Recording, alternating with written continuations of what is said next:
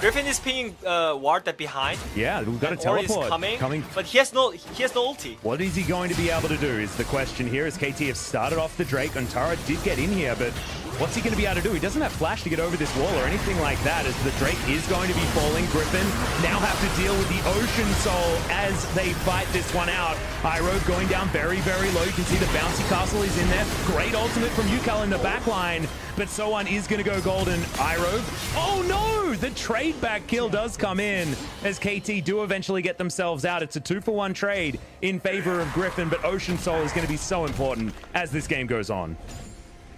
They must try Nashor here, because there's no hope if they actually lose this timing. And MF has, Misfortune has TP, so they're gonna try.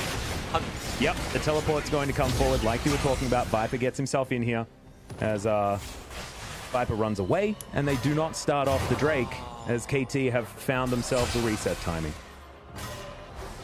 I mean, I understand that they are kind of slow on the Nashor, because it's only Azir that can actually deal the damage to the Nashor, but still, I don't think if they did go try Nashor at this time, they can win a game, because this team fight was kind of lucky as well. Yeah, and Soan actually providing a lot of space by using his stopwatch there in the backline. I really did enjoy that aspect of the play. I need to apologize. I forgot that the spell vamp is still actually there for the Death's Dance.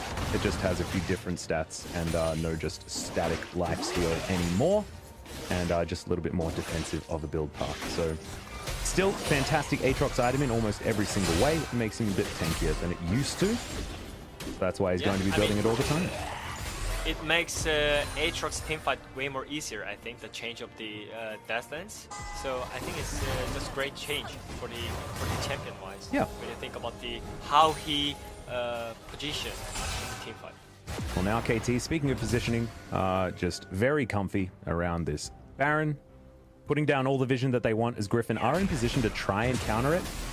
And Misfortune does have pretty decent items. Like, now has the core of the Infinity Edge and the Essence Reaver, and does also have the Executioner's Calling to stop all of the healing that Aiming's going to be throwing down. Soan as well, Bono with a bit of his own. And so very good to have the Grievous Wounds in this particular team composition. But Viper getting poked out here by Kuro, who's got his Banshee's Veil as well, so he's very, very happy on this Vel'Koz, just clearing mini waves. Yeah, I mean, this is the timing that I was talking about. Griffin, damage dealers, 2 items each. So I really think this is the comeback timing for Griffin, and they should able to get the Nashor right after the winning team fight. Yep, that's if they can find it, as the inner turret falls on the bottom side. That is all of the inner turret ring down, and KT have now widened the map for themselves so much. They just own Griffin's jungle at this point in time. The gold lead isn't gigantic. It's close to 5,000, but not something that Griffin are going to be too worried about, especially as Antara gets levels and starts adding those masterwork items into the back pockets of Griffin. You can see already the Molten Edge has been completed for Viper, and he's got his Forge Fire Cape done as well, still looking for his Abyssal Mask to be completed. They're showing Nashor? Yeah, they've started it. See whether Griffin's going to make it here in time. Looks like they haven't even really checked, as this Baron is going down very, very slow. Remember, Senecomps aren't great at just disintegrating a Baron, but we'll see whether they can actually get any turn. Yeah, good knock up there onto Antara, who has to get out defensively with the Searing Charge. This Baron has been given up on as now Iroh gets interrupted. Yeah, fantastic stuff. And he gets pulled back by the Infernal Chains. Now the Ornhorn comes in, as Soan taking a lot of damage from Viper, but won't fall down just yet. Now KT can rely on their Ocean Soul to get their health back up basically instantly. Yeah, I mean, still it seems like Griffin can teamfight, because yeah, this is the timing that Griffin can actually win the teamfight, because the item difference is not huge at this point. Yeah. And they can for sure melt the front line with the Tron. So there is still hope, even though they lost the Dragon Soul, which is, we were talking about how broken is Ocean Soul at the podcast. Yeah, we were. Ocean Soul is pretty silly, but if Griffin can win this against the Ocean Soul, that will be very, very impressive. Yeah, and that was really great positioning by Kuro. He knew that they cannot end the Nashor, so it was a great turn. But also, really great re-engage by Intara. Yeah, good timing for the ultimates as well to come through at exactly the same point there. And they didn't get any kills, but they were able to take down their first turret of the game. Sorry, their third turret of the game there in the mid lane. As the goal difference, it's really stopped increasing here, as Griffin have stabilized this game quite nicely. Tarzan in position, but Bono not going to be too worried about that pillar of filth going down. And KT just continue to claim control of this Baron area. But with the fact that the Baron is so slow, it feels like it's not exactly what they want to be doing. As aiming is going to hit the Baron just a little bit there. Bono takes a bit of damage, but otherwise he's going to be okay. As that Black Cleaver completed now and has still just the Giant Spell. We'll see what he's going to turn that into as the game goes on. Someone's getting big though, Wadid. He's got his Guardian Angel now completed, as his core already put together as well. And he's close to 60 CS in the lead.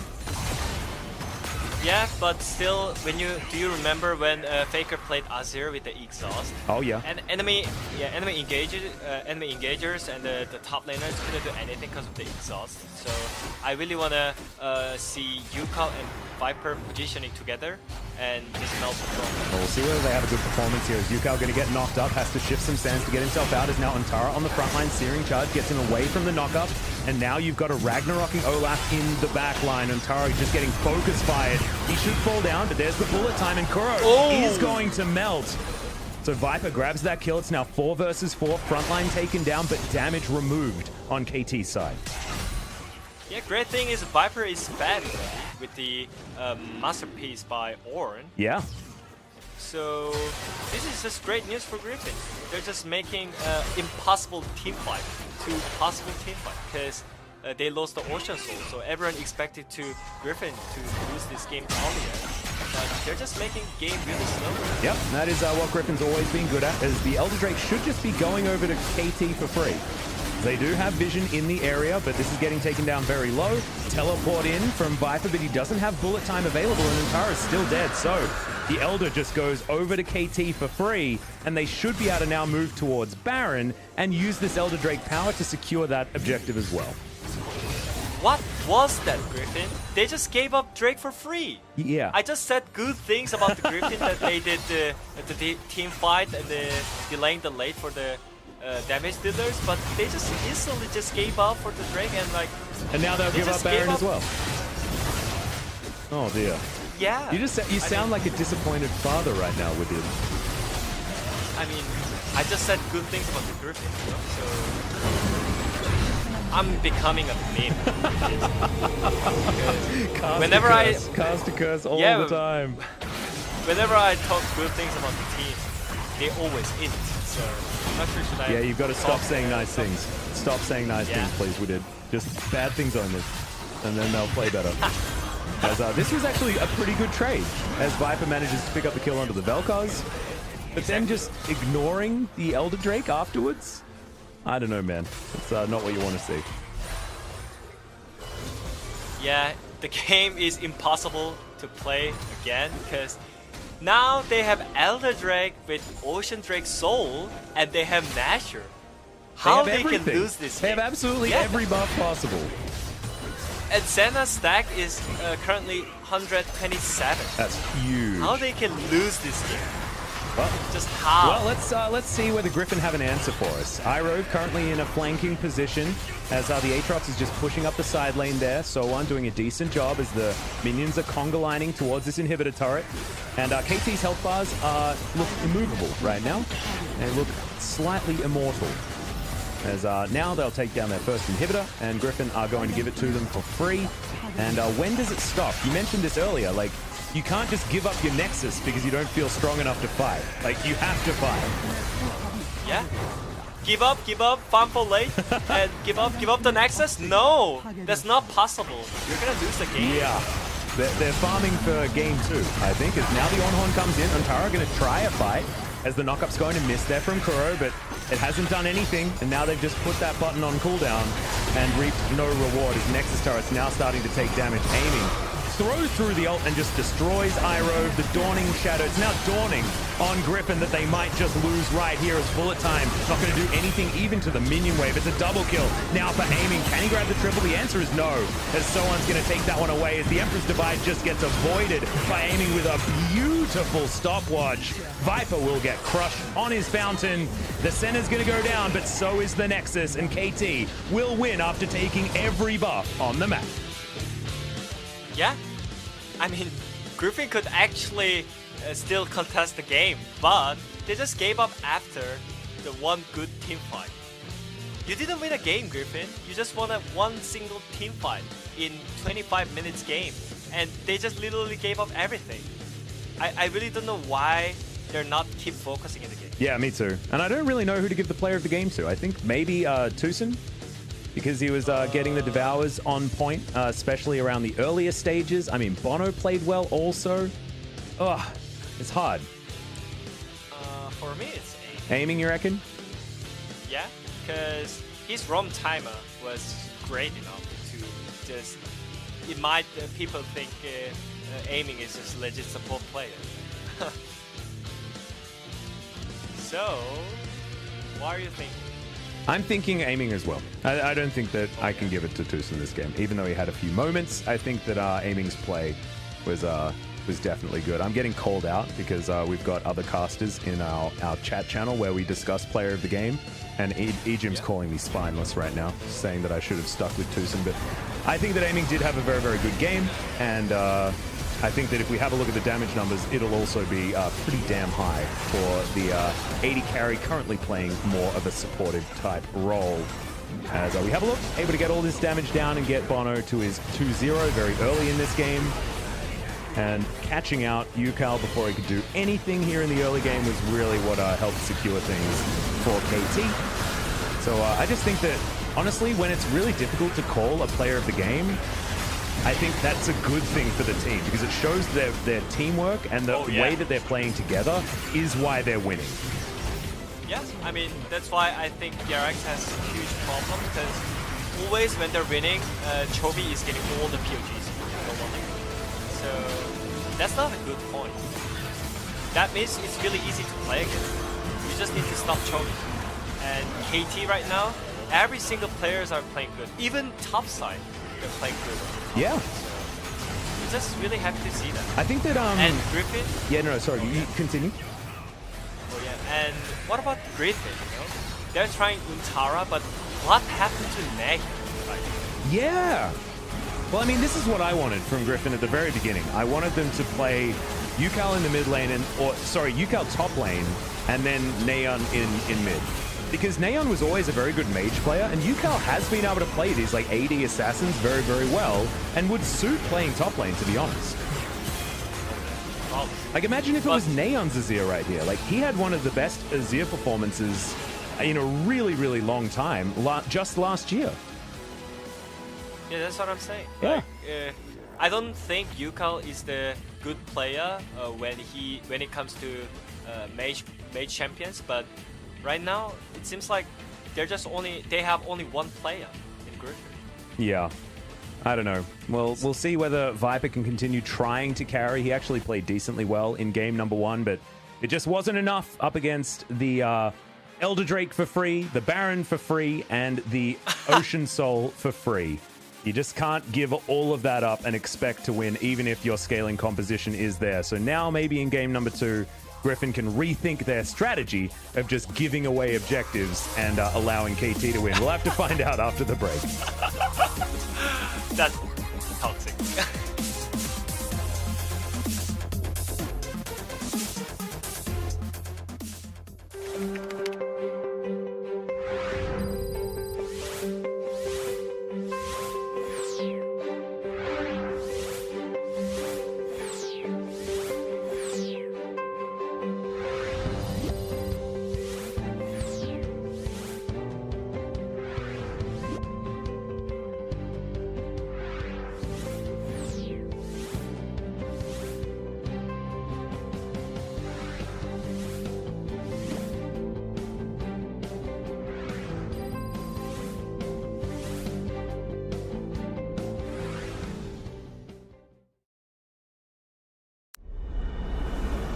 얘들아 승용보 올려라. 먼저 봐요.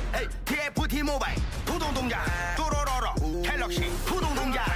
TFT 모바일 도동 동작 또로로로 갤럭시 푸동 동작. 또 떨어져 허구와 날라다타. 여긴 갤럭시 너의 자식 얼럭키다. 너의 두뇌 그래서 타지 않아. 21세기 네 전략 이제 전략 능지 차이 나는 널 능지 처참히 롤 아재 롤린 이돌 롤린 인더들. 자 이제 누나 망가 따마 회전 초밥 뒤집개로 뒤집어라 레디 셋 TFT 모바일 도동 동작 또로로로 갤럭시 푸동 동작. TFT 모바일 도동 동작 또로로로 갤럭시 푸동 동작. 라이어가 멋이 도동 동작. TFT 모바일 푸동 동작. 온유월 소리 가득 찰로 동작 또로로로 갤럭시 푸동 동작. 하다 현타 푸동 동작. TFT 갤럭시 푸동 동작. 유체 뉴 시너지 전설 등장. 멋이 패치 우주 푸동 동작. 리그 오브 레전드 전략 게임 TFT 모바일 푸동 동작.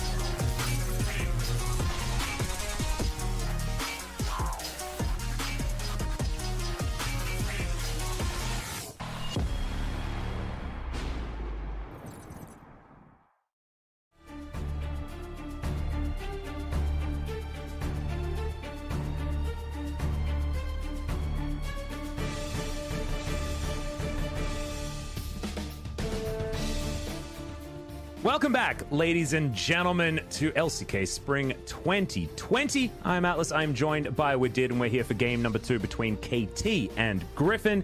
KT managed to take everything in game number 1 and win the game, surprisingly. Yeah, I mean, KT is looking great. Their performance is consistency-wise, they're just great to see. Their performances has been improved a lot compared to round 1. And yeah, I mean, they are for sure contender for the top 3 right now in LCK. Yeah, it's really impressive stuff, and I hope that they continue to have this level of form, especially with tomorrow being their match against Dragon X. Dragon X today were able to win, but looking at KT, it really feels like they are more stable, and that match is looking more and more exciting as far as KT extending their advantages as they move up the west side of the bracket. And the telecom war is going to be so exciting if KT continue this level of play. Again, man, legacy. I know, right? It's been a long time that we were hyping about the telecom war, and finally it's here again with the KT performance right now. Yeah. Oh man, it's for sure hype. It's so cool. It's for sure hype. Because it's been a while since we've had like KT and T1 at the very top of the standings, right? Like 2018, it was all about KT smashing T1 every time. And then 2019 was the opposite. It was KT didn't stand a chance. And it felt like 2020 was going to be the same thing, right? But with KT improving their performance over and over again, it's just it's getting more and more interesting. So hopefully we get a good telecom war this time around. I just want 3 games. I don't mind who wins. I just want 3 games. I'm unbiased. You mean telecom war? Unbiased. Oh yeah. Yeah. I mean, maybe you can see 5 games at the finals. Hey, yeah, maybe. It's been a while since we've had that. Who knows? I think Griffin versus KT was our last 5-game final, I think. That was a while ago. I think that was 2018. Yeah, well, anyways, aiming deserves his POG for sure. Absolutely. That how he played this game and how he feels the damage is just perfect. Like, there are so many good Senna players in LCK, but I'm surprised that no one was just abusing Senna even before when Senna was broken. Yeah. And aiming right there, actually, that play was so sick. Being able to pick up the quadra kill, but also the stopwatch timing. Oh, so damn good. As we're going to have one throwaway vote for So-Won here on the Korean caster desk, but I'm glad I flip-flopped because I would have been the lonely Tucson voter, and I flip-flopped in the last minute, so thankfully don't look silly this time, and even Jonah Strong agrees that aiming was the guy. Yeah, I mean, he loves to vote for AD carry, so it was just easy prediction. Oh, that's true. That Jonah Strong is going to vote for AD carry here. He likes the big numbers. He sees them big numbers, he's like, oh, it's got to be you. It's got to be you. It was a good play out of Kuro as well. I think that Kuro at the beginning of the game was really good at getting attention and not dying. Oh yeah. Really clean I mean, stuff. he literally got the 3 times of ganking and even flash ulti by Azir. But yeah, I mean, he kind of socked them really hard, and all the pressure that KT got on the side lanes, it was really great. Yeah, really good stuff. So KT now going to be leading 1-0. Now are going to be on the red side as well. Both of these teams pretty red in color, so pretty happy to be on the red side for both of them thematically. As the set is going to be the first ban here for Griffin. Aphelios, of course, is going to follow suit here on KT's side. And we'll see what KT's ban strategy is going to be here now that they want to avoid Griffin getting a very comfortable first pick option. Yeah, and what I feel like is I don't think Griffin can win the game with the standard draft like last game. I really think they just need to try some random stuffs. I'd like to see that too. I really would. As it looks like Talia Pantheon. Oh yeah, let's do it again. Let's run it back, the Talia Pantheon. I mean, they should just do it, you know, because last draft was literally just LCK standard, like top side Ornn and Trundle Azir, and bot lane Misfortune Nautilus, but they couldn't even manage to contest any single objectives. So they at this timing is the timing for the Griffin to just try new things, but they're just sticking on the Azir. Well, it is going to be the first pick Azir, so it's looking towards standard once again, but KT can just go Ornn Kalista very easily because they even banned the Sylas. Oh yeah? It has to be Ornn Kalista, right? Yeah, or I think they can pick Varus either. Oh, true. because they cannot flex Kalista and it's most likely bot lane. So they should pick Taric either for the Kalista bot lane, in my opinion. I don't know whether they need to pick the Taric here, but I'd really like just to see Ornn locked away. But Bono is thinking that the Trundle is higher priority, and they will take that one away from Griffin. Yeah, in LCK, Trundle is really high prior right now, so everyone wants to just blind picking Trundle. Yeah. At this point. I mean, Olaf is still going to be there for Tarzan fine. if they'd like to pick it up. And this is also great answer by Griffin that just picked Varus against Kalista, and is most likely bottom Kalista because I don't see Sohwan playing Kalista on the top side. So yeah, I like it too. Like assuming that it's going to be bot lane Kalista, as KT will most likely lock away the Taric to demonstrate exactly what their thought process is. And they'll keep both of their solo lanes for the second round of picks. And I like that. Actually, I think this is a pretty stable draft coming through from KT. Not showing their hand just yet. Yeah. But as I mentioned it, I'm not sure if I like this strat by Griffin, because they were trying standard ban picks over and over again. Yeah. So can they actually win it with the standard ban picks, or do they need to try some new things to bring up some random stuffs in the game to confuse the enemy? Well, we'll have to see what they do with their last but couple of picks, because it might be that Tarzan throws a wrench in the works, that Antara plays something a little bit different here. But we'll have to find out. Often you see Trundle picked into the Olaf, so a lot of respect given to Tarzan's Olaf there by banning it away anyway. And maybe they're thinking about the banning Kindred either, because it got buffed and it was good against Trundle. Hey, yeah, true. And the damage balance between Azir and Kindred is great too. So Yep. Well, we'll see whether they do decide to take that one off the board. Still 13 seconds for KT to think about it. or more aggressive junglers like Elise. Oh, Kindred. Yeah, nice. Look at that. We did just predicting everything. Beautiful stuff. I mean, there are so many things that you can ban, but yeah. And just in my head, randomly, Kindred just shot off. So it does make some sense. Does make some sense. And especially after we were watching Pyosik play in our previous series, got Kindred on the mind just a little bit here as the Vel'Koz to be taken away from Kuro. So he's not going to be able to go to that as his answer to the Azir. I wouldn't have minded if they picked the Varus in the second round for KT, like maybe get Kalista Varus for themselves. But Kuro does find that the Zoe is open, and it means that KT's mid-game comp is terrifying. yeah, and if Griffin picks Aatrox here, then it's gonna be more easy for KT right now. Yeah. Oh no. Because they can actually stomp every single lane, it seems like. And because the reason why they can win also bot lane is, I don't think Kalista Taric loses against Varus Nautilus, especially. Because Taric wins Nautilus in fight. So Maybe it's going to be Rumble support. Maybe. Oh, maybe? And then you put the Nautilus mid. Oh. Maybe? I think that's legit, yeah. That could be what It they're should doing. be. Yeah, because then they're gonna have bot pressure. For sure. Because normally just range support or just AP damage support against Taric is always good. Because you can never get stunned by them. Yeah, I like it. We'll see whether that's exactly what Griffin are going to go towards, and does mean that they're going to be shaking things up. As there's Kennen towards the top side of the map. That's going to be the answer to... Well, I guess it might be Nautilus top if they're going to do it that way. Or maybe it's Rumble jungle and then Nocturne mid. I don't know what's happening here. Or Nocturne top. Yeah, Nocturne top. Is Untara, has he been practicing the crazy dark technology? We'll have to find out. Oh yeah, I mean it seems like just standard again. Oh, I just don't with want the it. Nocturne jungle. I don't want it. I wanted to have the Nautilus in a solo lane. I think it would have been actually really cool to see the Varus and the Rumble, but not going to happen. It's Griffin. They like playing the more standard style, and we can see it's confirmed as we've ticked below 20 seconds.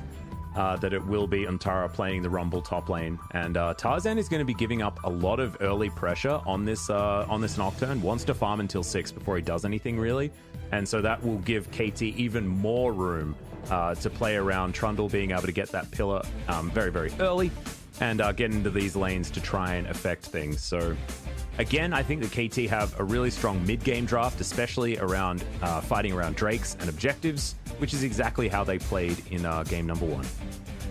Yeah, at least they can have both a top pressure with the Rumble pick, so they might play on the top side first, but I'm not sure how they manage to play on the mid and the bot side, because as you mentioned, it is Nocturne jungle, so it's not gonna that impactful until level 6. While KT has Zoe and Trundle in the mid jungle, which is so strong from early game. Oh yeah. It's gonna help Kalista so much. Well, they'll have to play it out as well. So here we are onto the rift for game number 2. Griffin on the back foot, having fallen in game number 1 by basically just not playing very proactively at all. As Zoe's just going to swim her way into the mid lane. And we'll see whether Kuro's Zoe is going to be able to topple Yukao. It's been a while since we've seen Zoe make her way through, actually. She's been banned in the majority of our games so far. Yeah, because of the early pressure mainly. And it's good against the Azir. So most of the team just try to ban it and force the Azir ban from the other side. But yeah, this time we can see both champions. And I just want to see more mid-jungle synergy by KT, because if they really want to contest the top 3 teams, then mid-jungle synergy is just necessary. Oh yeah. When you think about the, let's say KT wants to play against Genji to win it, then they really need to break up BDD and Cleat combination, you know? Yeah. And Tucson actually completing his 400th game. Look at that. 5th most games played as a current player in the LCK. Wow. So many of them. Yeah. So congratulations to Tucson. Really cool to see that. Deft getting close to his 400th here in the LCK as well. You might wonder why he's had so little games in comparison to a lot of the other, longer standing players in the LCK, but he's spent a couple of years over in the LPL, so that's why it's a little bit lower. Oh, it seems like they lost 1 crit. Oh no. Which is gonna help level 2 fights on the bot lane for the KT side. And they didn't even leash, so I think KT is gonna have all the pressure for the early game on the bot side. Unless... with Zoe and Trundle pressure in the mid. Oh, really scary stuff here. You can see it's going to be Krug's second coming through from Tarzan. As Iroh taking a bit of damage there, but good trade back. Yeah, and also Tushin has Aftershock. Normally, as Taric, you just pick up Guardian, but it seems like they have some plan for the early dive as well. And also, it works really well because you can proc the Aftershock with Fate's Call.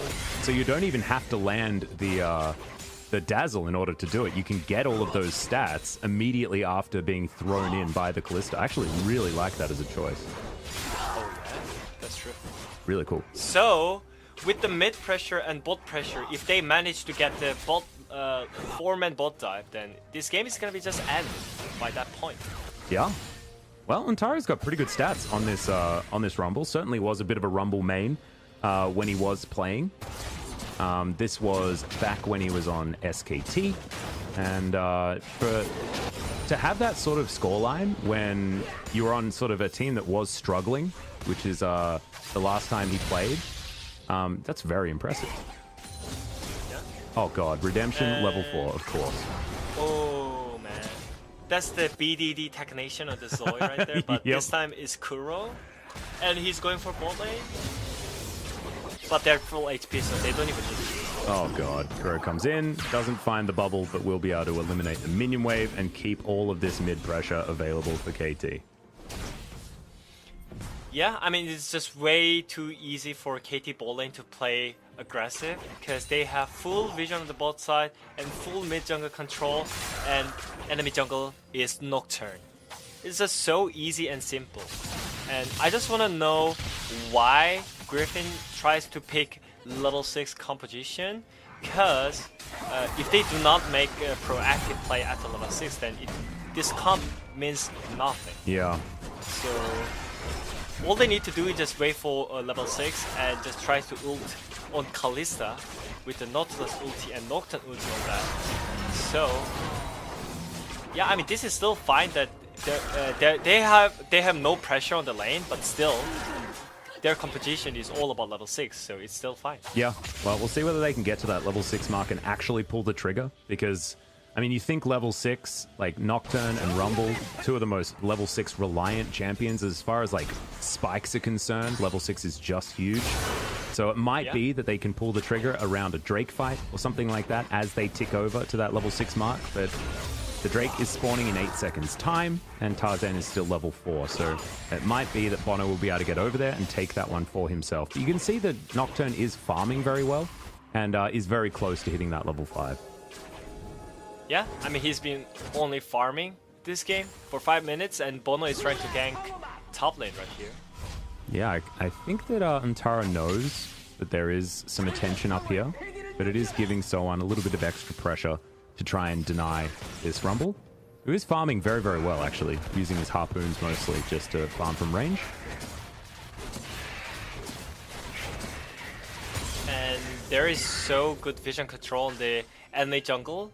As KT side, there's pink ward and some vision control. That's gonna help Kennen so much either, because normally as Rumble, you really want to get the pressure, but if KT has those kind of vision control, then Kennen also pressure Rumble in lane. Yeah. From earlier. This is so great. Look at all of this vision. My god, Tarzan can't go anywhere. Well, at least Tarzan spotted the ward. Yeah, he spotted the one control ward, but there's wards everywhere.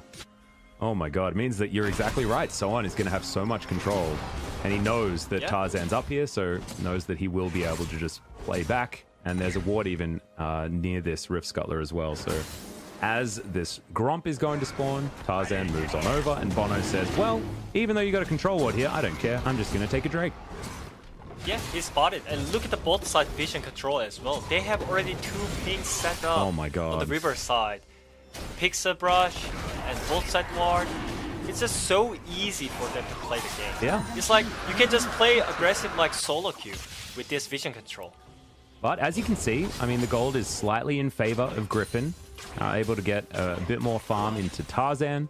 And so it might mean that as this level 6, as it's just being gained by Tarzan, by the way, we'll see whether the paranoia is what's going to be able to get Griffin a little bit more of a lead, because I feel like, I don't know whether you had this as far as like Korean commentary was concerned or did, but Nocturne makes me feel a lot like watching TF games, you know, Twisted Fate. So whenever he uses his ultimate, if you don't get a kill from that first ult, then you're behind. And it's the same feeling for Paranoia with the Nocturne. Yeah, you're right. Because it's so impactful, but at the same time, it has so long cooldown. And you literally farmed for this moment, you know? Yeah. So if you don't get any points, then you're useless, basically. Well, as you can see, Griffin do use the extra power that they do have by hitting that level 6 mark, by moving over to the enemy jungle. They steal away the blue buff. And that is good. I mean, a proactive play. It's not exactly a massive objective, but the more that they take and the more that they do, the better we feel, right, about this Griffin team. And also, this game is good to have some mid pressure with mid jungle champions, because Azir, you might hate to play against Zoe, but one timing when you have ulti and flash, you can actually attack Zoe, and especially your jungler is Nocturne, which is targeting ulti with the tons of damage. So we can see Kuro is playing safe more than early game. Yeah, I really like it. As well as that blue steal, being able to give another blue buff over to Tarzan. Nocturne loves having blue buff, because you can spam your abilities as you go around your jungle and farm even faster. KT have moved their bottom lane towards top side. A little bit earlier than that of Griffin, but Griffin are going to match it basically instantly. You can see XP. Kuro is in the lead by just a little bit, as Soan and Antara are very, very close, but the Kennen, I think, will be able to tick over to that level 8 a little bit sooner than Antara. They'll pick up the minion wave under the turret and will be able to answer that entirely. So far it's very even in this early stage of the game, and we'll see whether KT can use this mid-game composition effectively as we tick over, because honestly, it feels like Griffin have survived the moment of the game where they're feeling like they'll have the most pressure on them, and that's like Nocturne's pre-6. Yeah, and they didn't get the both form and dive, and didn't even lose a single plate, so it's great. And my question is Griffin gonna pull the trigger with the level 6 composition? Because this is the timing that they're actually strong. Yeah. Nocturne has Warrior already in his bank, so yeah, they have mid pressure eventually. Well, Yukal, he did take a little bit of damage there from Kuro, but no summoner spells are on cooldown for any of these players, and it just shows how slow this game has been going. Mountain Drake will be available at 1.5 minutes time, and we'll see whether it's going to be Ocean Soul or Cloud Soul after that point in time. You could imagine that Griffin really want that to be a Cloud Soul, just so that it's not going to be as impactful as the Ocean Soul they gave away in game number 1. But only time will tell. 1.5 minutes until that Mountain Drake will be available.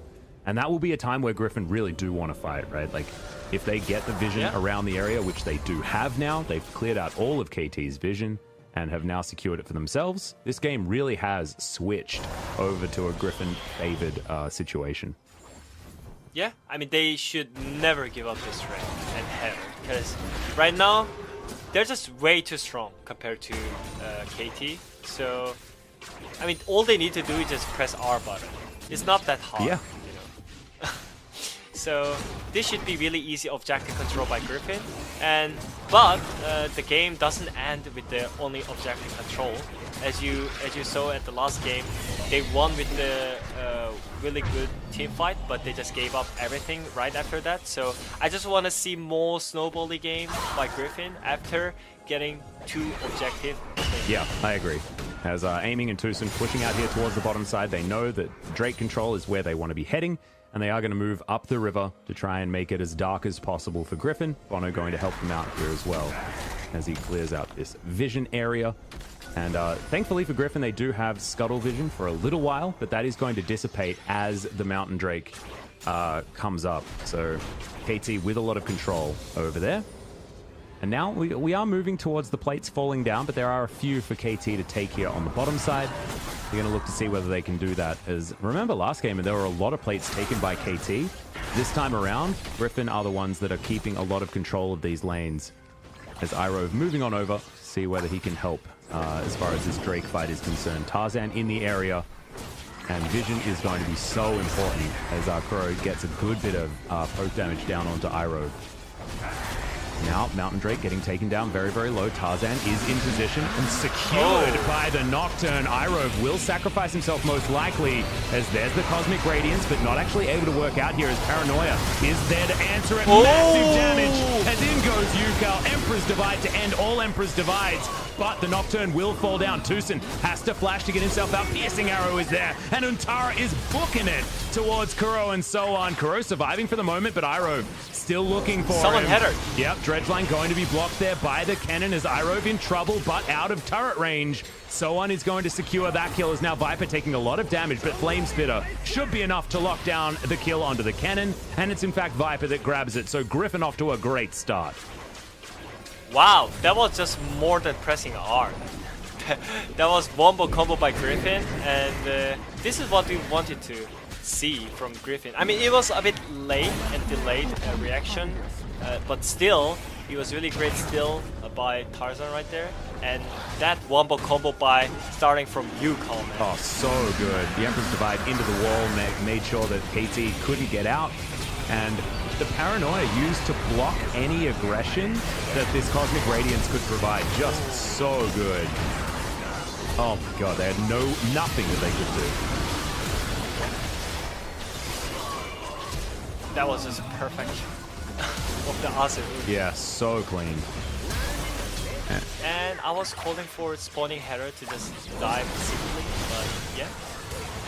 They lost the kill on Ira, but still they got all the kills, so this is just so great for Griffin compared to the last game. Yeah, it's just a really upgraded performance.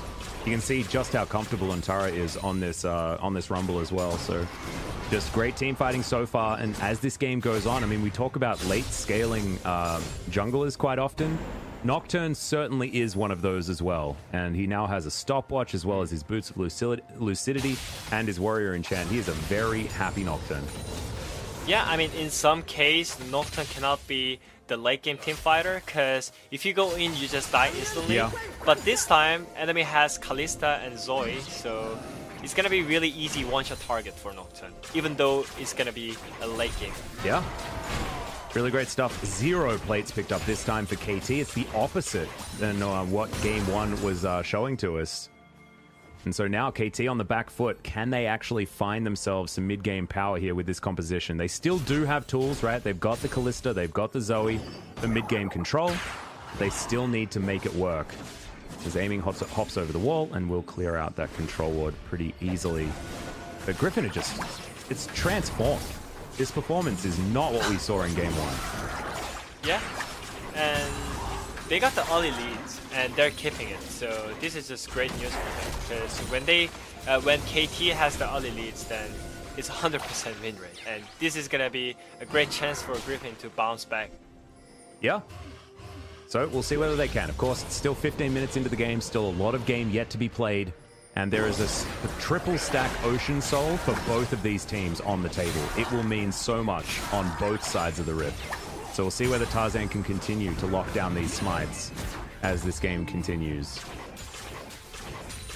Yeah, and also the good part of this game is they do not have actual side laners, KT. Yeah. And Azir is more comfort to push side compared to Zoe. So I think it makes Griffin to more easy to snowball this game, but at the same time they should pull the trigger at some point while they have ahead in items in the mid lane especially, and it seems like they are doing it right now. Yeah, pushing up this mid lane. Aiming is going to be here to try and lock that one down.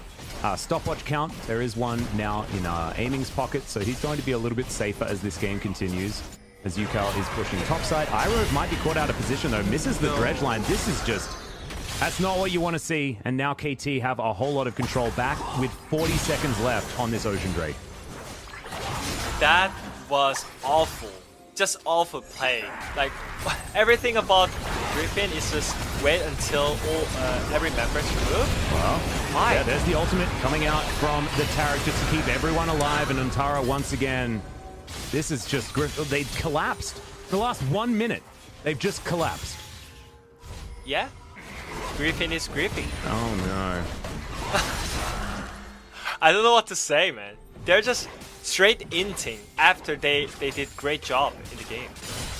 Well, I mean, sometimes all good things have to come to an end. And unfortunately, that is what happens this time as well. And KT will take a lot from this, as they will be able to secure the Ocean Drake. Yukal will take top out of turret, but that was getting very low anyway. And Griffins still do have like a 4,000 gold lead. So decent, but after that, you have to feel like KT will be able to rally around a couple of easy picks that they were able to pick up. I mean, I just cannot understand how he can just walk away like this without any jungle movement, and why they're trying to move it right here, why they're having Taric and Kalista, and Kalista even have stopwatch, by the way. Yeah. So there was 0 point to try to attack mid lane as 2 against 4 members. And also Aiming got both of those kills, I'm pretty sure. So that's only going to help him move towards Runon's Hurricane and be very, very strong in the next couple of fights. And we have to remember, like, Tarzan's job is to jump onto Aiming, try and kill Aiming. And the stronger Aiming is, the harder that is for the Nocturne. Yeah.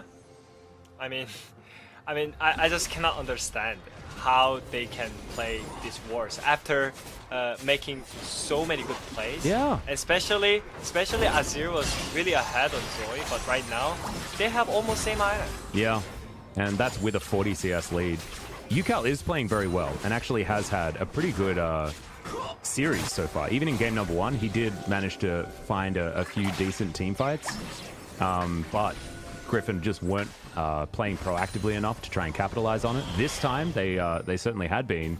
1-0-3 now on this Azir, but it's just feeling like the momentum has shifted and it's fallen out of Griffin's control. it's just so hard to see how they play the game, but at least they had the early lead, so this header is helping a little bit. But yeah, their team composition is all about the level 6 combo. Well, Fate's Call does come down here as Cosmic Radiance will keep Tucson alive for the moment, but the rest of Griffin are moving on in. There's the equalizer. So far, you've got Tucson relatively strong. Emperor's Divide only lands onto the Trundle, who soaks up a lot of damage. And now Kuro bouncing around this team fight. Low health bars, but no one has fallen yet. Still a little bit of action, but nope. KT have fended off Griffin for now. It looks like KT not quite strong enough to win a team fight just yet. Yeah, they just need some more items, especially on Zoe. But I'm not sure how can he get it, because he's not a silent champion, as I said. So these kind of team fights is gonna help Zoe a little bit. But still, it was great disengage by Viper. Yeah, I like it. But also, he didn't die here, right? That's really impressive. How can Tariq survive? Yeah. It's Tucson, man. He's in his 400th game. This is what he wants. As Kuro picks up a Zhonya's Hourglass, but doesn't have any reason to use it. And now they're looking for some vision control around this Baron area while aiming goes to work on this outer turret in the top lane. He's ahead by about 30 CS here as well. You can see 202 on the Varus, but unable to farm quite as effectively as aiming so far this game. And after getting some vision down, KT will just move back towards his top lane, complete this kill on the turret, and claim that local and global gold for the team. Griffin, the reason why they have this gold lead of about 4,000 is mostly because of those turrets that have been taken down, as well as the turret plates. As you can see, I mean, the kill score is basically even. And so KT do have a lot of money on this map that they can just take, right? Like the outer turret in mid lane is very low, and the outer on bottom lane is something that they'll eventually be able to get to. And so this game is still very close. Positive things about Griffin is Viper is playing actually so well. Yeah. Also, he played really great in the game 1, even though they lost. His misfortune was on point, and this game also, his Varus is not that bad actually. No, I agree. Like I mean, he already got the item that he needs, and all he needs to do is just fight well in the team fight. But I really think Iroh needs to cover him, because Varus is the one champion that your teammates need to do something before he does it. I think this is going to be a very important moment, this fight around the Drake. I think if Griffin can win it, they will be able to move this back into their control. But if KT get to Dragon Soul point, especially with it being the Ocean Soul, it is going to be a difficult ask for them to get back into this game. So Griffin now look to get some vision control around this Drake area. 13 seconds, until that Drake is back available. And Griffin, with this move, are going to get all of that control bottom side, but KT, it looks like they want to move to Baron. I don't know about that, as the Drake is going to spawn and immediately Nocturne is on it. Yeah, I don't think they have enough damage for just bursting Nashor here. So I think they're just giving up, but still they want to get some minute advantage and lane advantage. So that's why they just keep pushing up. Yeah, it's interesting that KT give up on trying to contest for this Drake, but I guess giving up one Ocean is not really going to be the end of the world.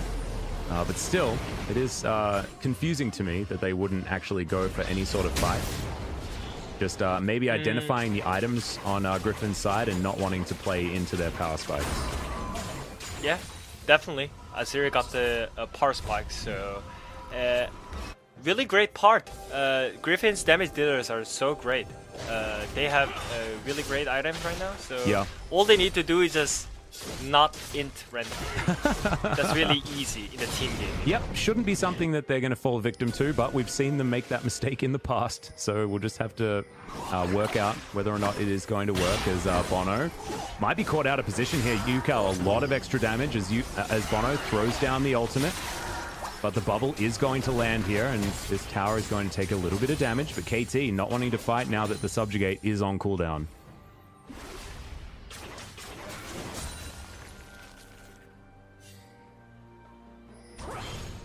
All right, it's close. We'll see who's going to be able to make the next move, because this game is well and truly slowed down, and it feels like Griffin are going to be able to benefit from a slower game, because it feels like when we're in a Griffin game, they just try and slow for as long as possible. I mean, this timing, I really think they can just keep snowballing the game while they have item advantage. So, and they have great comp for the bursting Nasher compared to KT. They have attack speed Varus with Azir. Yeah. So I don't think it's hard to just try Nasher and try to turn the fight. Well, we'll see whether they can get control around that area. Now it's about 3 minutes until the Ocean Drake is available, and Griffin and KT both have wards on the Baron. Feels like KT have been able to get a little bit more vision control back since we last checked. There's a couple of control wards there available for Griffin bot side, but otherwise KT do still have some vision on the map, but Yukal's just so strong. My God, really is starting to feel like Griffin's game to lose, especially with the gold lead that they've been able to increase. About 5,000, now going to be the lead. As I think if you're a KT fan, you're looking towards aiming to try and carry this game out. He's getting towards his items. He does have that stopwatch available, and I think he's farming towards a Bloodthirster as his third item. As Dredgeline is going to go wide. Irove caught on the pillar for a little while, but he had Yukal right there if KT had have tried anything. And also, I never seen Yukar farming this well in this game. Yeah. So probably we can see one of the rarest game in this game that the Yukar carries the game. The Yukal carry. What is this, 2018 KT? What is happening? Oh yeah. Against his actually ex-team. Yeah, exactly. Some cool stuff. But still got a little bit more work to do, as that Bloodthirster that we were talking about just got completed. I actually saw minus gold on Kalista. That means he picked up interesting rune set. Oh yeah. Wow, okay. He's rushing items. Well, he does make it towards his Bloodthirster power spike, and that is certainly something that's good. There is, you know, a Morellonomicon on both the Rumble and the Azir. So it's going to be difficult to utilize that particular lifesteal, as he finally has Sentinel. Of course, Callistas don't level their W until level 13 now, but he's level 14, so he does have at least that ability to scout the map. Because now with the Sun Turret, feels like KT are sort of stuck in this mid lane. Now they got the side lane pressure, so they're gonna just try to group mid, and they might force fighting. And he's poking Zoe. Yeah, that's the scary thing, is when it's actually an Azir that's poking a Zoe. Oh, Kuro's going to miss that Paddle Star as well. Would have been a fair bit of damage. But not going to happen. It's 30 seconds until the Ocean Drake, and now it's going to be soul point for either team, whoever picks this one up. KT moving towards the Baron now. They're thinking about a trade this time. Yeah. That was what they were considering last time the Ocean Drake was up, but they felt like they didn't have the right position for it. Now might be their time, as Kuro going to get snagged by the Duskbringer, but not able to get any damage there onto Irove as the Sun Turret does fall down. And now Aiming and Tucson just setting up on this Baron. They will have a lot of heals. Bono's going to turn up as well, and it's very dark in this area. Griffin getting some vision down. You can see Aiming still sitting on it, but it's not taking enough damage here whatsoever. And the Ocean Drake has now spawned. Griffin have full control over the bot side river. And Tara is top lane, just clearing out this minion wave, but he has teleport available, and Tarzan's just going to move over, and I think he's just going to solo this. I don't think there's going to be any response here from KT as Irove in position. KT, they need to pull the trigger. I mean, I feel like the situation's changed. It's now KT that can't make up their minds as to what to do. Yeah, right now they are the one who have to make some plays proactively, but I'm not sure if they can do it, because they are supposed to poke them with Zoe first, because I don't really think Zoe is the team fighter who wants to fight inside of the enemy, like Azir. Yeah, and Azir's now 3,000 gold ahead. Yukal is just huge this game. And I just don't, I can't see Kuro actually making anything happen here on this Zoe. He hasn't been landing the bubbles, he hasn't been landing the paddle stars. He feels like he's a non-factor this game, and he's had to build a second item, Zhonya's. So his damage just isn't there. Yeah, and he didn't use early pressure enough in the early game, so he's completely just E-stun robot in this game. Well, Aiming does have his QSS now completed. He's got a fair few items. He's farming very, very well. And is currently ahead in gold somehow on KT's side. I think the only one here with a lead, as Pillar has gone down. Great chains of corruption there from Viper defensively, as Iroh does have to flash. He's aiming, makes a fair bit of damage, but there's the knockup. Dazzle comes in as well, as Paranoia is down. There's the Cosmic Radiance though, as they do take down the outer turret in the mid lane. KT, they've woken up and they've found some advantage. Oh man, it's again Iroh. Well, the flash in from Yukal, sorry, from Kuro, doesn't find Yukal. As inner turret's going to fall, and KT just find themselves with some momentum. Should we think this way or that way? Because I think KT played good, but at the same time, Iroh is doing some weird things again. Yeah. And KT has the chance to hit the measure. Yeah, there is vision, and Griffin know exactly what's going on, but it looks to me like KT are going to commit to this time. Goes down very low, as there's the equalizer, but not really doing too much right here, as Kuro doesn't find anything in the back line, as Iroh's going to get stunned up. Yukal in position, he's looking for the ultimate, hasn't pulled the trigger just yet. As now Kuro is in trouble, Tarzan has dived on top of him. Blast Cone just going to get rid of him, but Yukal has pulled the trigger and has found a double kill now on the back line. So on, he's going to get taken down, and Griffin are just too damn strong. Triple kill for the Emperor of Shurima, and Kuro has a smite. He's looking to try and be in position to get a steal, as now this control ward is going to help him. Tarzan over to the side, but the bubble just misses, and that is a very dead Zoe. Yeah, good night, sweet princess. And that's the ace. That's going to be the Baron. And that's Griffin in full control, moving us very swiftly towards a game 3. This is the game, actually, Yukar made the mid difference. It's actually huge mid difference this game, I feel like. Yeah. In team fights, Yukar is doing so much. He's literally doing 1v4. Maybe Baron a little bit healthier, but actually his positioning wise, it was really great. And all the team fights are just Yukar 1v9ing. Yeah, like. Absolutely clean. I loved his Emperor's Divide, just swept Kalista off the map. Just goodbye. And yeah, and Kuro tries to steal here, but Tarzan, this is Tarzan that we might know from before. This is the king of the jungle. We're back to being the king. Being smart and plays clean. This is the Tarzan that we know. This is the Tarzan that we've forgotten about, honestly. We haven't seen him so much this season, but it's great to see him come back. And Taro as well. He's got a death cap now. He's just huge on this Rumble. They have just all of the tools to win this game right here.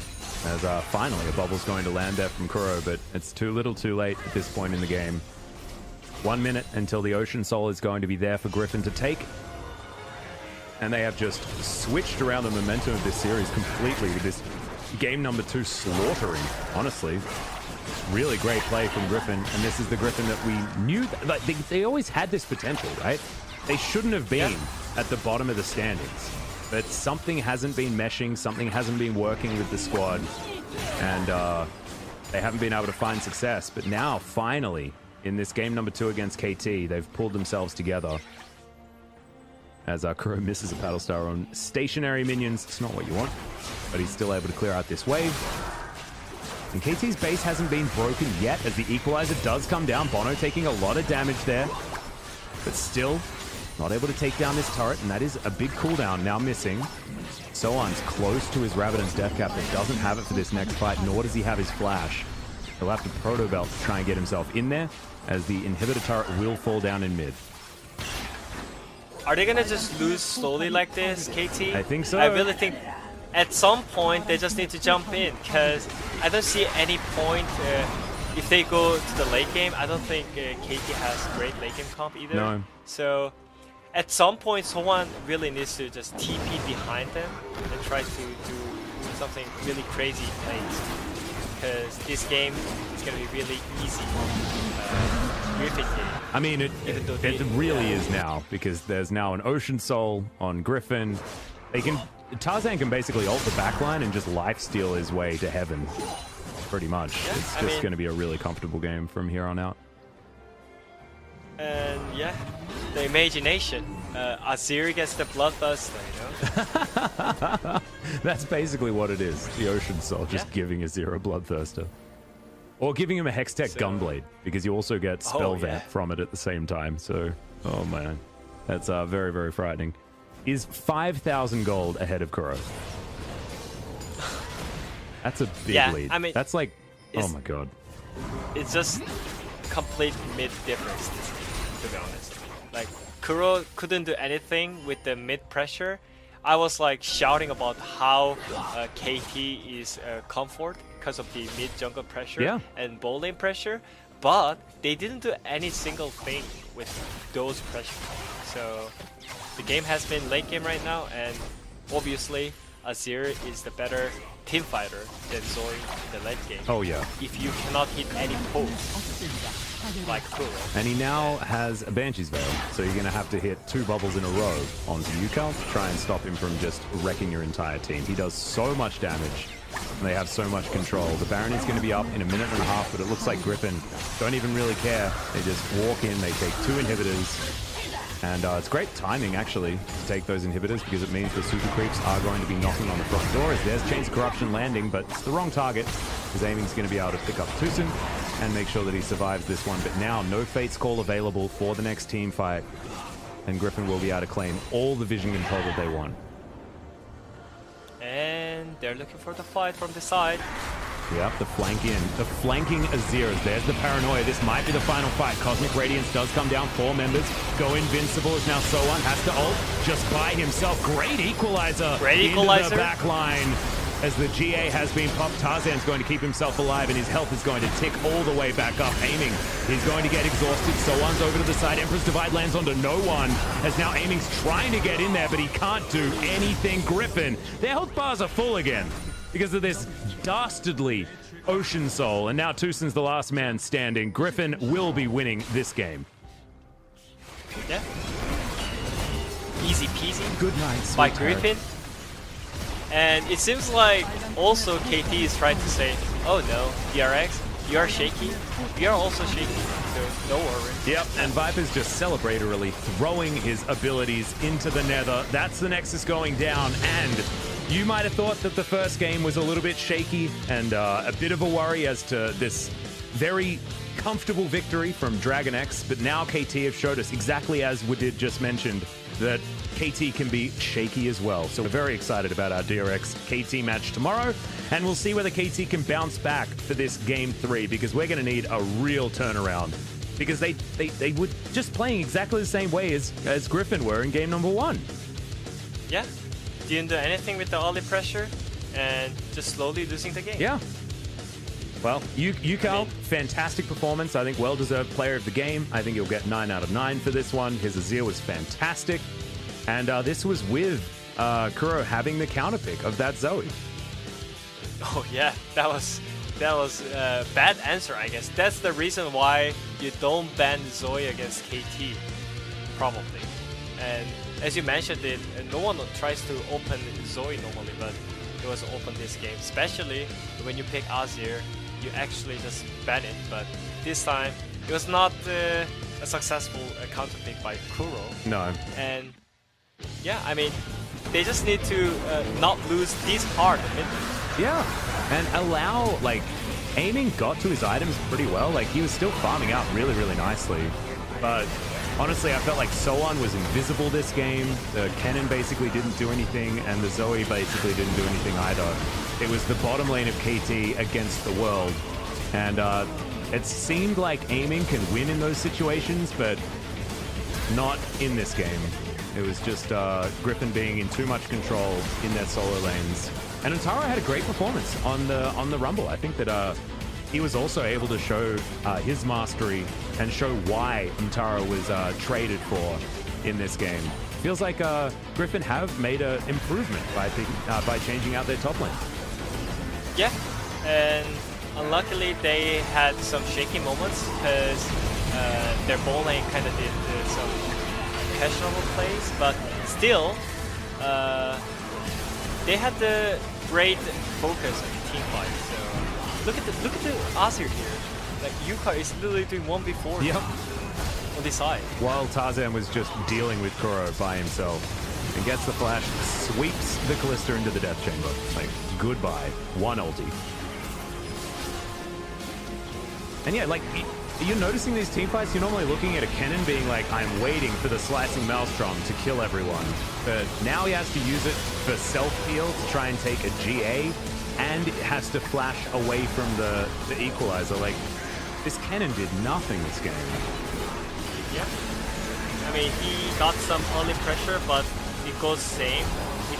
With that early pressure on the top side, they didn't get any single plays, even objectives. Yeah. And I didn't see any TP flanks by Kennen. You expect a lot of things from AP Kennen normally, but this time around, nothing happened. Yep, did basically nothing. You can see Yukal, gigantic damage, over double that of aiming this game. And when you see a Zoe with 13k, it means that she just hasn't been hitting the bubbles and the paddle stars that she's looking for. I feel like the damage graph should be the opposite, right? Because Zoe should be able to control a mid game, but we just didn't see the bubbles landing. We didn't see KT in a position where they could really get anything done. So we're looking to a game number 3. Let's see whether Kuro can turn around his performance, see whether KT can get back on track against a Griffin that seems to have found themselves finally. Have to find out what is going to happen though, guys, as we move into a short commercial break before getting into game number 3. Hopefully we have some Dodungas lined up for you so that we can get your fix. And then hopefully we'll see a better performance out of either of these teams. I personally want to see better out of KT so that their DRX matchup looks better tomorrow. But even if Griffin wins, then it's going to mean the bottom of the table is more exciting. We'll have to find out after the break.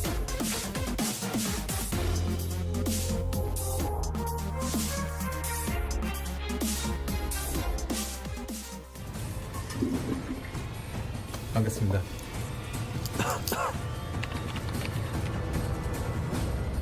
잠시만요.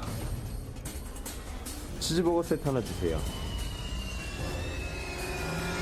잠깐 손 씻고 드셔야죠. 감염병 예방의 시작은 손 씻기입니다. 올바른 손 씻기를 통해 감염병을 절반으로 줄일 수 있습니다. 이제 올바른 손 씻기 6단계로 스스로의 건강을 지키세요. 감염병 예방은 내 손으로. 올바른 손 씻기. 질병관리본부. 얘들아 승령보 올려라. 마지막으로 TFT 모바일 부동동작 또로로로 갤럭시 부동동작 TFT 모바일 부동동작 또로로로 갤럭시 부동동작 또 떨어져 허구와 날라다타 여기 갤럭시 너의 자식 얼럭키다 너의 두뇌 그래서 타지 않아 21세기 이 전략 이래 터져 능지 차이 나는 널 능지 터참이 롤 아재 롤린 이도 롤린 인더들 잘게 누나 막간 따마 회전 초밥 뒤집개로 뒤집어라 레디 셋 TFT 모바일 부동동작 또로로로 갤럭시 부동동작 TFT 모바일 부동동작 또로로로 갤럭시 부동동작 나의 여가 멋이 부동동작 TFT 모바일 부동동작 5, 6월 설이 가득 찰 노동작 또로로로 갤럭시 부동동작 하다 현타 부동동작 TFT 갤럭시 부동동작 유체 뉴 시너지 전설전자 머신 패치 우주 부동동작 리그 오브 레전드 전략 게임 TFT 모바일 부동동작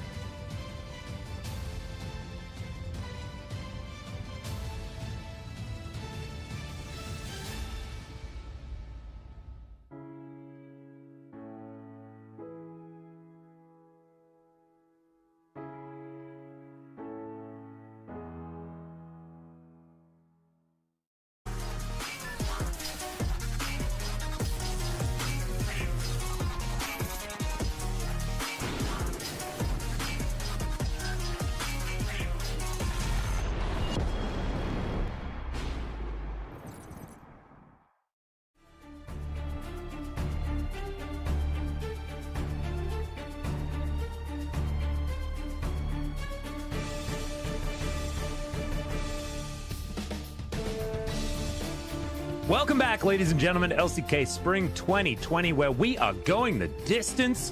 So far, 6 games out of our first 2 series, and we just need T1 and Gen G to take it all the way as well. And we will have a 9-game day on our hands. And then we'll definitely need some days off tomorrow.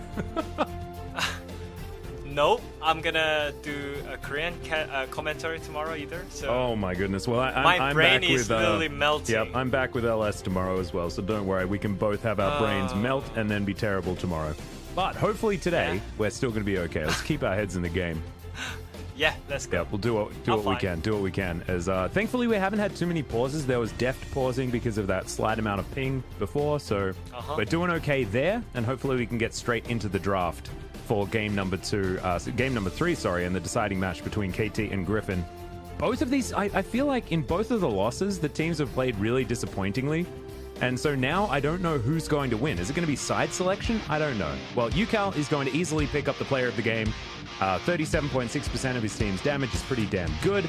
And it's good to see UCal finally performing. Yeah, it was question mark that why they first picked Azir blue side, but yeah, this Now is we the know why, answer. yeah. Yeah, now we know why, exactly. So, in team fight, laning phase, the CS difference between mid laners, assigning laning phase is all about UCal this game. So, it was so great to see UCal back his home against his ex-team. Yeah, really, really good stuff. So, able to get some revenge up against the KT organization. 9 out of 9. Pretty easy call there for player of the game because he was the hard carry this time around. And we may just see an Azir ban this time. What do you think? Do you reckon it's going to be Azir ban, or do you think that KT are going to have a better answer?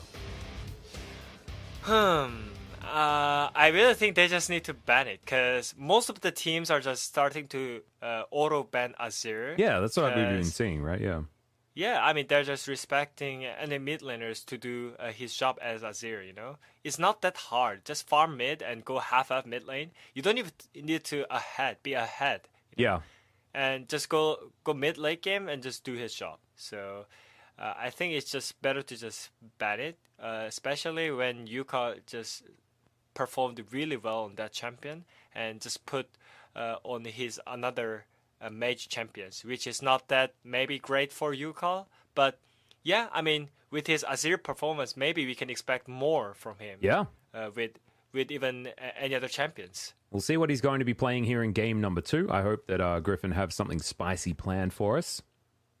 And I'm interested because they were the ones that banned the Ornn in game number 1. So it might be that Antara goes back to another top lane Rumble performance, something like that. I think that he would have been second in line if we had 2 player of the games to give. I think Antara also had a really good game. And Soan was basically non-existent. The solo lanes on KT just couldn't do anything. So we'll see what they do decide to ban. 8 seconds to go. I think they're looking for Azir. Nope, Set going to be the first one to leave. Yeah, I mean, Set and Azir should be the ban, I think. And that's just a normal ban from Griffin right there, Aphelios. Yep. Some standard stuff. Yep, here there we go. Nailed it. We might have a more even matchup here this time around as we'll see whether Griffin bans something like, I don't know, it's going to be Jarvan. I was thinking maybe Kalista Senna could come in because KT will snap up the Senna if they can, first pick, if it is left available. I mean, they got smashed by Senna, so they should just ban They should it. definitely just ban live it. up. Yeah, just live up the Kalista and just deal with it. But I don't think Griffin is a good team to just play against Senna because when they just play it, Could ban. I don't even want to just explain. You don't have to. You don't have Just to ban. because she's gone. I think first pick Kalista does make some sense with the Varus being banned, and they are sure, going to do that. And yeah, I mean, can they actually flex it to the top side? Ooh, So maybe. on top Kalista? I mean, they're looking down the barrel of a potential Ornn pick here on Griffin's side. And so I would like the flexible Kalista top lane. Someone hasn't played it at all in solo queue, not on the account that I can see. But Griffin aren't even going to take away something like the Ornn, not wanting to pick it into a potential Sylas. What I'd love to see here is Sylas and Ornn both picked by KT. I mean, Tariq can be really good partner. Oh, too. that's true. They will just need wanna to take put the top, Tariq here. both sides, yeah. And yeah, I mean, this can be really also good answer, Tariq and Olaf. But it seems like they're not thinking about Olaf this time. Not just yet. It might come in here. Not just yet. I think that it would make sense for KT just to take away the Olaf here, because you can be so much more flexible with your composition at this stage, right? Like, they can pick a whole lot of different things in both mid and top lane, and it is going to be that Olaf picked up. Nice work for KT. Yeah. I like the draft so far. I mean, even though he played bad last game, Olaf and Zoe combo is still really aggressive. That's true. And good picks in the mid jungle, so I think there is a chance that he might play as Zoe again this time in. And it's really boring, but good answer at the same time with the Trundle jungle right there. Yep, classic Trundle to come in here from Tarzan. Wasn't able to pick up a victory on it, so actually suffered his second loss of all time on the Trundle in game number 1. And now looking to try and get some revenge now that Griffin have the momentum after a game 2 victory. But it is once again, like, I'm scared with it because it's looking very standard from Griffin. And I want to see more of these curveballs, like an Aatrox ban. What the heck? Yeah. That is great. Just greatest ban choice ever. I love it. In Griffin's ban picks, you know? And yeah, I mean, my question is what Yuko is going to play this game? Because he played the 2 Azir games today. Yeah. And he can't play Azir now. So maybe... Ooh, LeBlanc is still available. Yeah, that is true. And it's good against Olaf and Kalista and Tariq because you can easily just kite them. But they just banned it. Griffin themselves. banned it on red side. Okay. It's different. So they might have some idea about the mid lane because you just ban LeBlanc. You Cal Zoe? It shouldn't be just, yeah, I mean, it shouldn't be for no reason, you know? Well, I'd like KT having a look at what Griffin have. Oh, okay, so it's just going to be the Ornn ban. I thought that maybe they'd pick away the Silas with the Ornn maybe in the second round, but KT, a different idea, as Antara does have to play a different champion this series as well. So Yukal and Antara forced to change up their pick strategy. We'll see what it's actually going to be as far as their decision to be made. Viper still thinking about it, as the Zoe for Yukal is the consideration. That's going to be locked in. I mean, you shouldn't just give Olaf and Zoe and Kalista Tariq at the same time. It's a lot of things, yeah. That is just legit inting draft. So you should just get the Zoe here. Yep, and they do that, so they pass that test. Now KT to show us exactly what their draft is going to be.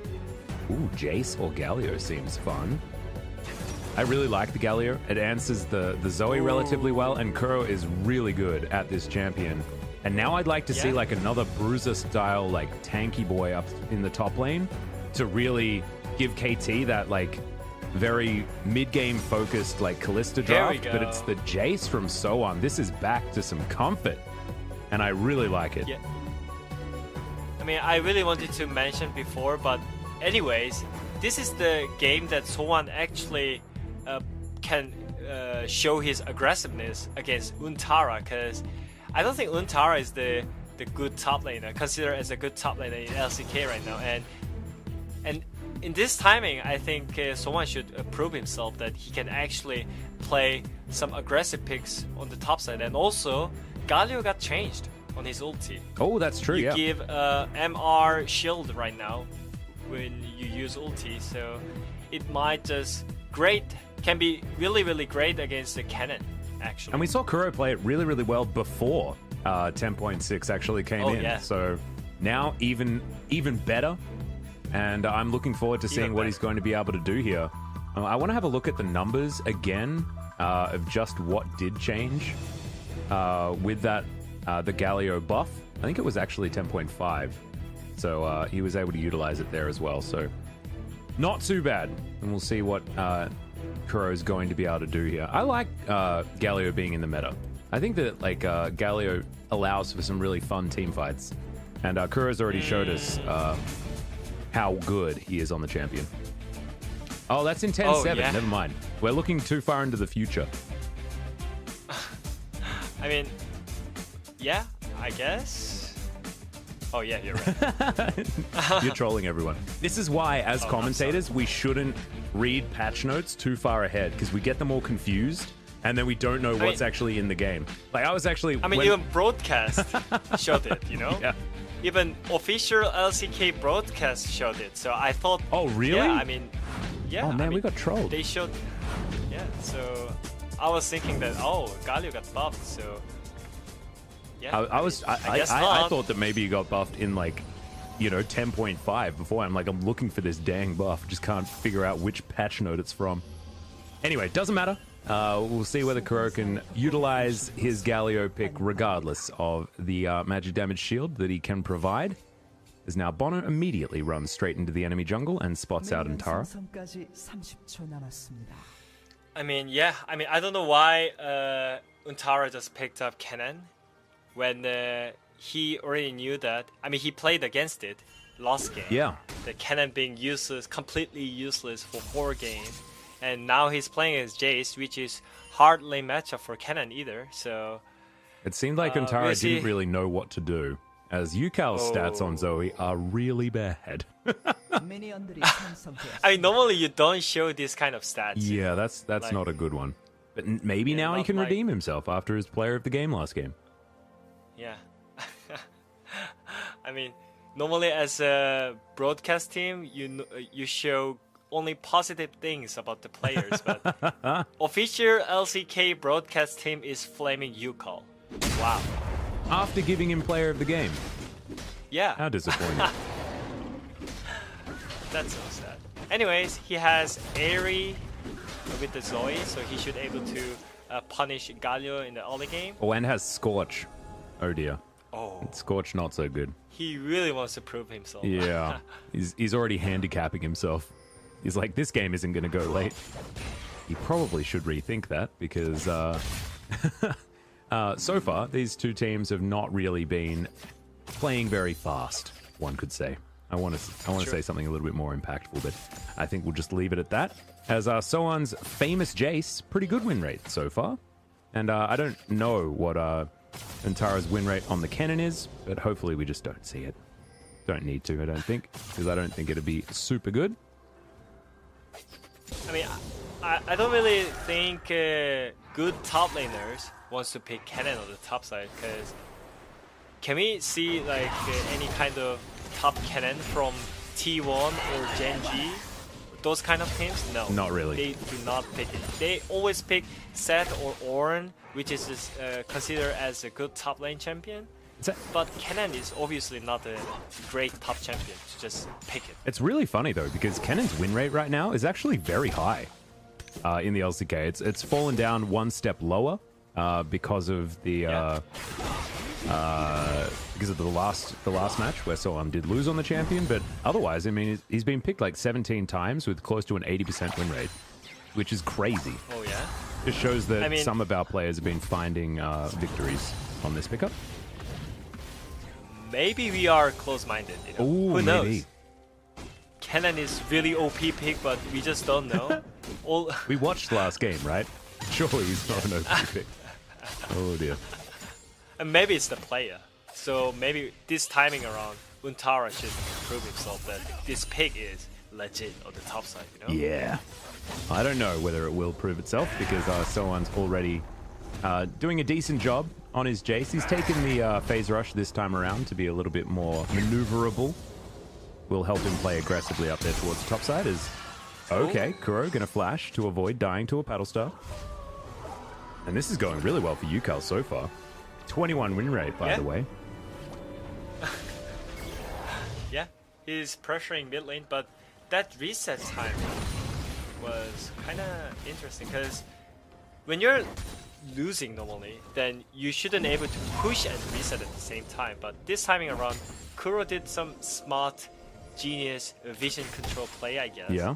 So he managed to push and reset, which means such a great position for mid lane. Yep, and now can teleport back to the lane as well, so he's going to be absolutely fine despite having to blow his flash in a 1v1. Not too bad at all. Looking towards the bottom side, you can see aiming with a decent advantage, actually, against Viper and Iroh. Thankfully, Irove does have the minion dematerializer, so we'll be able to secure that cannon minion for Viper.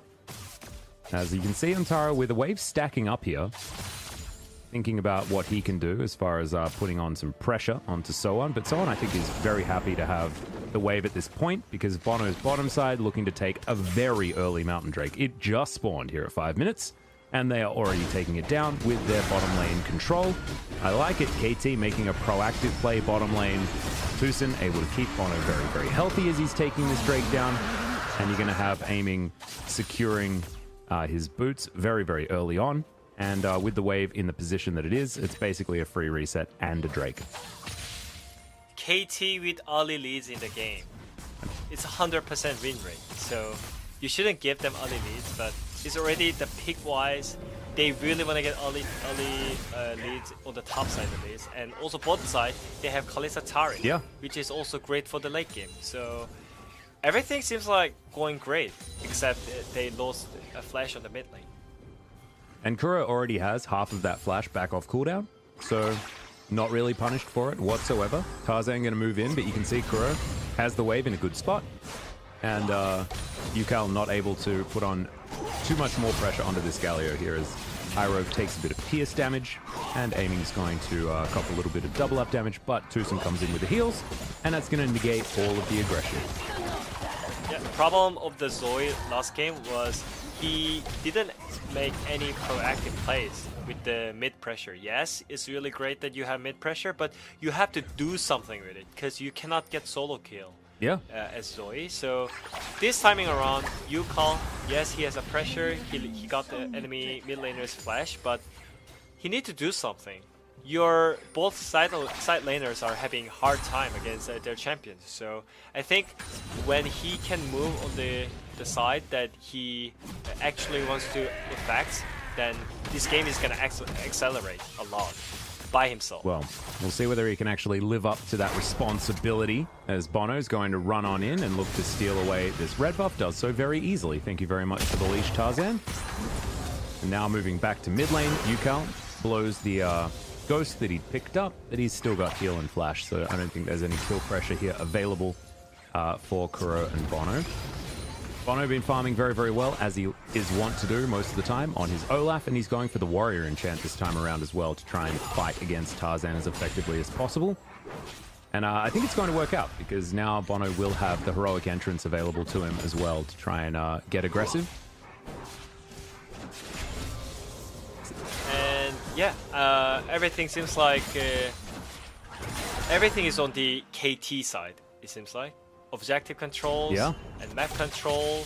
If they just keep doing it, then I think KT is gonna get the Drake Soul in 20 minutes. So Griffin really need to use mid pressure like this. Ooh, really great. Exhaust comes down there. Yukal didn't even need to use any of his own summoner spells there. Only level 6 Ragnarok, so it doesn't last very long, and Tarzan will be able to secure his big Raptor. Wow. Now Shelly's going to get angry. I mean, even though they lost the ulti on Olaf, they're just starting header because of the bot pressure. And also top pressure as well. You can see Soan has chunked out Ntaro at exactly the right time. And now aiming, moves on in, teleport now from Viper to get himself into the fight. But I don't know whether they're going to be able to get that work done, as Irove has his shield eliminated immediately, as now they get the Herald, and they're looking to try and escape. Good taunt there from Kuro defensively, but the dredge line is going to land. He does have flash available. No, he didn't quite have it up, and he is going to be taken down. Tucson exhausted here as Fate's Call going to be used. I don't know why the Taric needed an exhaust, but they trade First Blood for the Rift Herald, and still pretty even, honestly, all things considered for KT. Yeah, at least they got something with the mid pressure.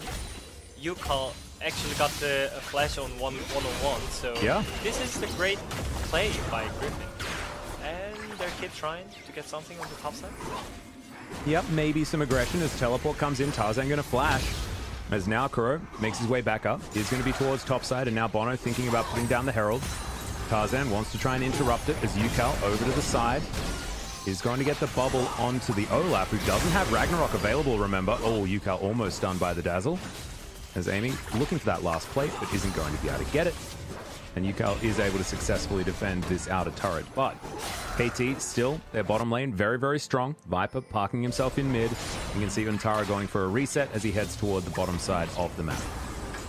Yeah, at the end, KT got the header, and I mean, they lost the kill, but they got the objective still. So yeah, the important thing is second Drake is up. So are they gonna try to fight this? Because now KT has all the flash, and they are definitely strong team count at level 6.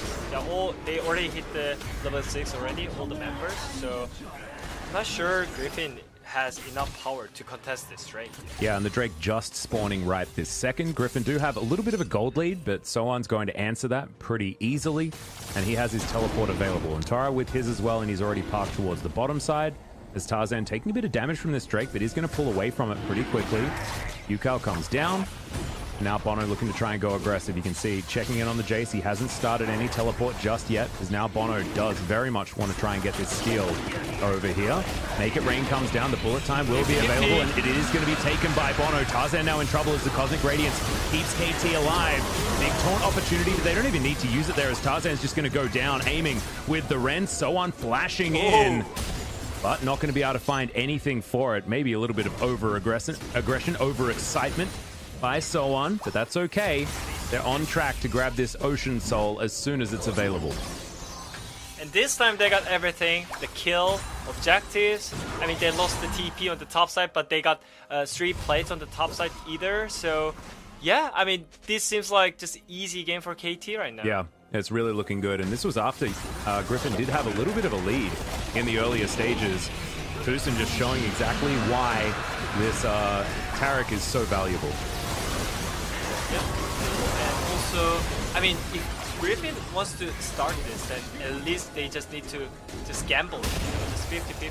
I understand that Olaf has E skill to burst the damage on the Drake, but still, then why do you even start it? You know?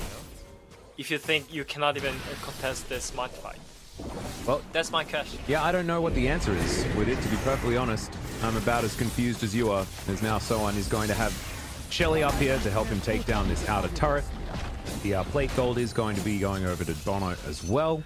And first turret gold is now in the hands of KT. They're moving towards a 2,000 gold lead, actually, as Antara does at least deny Shelly's second charge. But they don't really mind about getting damage on the inner turret top lane. And they want to try and grab some of the plates that are set up in the bottom side and in mid lane now.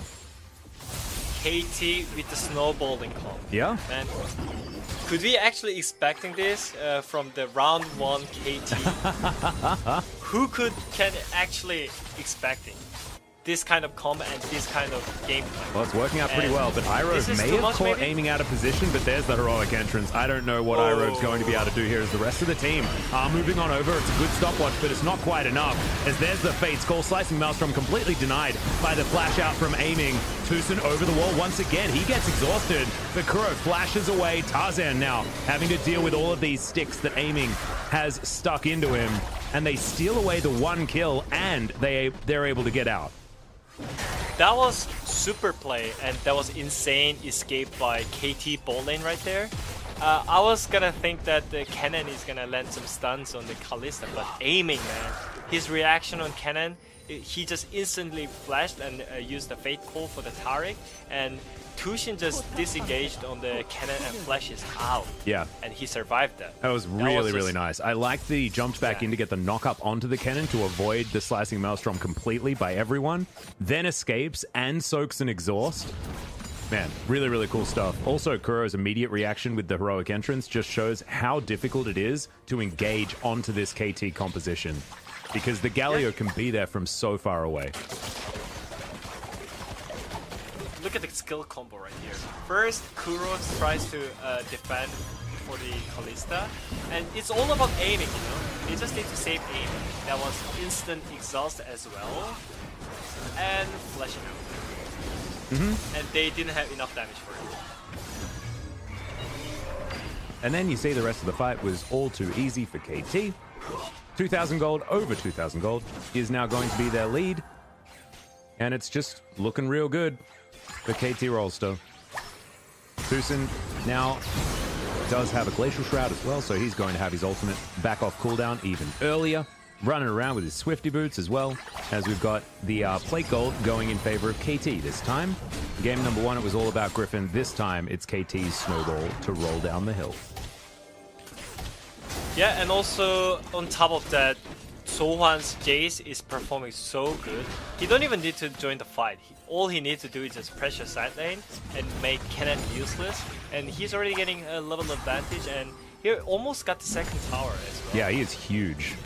Well, level 11, but will be level 12 very soon. Ontara only just hitting level 11 now, but it is actually very important for the Kennen to get rank 2 on the ultimate. So it might help Ontara stay relevant moving into the next fights. You can see Sohwan keeping that pressure up like you're talking about. Ontara still has half the cooldown of his teleport. Teleport advantage will be there for KT very, very soon when Sohwan gets his back.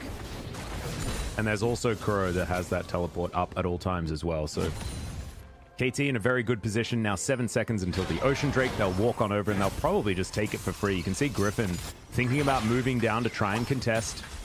And Sohwan's going to have to start moving as well because he doesn't quite have that teleport off cooldown. And now Tucson with the vision gets it all in there, and Griffin do manage to make it over. They'll clear out this control ward at least, but I feel like KT just have themselves a whole lot of control when it comes to just their team fight potential at this stage. And Aiming's even going to take down this outer turret bottom lane as well.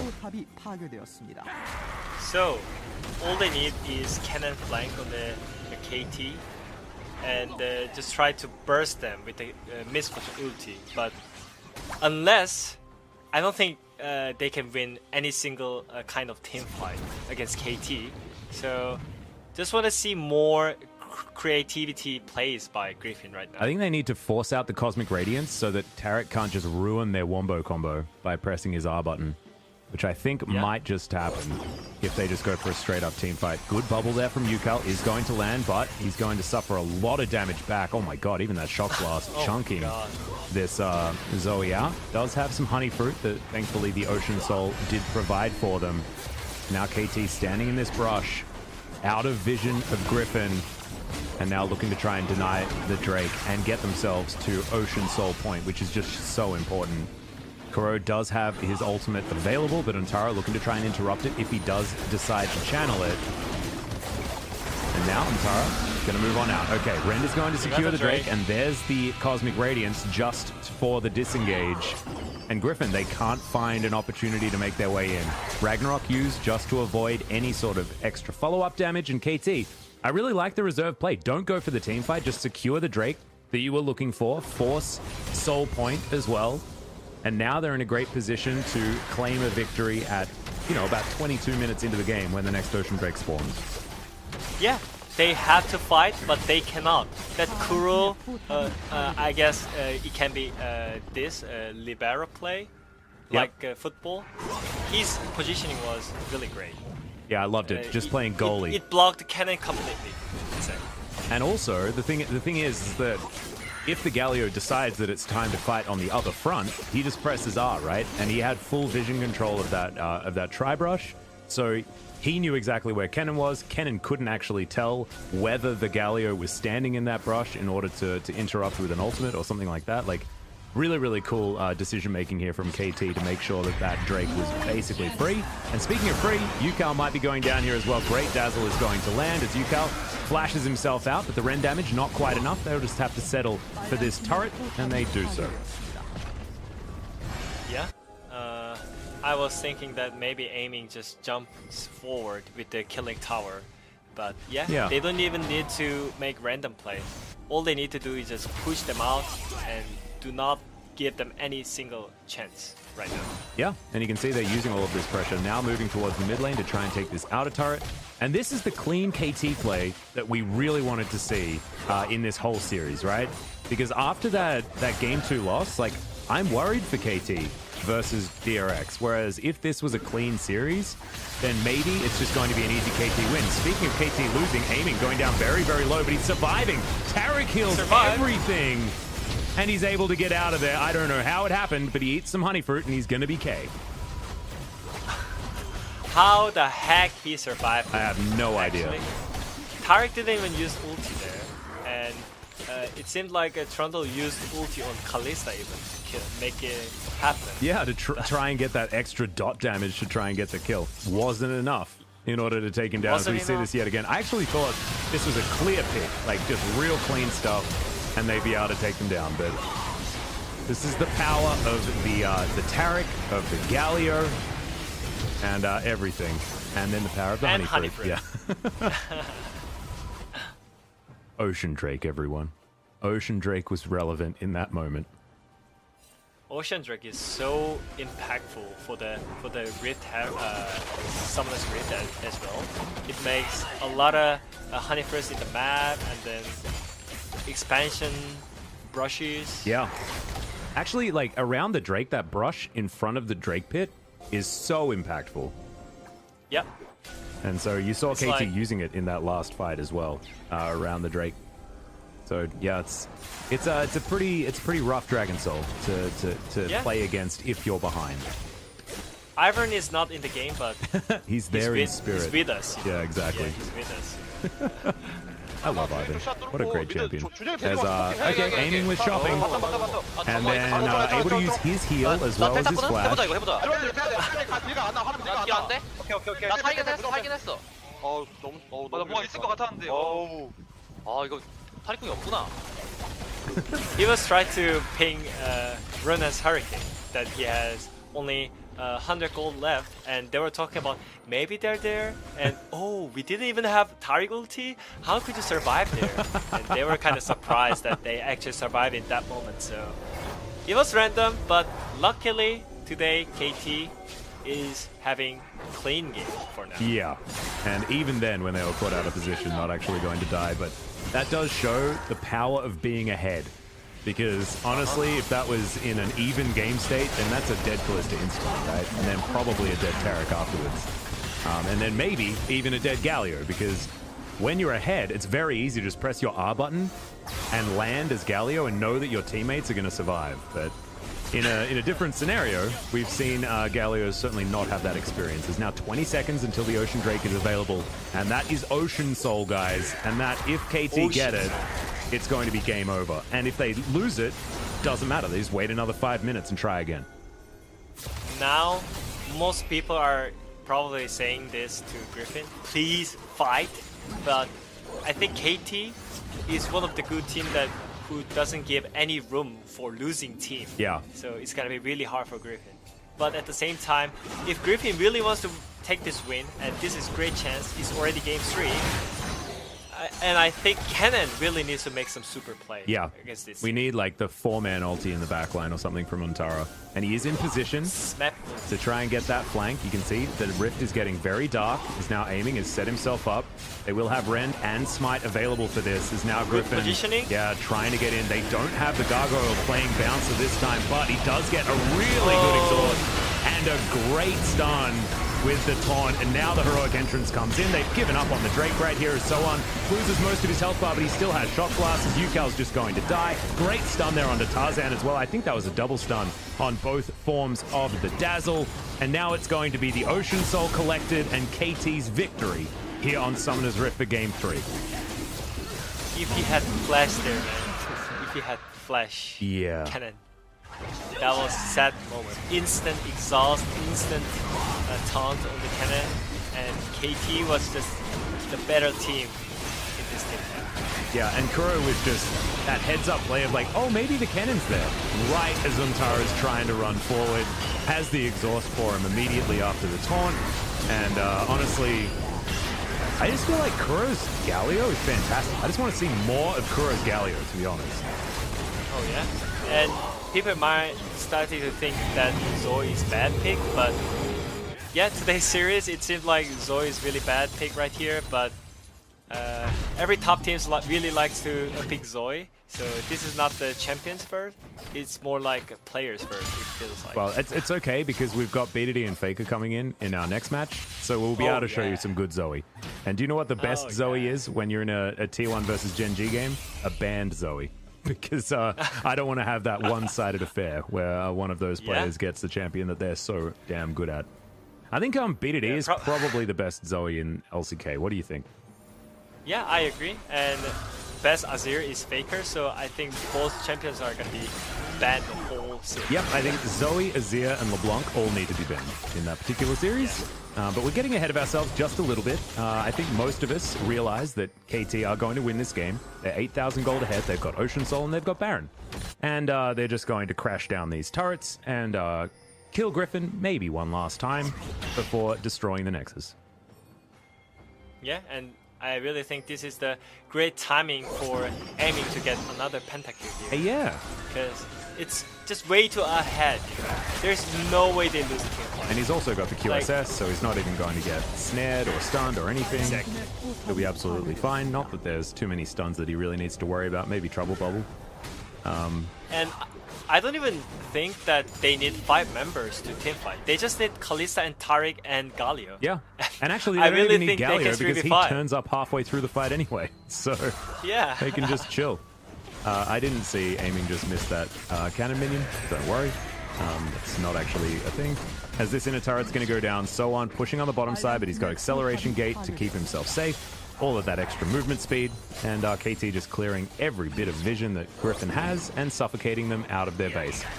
Oh, that's a really good bubble coming through from Yukal, but he has a whole lot in order to keep himself Cosmic safe. Insight. There's the ulti. Cosmic Insight, fantastic there, as the bullet time was negated. That bubble's going to go wide and aiming down to about half health. But Soon's destroying the top lane the bottom lane inhibitor turret. Kuro's got the top lane one. And you're exactly right. I mean, that was like 3 versus 4. And KT didn't look bothered at all.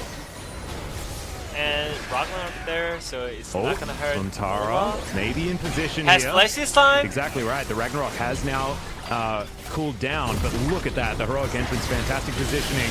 Kuro immediately is going to get snared up. Yeah, the exhaust was fantastic. Luntara can't get the damage that he was looking for. Somehow, no one's died yet, and the Trundle is going to be the first one to fall. Tucson goes golden, and now it's aiming's time to shine. He takes down the cannon. Yukal's going to be his second target. Irove just dredge lining at point-blank range just to get taken down by that shock blast, as Kuro can't flash after pressing his taunt this time, and also had his had his flash on cooldown, and now KT will just win the game. That was a perfect team fight from every single member right there, by the way. Every single member just were focusing on the right target at the right moment. Instant exhaust by Tucson was really impressive.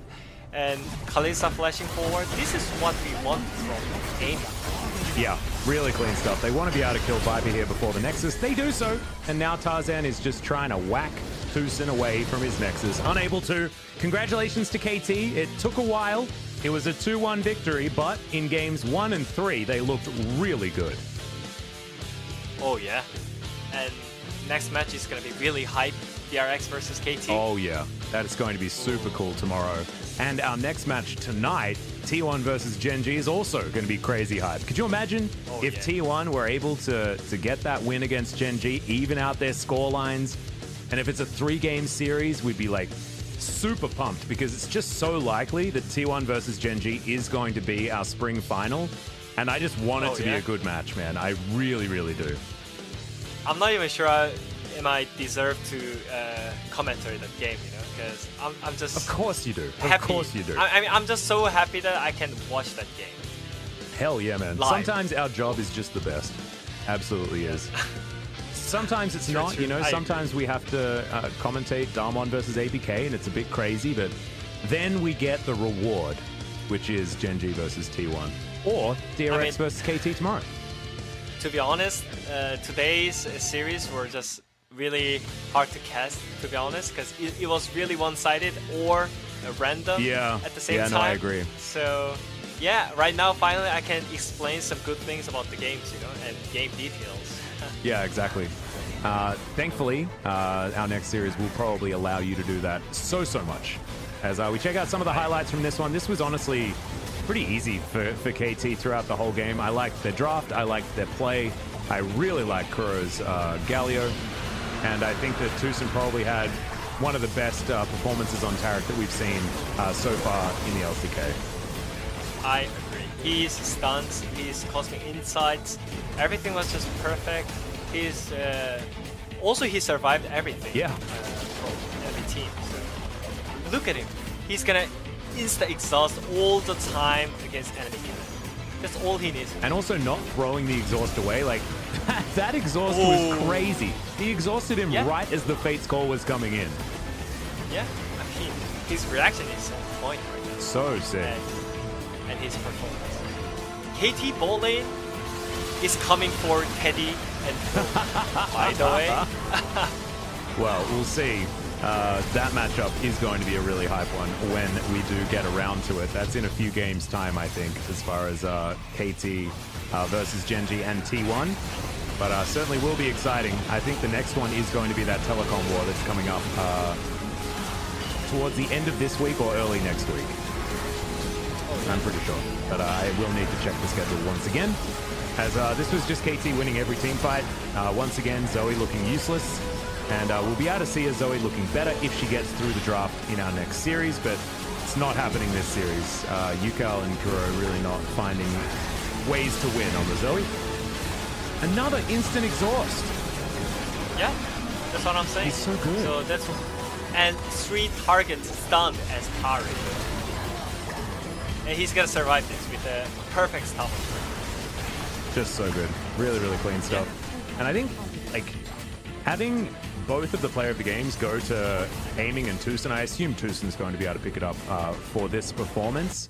It just shows how good this bottom lane has become. And it's so fun to watch. Oh yeah, definitely. Like, I mean...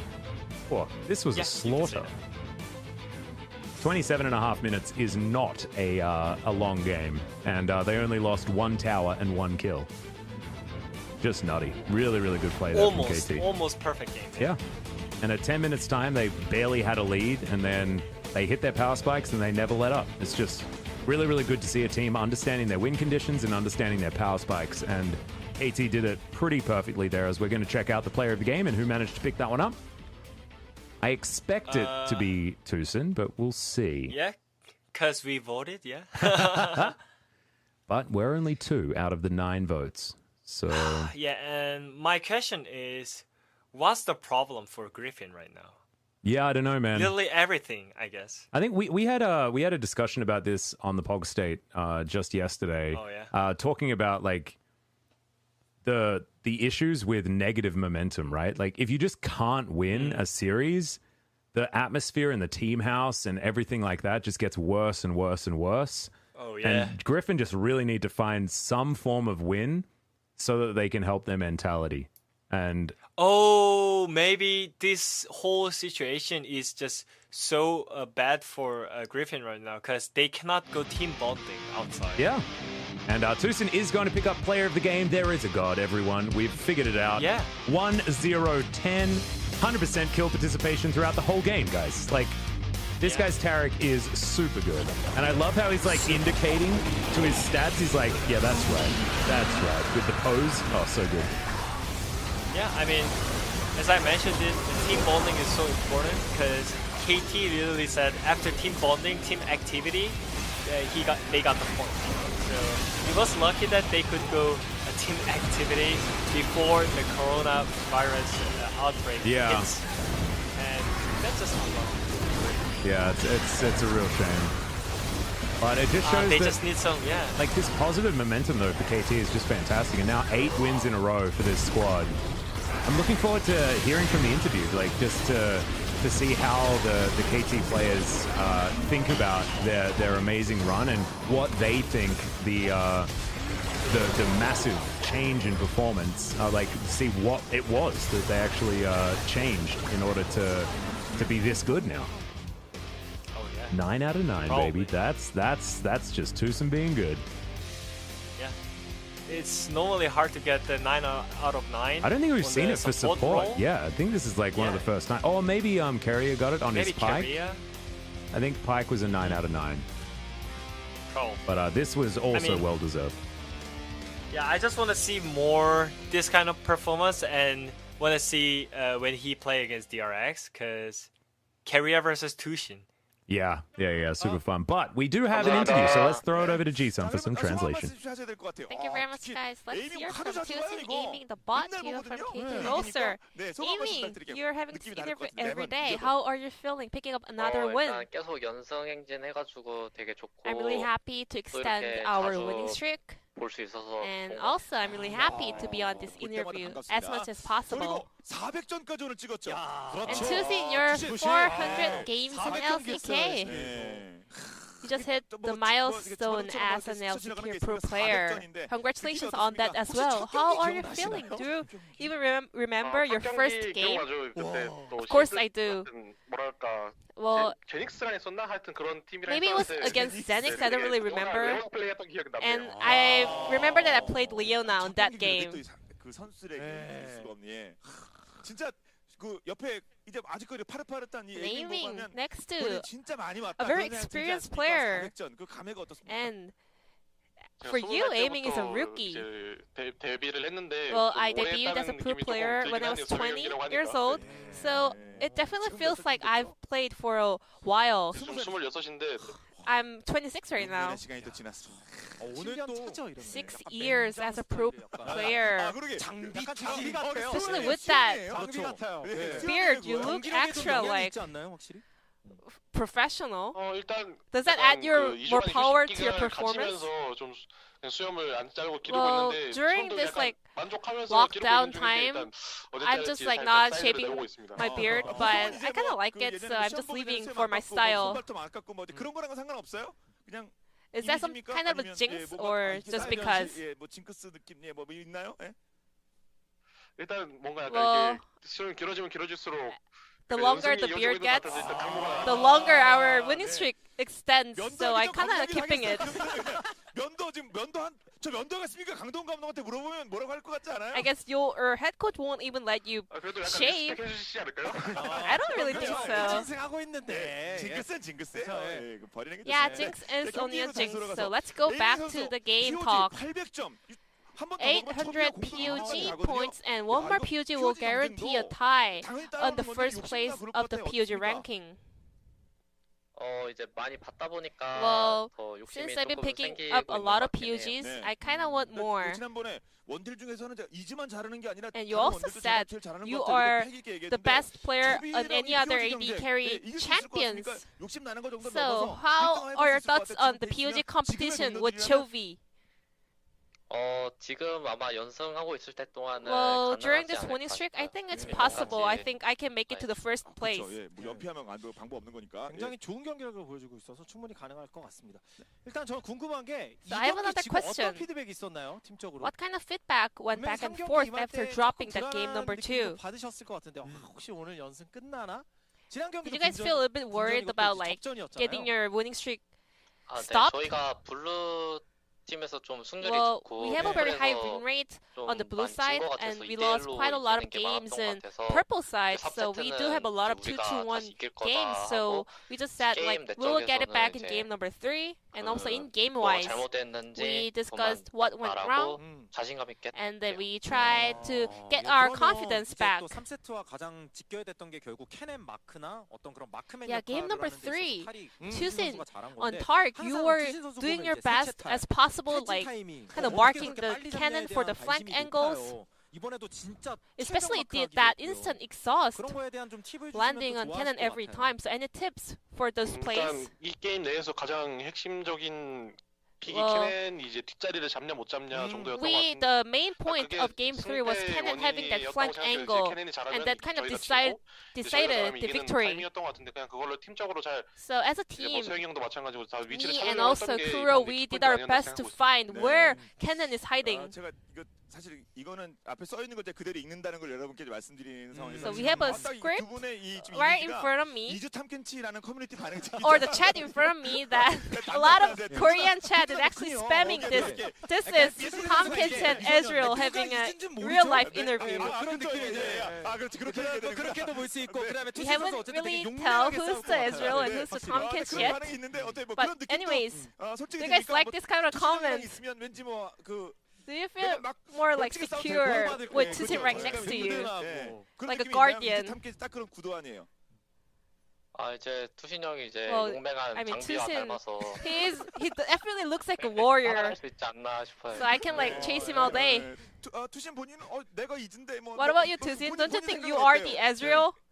이즈가 이제 이즈 켄치라고 해서 뭐 이즈가 서포트로 갈 수 있고 이제 켄치가 CS를 먹을 수 있잖아요. 이제. Sometimes 그런 Ezreal can be festing and Tomkins can take the CS. So 그리고 I don't 진짜 really 또, disagree. 에이밍이 이렇게 잘하는 거는 투신 선수의 폼이 솔직히 Yeah, I mean, aiming performing so well is all coming from Tusin's support as well. 본인 그리고 에이밍 팀 같이 이렇게 올라가는 So 그런 as a 느낌이 team 드니까 together, you guys kind of stepped 투신 up. 아무래도 좀 마음가짐의 차이였던 것 같아요. I think 조금 it was all about 때는 our 조금 mindset during the 누구나 losing 다 streak. 똑같겠지만 Like 내가 everyone 못해서 does. 지나 약간 이런 생각을 I also 하는데 thought that, 좀 이기면서 is that 약간 me? 그 감도 찾고 Is that why we're 승리의 losing? 공식 But 같은 걸 when we got back to the 알아가다 form, we 보니까 kind of 지금 learned 저희가 how 더 to 분위기가 win 좋아지고 games. We kind of 그런 found our 이유였던 것 winning 같아요. scenario. So I got my confidence back. 다음 경기는 DRX입니다. Your next opponent will be DRX. 네, 오늘 뭐 DRX도 좋은 모습 보였었는데 And they did pull off a great performance today, 어렵겠습니다만, earlier as well. DRX 자신 있습니까? So how 어떤 are you 한 going to 말씀씩 perform for the 부탁드릴게요. series?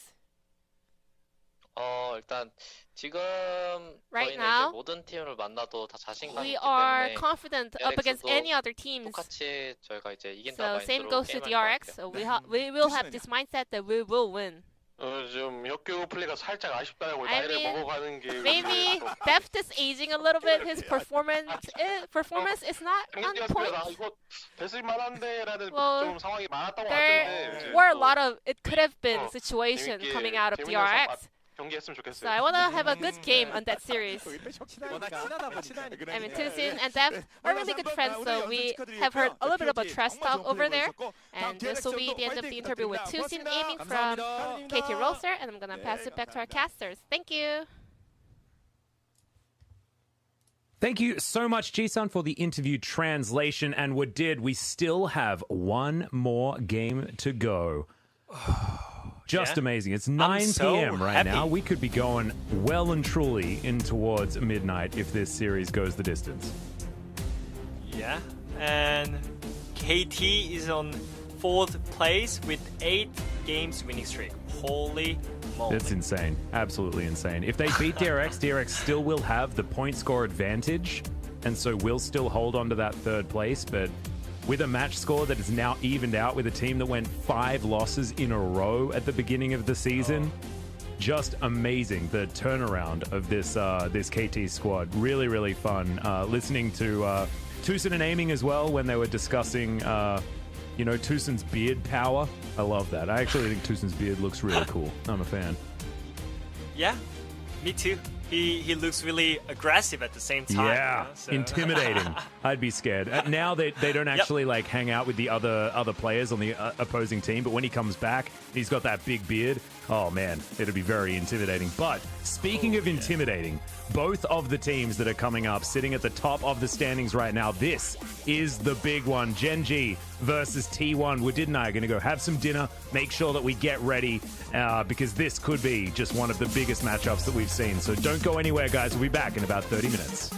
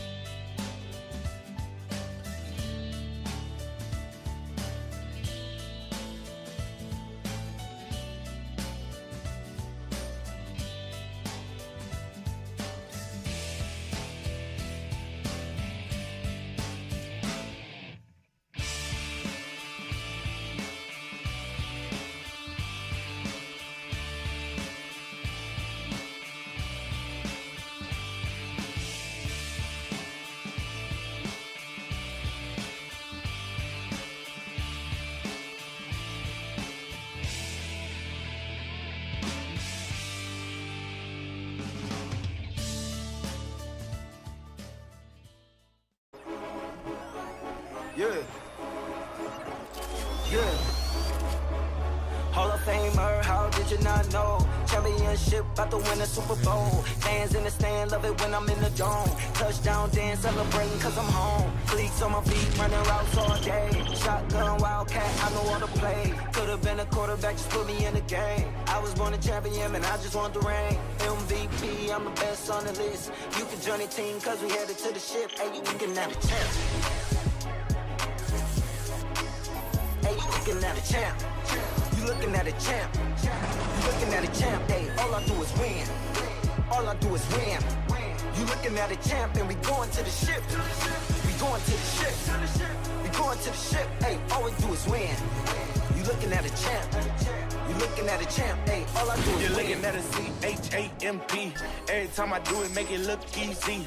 Better be prepared when you come for me. Don't talk me to death, you know that stuff cheap. I go hard on the west, I go hard on the east. It don't really matter either way, I'ma eat. You know I do numbers, 1, 2, 3, count on me like work easy. I can do it in my sleep, I do not know defeat. Championship rings on my hand, go bling in games when I please. Good night, R.I.P. Ain't no OT. You are not a champ, boy, you won't wanna be. You looking at a champ. You looking at a champ. You looking at a champ. Hey, all I do is win. All I do is win. You looking at a champ and we going to the ship. We going to the ship. We going to the ship. Hey, all we do is win. You looking at a champ. You looking at a champ. Hey, all I do is win.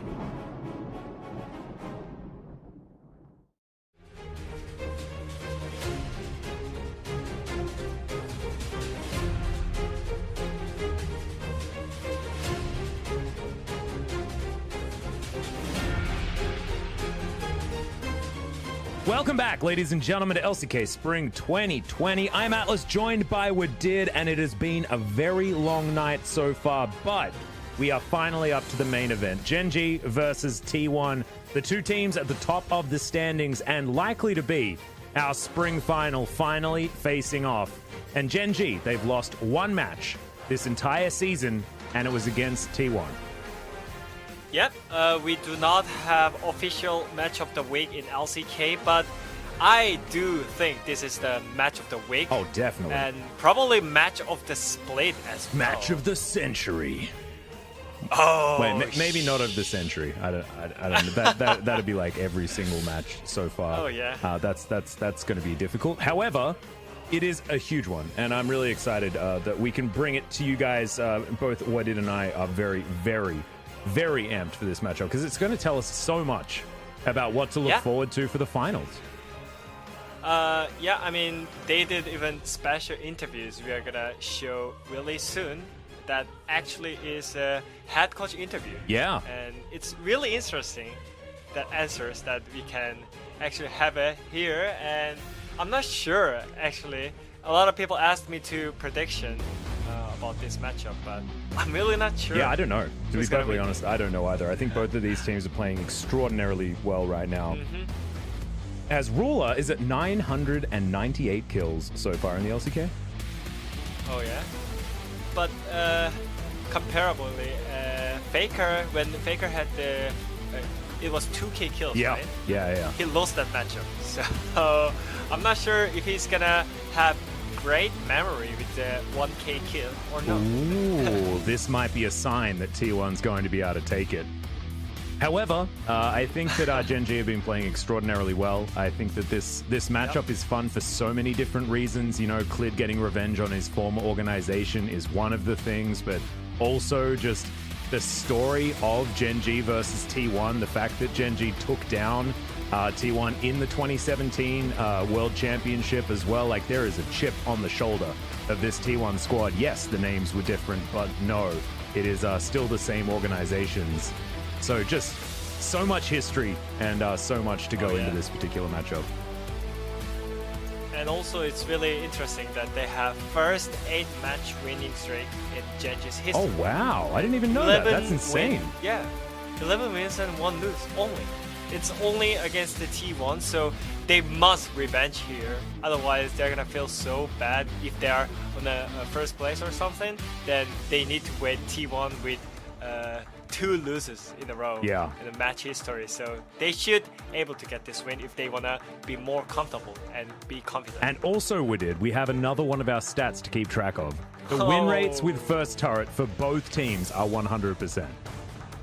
So one team is going to break their stats here today. Well, actually, no. The thing is, like, if whichever one of our teams, if they take first turret, then they're going to win. And then the stat stays alive. So I guess that's just how that works. Apparently, Dragon Soul isn't necessary at all for both of these teams. They're actually, hang on, wait a second. This is just the amount of games that they get Dragon Soul.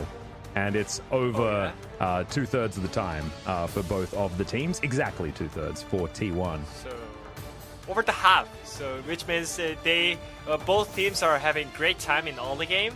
And I really think, especially today, because of the current meta as well, early game is so important. Oh yeah. Like, it's so important. In between the mid jungle, BDD and Cleed versus, I'm not sure who's gonna play from T1 side. Yeah, if it's Kuz or LM that's going to be in. Kuz or LM plus Faker, I'm not sure who's gonna win today, because right now, T1's mid jungle is also synergizing really well between them. So yeah, even LM actually just making his way in. Like, we saw Kuz come to save the day for T1 in their most recent matchup, but he also played very well in that game. And LM's coordination with Canna on the top side of the map has been very, very strong. So looking forward to seeing how that goes. I think Rascal's been playing very well. You did highlight Life the last time that we saw Genji play as really being a standout, but I think that Teddy and Effort are the best bottom lane at the moment in the LCK. They are just so consistent, Teddy especially.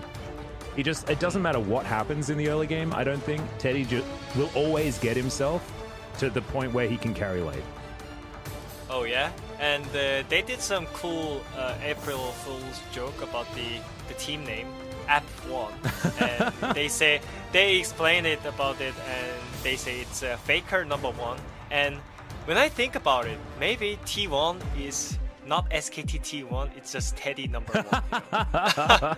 Well, I mean, Teddy has been certainly proving that, as we're going to have a look at key player points here. What is this? Key player, it's the amount of times that they've had key player? No. It's winning. Aha. Who gets the win?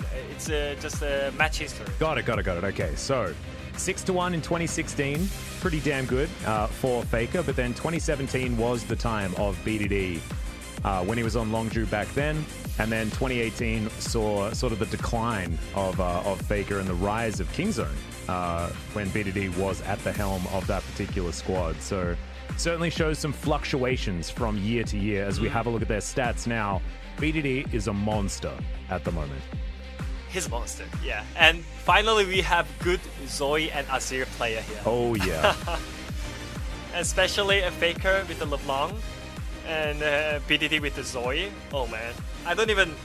I cannot even expect who's going to win the mid lane today. Well, these three champions should just be banned every single game, because both of these players are just too good on Azir, LeBlanc, and Zoe. Like, both of them are just outstanding. So I don't think we're going to see it, and it's going to mean that there are going to be certain key champions that are going to be left available if if the ban phase is going to include those three. Yeah. As we have a look at some statements from the coaches, Edgar here, weirdly enough, our game kind of falls apart when we play against T1. Since T1 has always been a barrier to overcome, we will focus on our play. Interesting to hear them putting so much emphasis on this particular matchup. And then Coach Kim, we are not prepared to be the first, second in the regular split. We will prepare the rest of the split trying different strategies. So they're not... This is really interesting. Yeah, so like they're not trying necessarily to finish first. They're just trying to make sure that they have the best strategies coming into playoffs. Is that what he means? I mean, I think he's trying to say we don't deserve the first place or like second place yet, because I think he's not happy about their performance right now. Well, that's what it means. It feels like. Well, we'll see whether T1 are going to be able to overcome their demons and take down Genji here as we get into pick and ban for game number 1. And as we were expecting, the LeBlanc is going to be banned here. Genji getting rid of that one first, but the set ban to come in, and already I'm feeling like these ban slots are getting 2 and 2 few because the Senna is still up for ban. The Aphelios is there, the Callista, the Ornn, and now Jarvan has been taken away. And so these key 80 carry pickups are going to be standing out like a sore thumb. Weirdly, T1 didn't like to pick Senna if it's open. So that's true. The Senna can be the key point for this game. And we know that if Ruler and Genji Life really like Senna. it too. Oh yeah. So and as you mentioned it, Zoe and Azir is on point too. Well, the Cassiopeia is going to be banned away here. This is a favorite for Teddy on the bottom side of the map, and this might mean that Gen G are looking towards something like a Callista, as there's the Zoe ban that we were talking about. Gen G, the Azir is open, Aphelios is open, Ornn is open. There are so many champions, but the Aphelios has to be the standout first pick. We saw it picked up by Root in our first series of the day, and he just decimated his opponents on this champion, and now it's in the hands of Ruler, a player who can certainly hard carry for his team as well. So I hope T1 have a plan, because it's going to need to be a good one. Azir should be taken, for sure, and maybe Ornn can be a question mark in here, but I don't think they want to give Ornn and Aphelios at the same time. Yeah. Or they might have great counter into it, because Kana is playing so much better. That is very true. And they also still have that Silas available that they will have to, Gen G will have to think about when they're considering an Ornn pickup. Because thinking about what he wants to collect here is the Taric is going to be the priority. Interesting. It does show their hand that they are going to be aiming towards something like a Callista, but it shows that they value the Taric more. They might have some stats that they played the Taric with the Aphelios, or they're afraid to give away a Taric when they just pick the Callista. Yeah, and also assuming that Rascal isn't going to just lock away a Callista on the top side as Zilean for BDD once again. His mid lane Zilean has been fantastic. It's funny because BDD and Ixu are our two Zilean players, and they play them in different solo lanes, as looking like an Ornn to be picked up as well. This is a powerful draft from Gen G so far. I like it. They just picked Zilean in 1 to 3. It's not the usual band picks, you know? And yeah, this is actually a really great choice against Callista, I feel like, because those Glacial Argument is actually distracting Callista a lot in team fights, in skirmishes. So yeah, this team comp looks really strong, and their team concept is looking really strong at the late game as well. I think the late game is exactly where Gen G are focusing, and I think this is a really, really smart move because it targets what T1's weakness is, which is they tend to play slow and methodical. You know, they go for those 80% plays where they get all of their setup and they don't necessarily play recklessly, especially not in the early game. And you saw their first turret statistics; they're really low. Like, this team is not all about hard shoving very quickly. So Gen G, keeping that in mind, looking to try and take away a lot of the more late game focused champions. And this composition already is looking certainly focused there. We'll see what they do with the support and jungle, or whether they maybe flex the Zilean somewhere as well. That's a possibility, but we'll see what happens as we move further into this draft. Yuumi has been banned away here by T1, as well as the Silas, to try and protect the Ornn, and Tahm Kench to be taken off the board also. Yeah, Yuumi should be banned. We saw how strong is Zilean with Yuumi, so it was really great snipe ban by T1. And also I'm curious about what jungle picks they're gonna do about it. Normally, you just pick Trundle away, but they just banned it, so you must blind pick jungle in here to counter pick their top side, because Ornn is not still yet top laner. Ooh. And they just picked away all of you. Yep, Olaf to come in, a little bit more early power here, and certainly a favorite for Cuz, and pairs well with the Taric. I like the idea. We'll see whether it is going to work out. This is pricing T1 into playing a little bit more aggressively around their early to mid game, just to try and maximize the usefulness of this Olaf. And now Clid is going to have counterpick in that jungle as, oh my god, is it going to be Bard Aphelios? I like it. Oh my god, I would be so excited, but instead it's going to be Rek'Sai. Still, there's a chance for the Bard. Maybe. What is Life going to pick up Bard for himself? is good against Taric. I was OTP Bard. I played Bard 4K games, so I know that Bard is good into towering. That is way too many games, we did. 4,000 games on a champion is too many games on a champion. But still, I'm glad that you're now armed with all the information about Bard, even though it's going to be Braum that's locked in. Oh no. It's a disaster. That's alright, it's going to help keep Ruler safe, and he might be able to block some undertows, things like that. My little worry here is they put too much work on Ruler compared to T1 side, because T1 has Kalista, which is great early mid late game, and Olaf for the early game and Azir for the mid late game. And it's like some kind of balance, you know? But my only worry is if Ruler first or slip a little bit, then Genji's gonna just fall down. Yeah, I think you might be right there. I do like the Rek'Sai being picked up just to try and shore up some form of early game. Here for Genji, it means the Clid will be able to rocket around his jungle and make sure that he can assist his lanes. Not that Ornn is a bad laner at all, and BDD is on the Zillion here as well, so he's going to be able to have some lane control at the same time. Kana has picked up the top lane Aurelia. Sorry, not Aurelia. Akali. Yeah, Akali. My brain is melting here. It's been quite a few games so far, but Akali has been locked in, and that's his decision into the Ornn. I don't necessarily see that as being like a counter or anything like that, but if you want to dive a backline and murder an Aphelios, and Akali's a pretty good champion for that.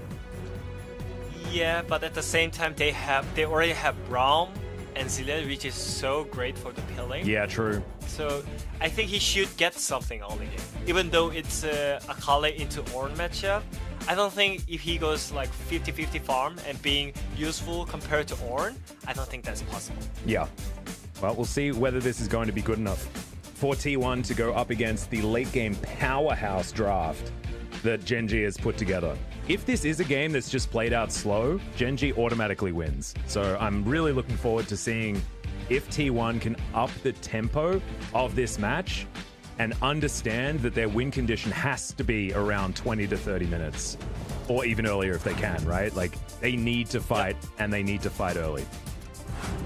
Well, at least they have mid prior and bot lane prior because of the matchup, so they should able to get some early objectives in the match. Yep, and also they have an early game jungler who will be able to clear out the jungle about as quickly as the Rek'Sai as well. I mean, both of these jungles can certainly skirmish very heavily, both of them taking the Conqueror this time around. Haven't seen Hail of Blades Rek'Sai for a little while, but is going to be a little bit more sturdy as far as these jewels are concerned.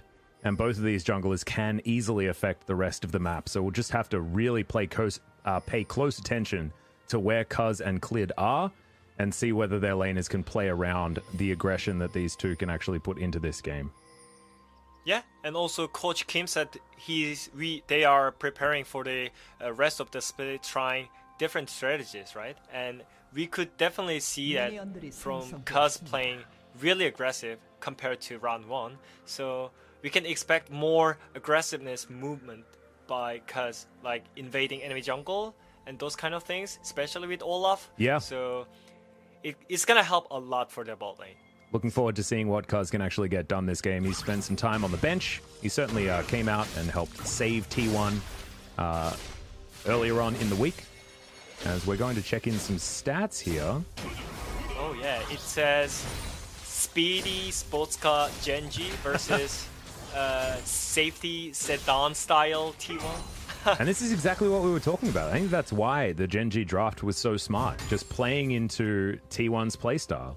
And also highlights what Coach Kim was saying about them needing to try different strategies and be more flexible. Feels like both of these teams have sort of done their homework and figured out exactly what they need to do. And we'll see whether this T1 draft that certainly does look a little bit more earlier focused is going to be able to do in the face of so much late game pressure. Oh yeah. And what kind of car do you like it? Sedan or sports car? I'm a bit boring. Like I drove like a really, really old Mazda 121 for a really long time. I don't really care about fancy cars. I like cars that are small, easy to park, you know? I like practicality with my vehicles. I'm not all about them like flashy Lamborghinis and stuff like that. Okay. How about you? Are you a fancy car fan? I know there's a lot in like Korean culture, like they love fancy cars. Yeah, I like Fancy Car, and I like how they play Genji. So I just want to make sure that Genji plays the same when they're playing against T1, you know, as coach mentioned it. Because they're playing some kind of weirdly and differently when they're especially playing against T1. Maybe that's a mental barrier or something. Could potentially be, as we check out Faker's incredible win rate on the Azir. Only 10 losses out of 46 games. Not bad whatsoever. And that's just in the LCK, guys. This guy racked up a hell of a lot more victories in international competition on the Azir as well. So those stats don't even tell the full story of how damn good Faker is on the Azir. Oh, yeah. And we were expecting them to actually ban this champion, but it's actually open, so Faker needs to show that they have to ban this champion. Yeah. We need to see proof that it is definitely not getting through the draft in game number 2. That is 100% correct.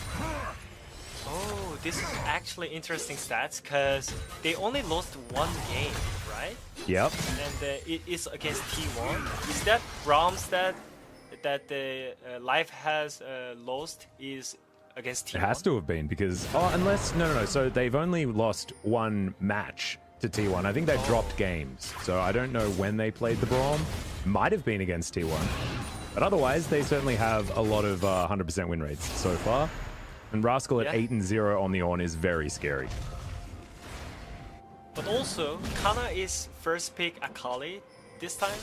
Yeah. If I saw it right, so he should show the reason why he picked Akali into Aura, especially into Braum and Zillion combo. Yeah, especially when Ornn can itemize so well into magic damage as well. Like, Abyssal Mask is just such a good item on Ornn. Works offensively and defensively at the same time, and the Masterwork upgrade is just so strong. So, yeah, there's going to need to definitely be a reason for this Akali pick, and so far, Clid is going for a dive underneath this turret. We'll see whether Rascal's going to pick up the aggro first, whether they can make this one happen. Great knock-up as Canna is going to flash away. Jumps on forward as now Clid tanking up this turret, and Canna held onto the Shroud for so long and used it to guarantee his escape. He forced out 2 flashes and he managed to escape there, and they're getting free Drake because of that. And he's not going to lose that many creeps either because of the TP. This is such a great super play by Kana. Right? Yeah, really nice work. And the fact that Cuz was immediately there to lock down the Drake, and also look at the farm. Because Clid went all of that way, didn't clear out the Krug camp before he went for that dive, 40-27. That is so many camps in the lead here for Cuz already, as we have a look at this once again.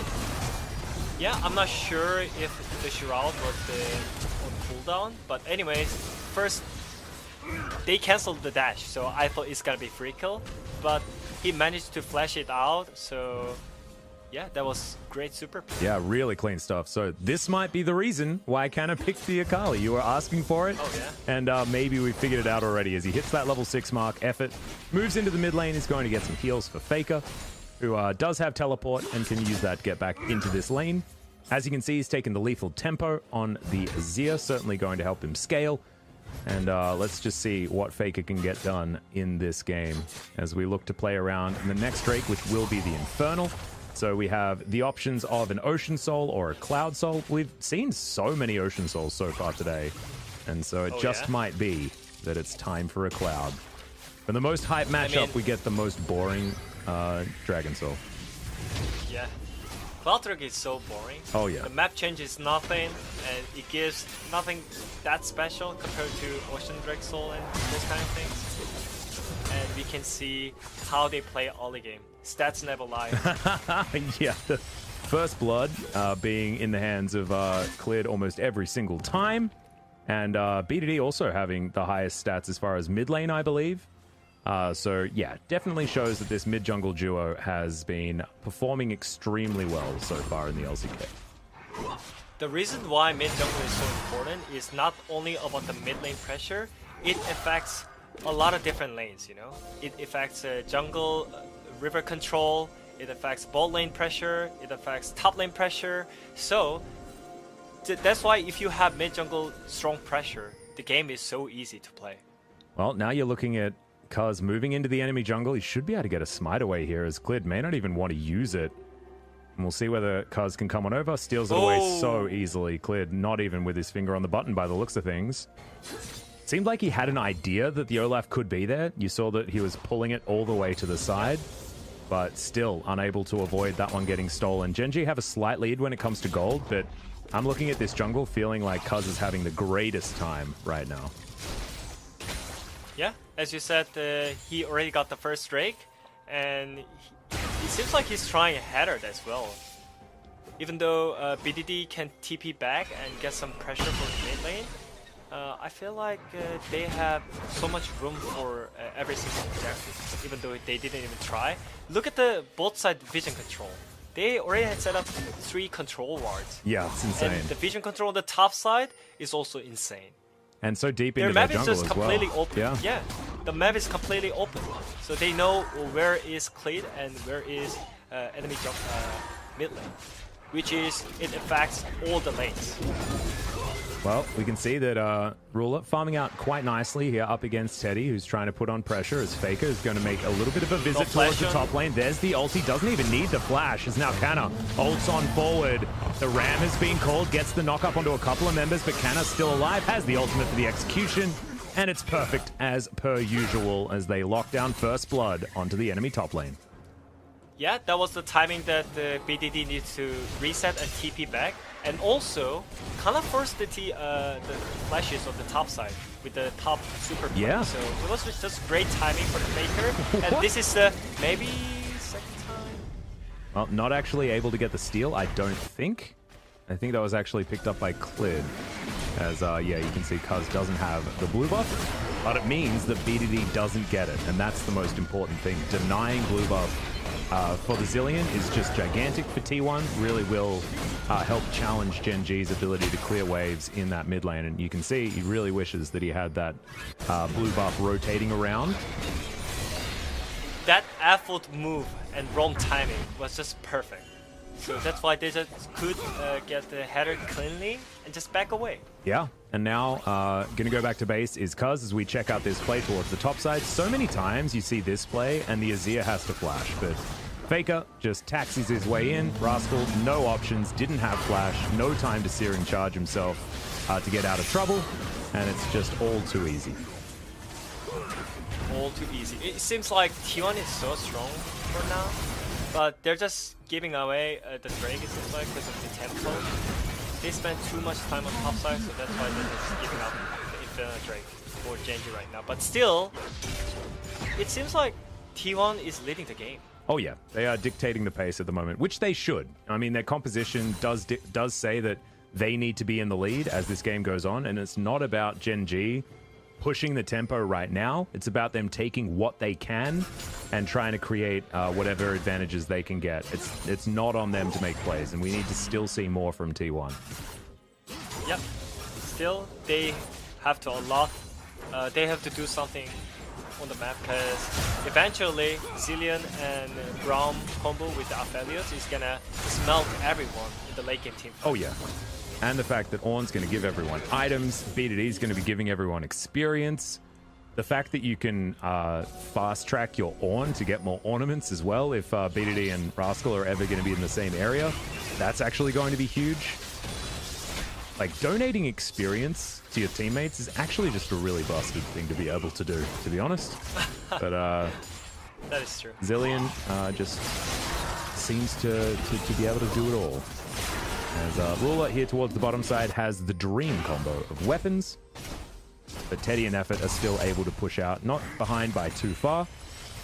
And Rascal's doing a great job here towards the top side as well, despite the fact that he went down for that first blood that was picked up by Canna. He's still held on to a CS advantage throughout this laning phase. So extra gold for Faker. Yeah. As nothing special. Oh no! He didn't get any of the plates. He hadn't hit the turret. Yeah, I mean, it's only cause that they're getting gold.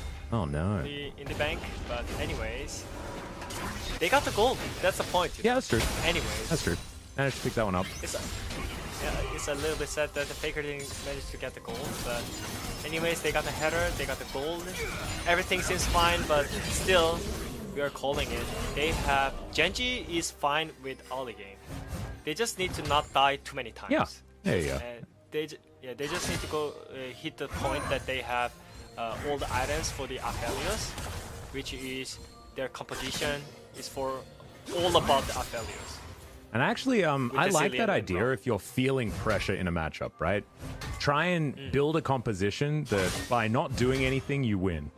Because that way, like, all of the pressure that you're feeling, like, you just get to play calm, play safe, and play to not lose in the early stages. And then when you get your advantages, that's when you strike. And I think that it's a good way of dealing with added pressure in a scenario like this. But I like that T1 are trying to push the advantage.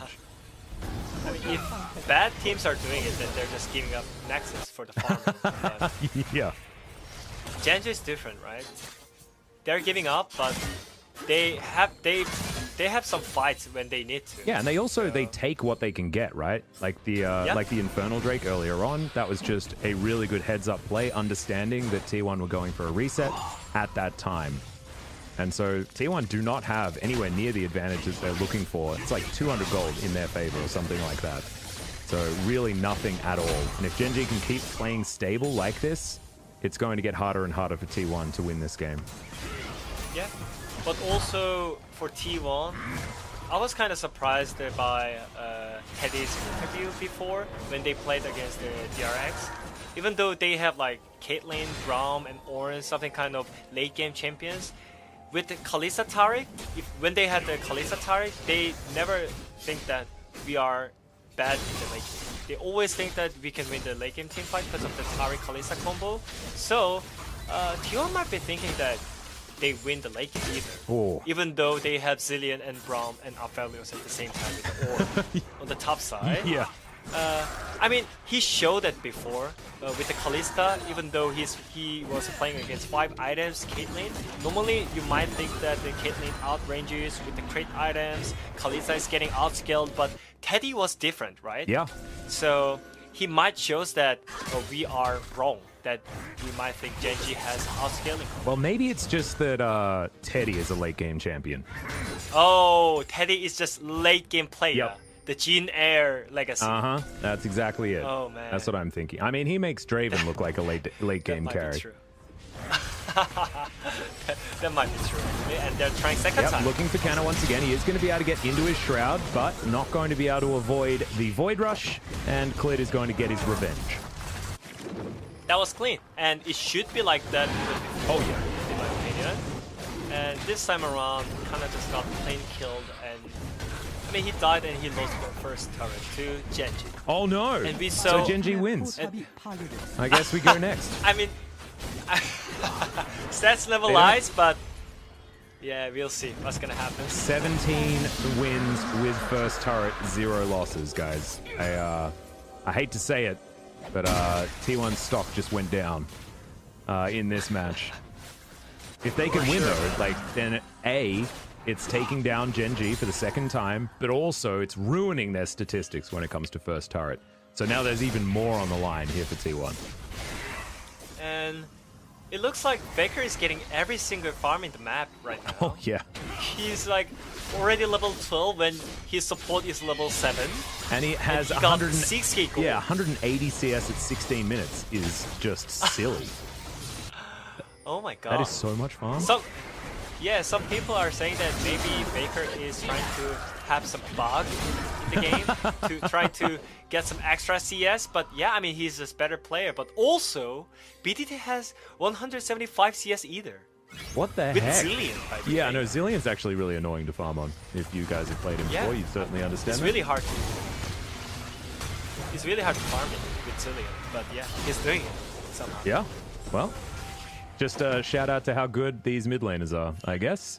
Yeah, you're right. Staying within 10 CS with a player that's taking like more minions that I think should be on the map right now is just amazing on a champion that can be annoying to farm with in the early game. Zillion after that is certainly very easy to farm on. You just throw 2 bombs into the back line and then you just kill all the minions and it's absolutely fine.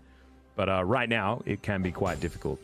But key item pickups have come in here for our mid laners as well. You've got the GLP coming down for BDD, as well as the Nash's Tooth done here for Faker, who has that lost chapter that he's just sitting on and wants to make sure that he's battle ready as quickly as possible. And I really like that. You just get the mana regen from the lost chapter and then complete your key item. And BDD is going to give level 11 to Clid, because that's the thing that you should be able to do. Spawning Herald with the 5-man collapsing on the mid lane, it seems like. Akali is stuck on the top side. Yep, and there's bombs everywhere, being really annoying, as the Rift Herald not going to be stopped and will take down a big chunk of that outer turret, especially seeing as it didn't have any turret plates. Oh, never mind that. She does true damage anyway. However, still good. As there, Genji move down towards the bottom side. They clear out some vision, and we've got 2.5 minutes until this Cloud Drake, so bottom side of the map isn't necessarily going to be the point on the map that both of these teams are really looking for, as Ruler and Life just happy to stand up against Effort and Teddy right here. Very, very close as far as the bottom lane is concerned. Good flash comes out from Ruler, though, to escape the dazzle, as in goes the Olaf. Giant double knock up there with the Fate's Call, but Ruler is still alive. Cosmic Radiance comes down, teleport to keep the Aphelios up, and no one is going to die just yet. They just instantly backed out when Zilean used ulti. That shows that they're just playing as a team.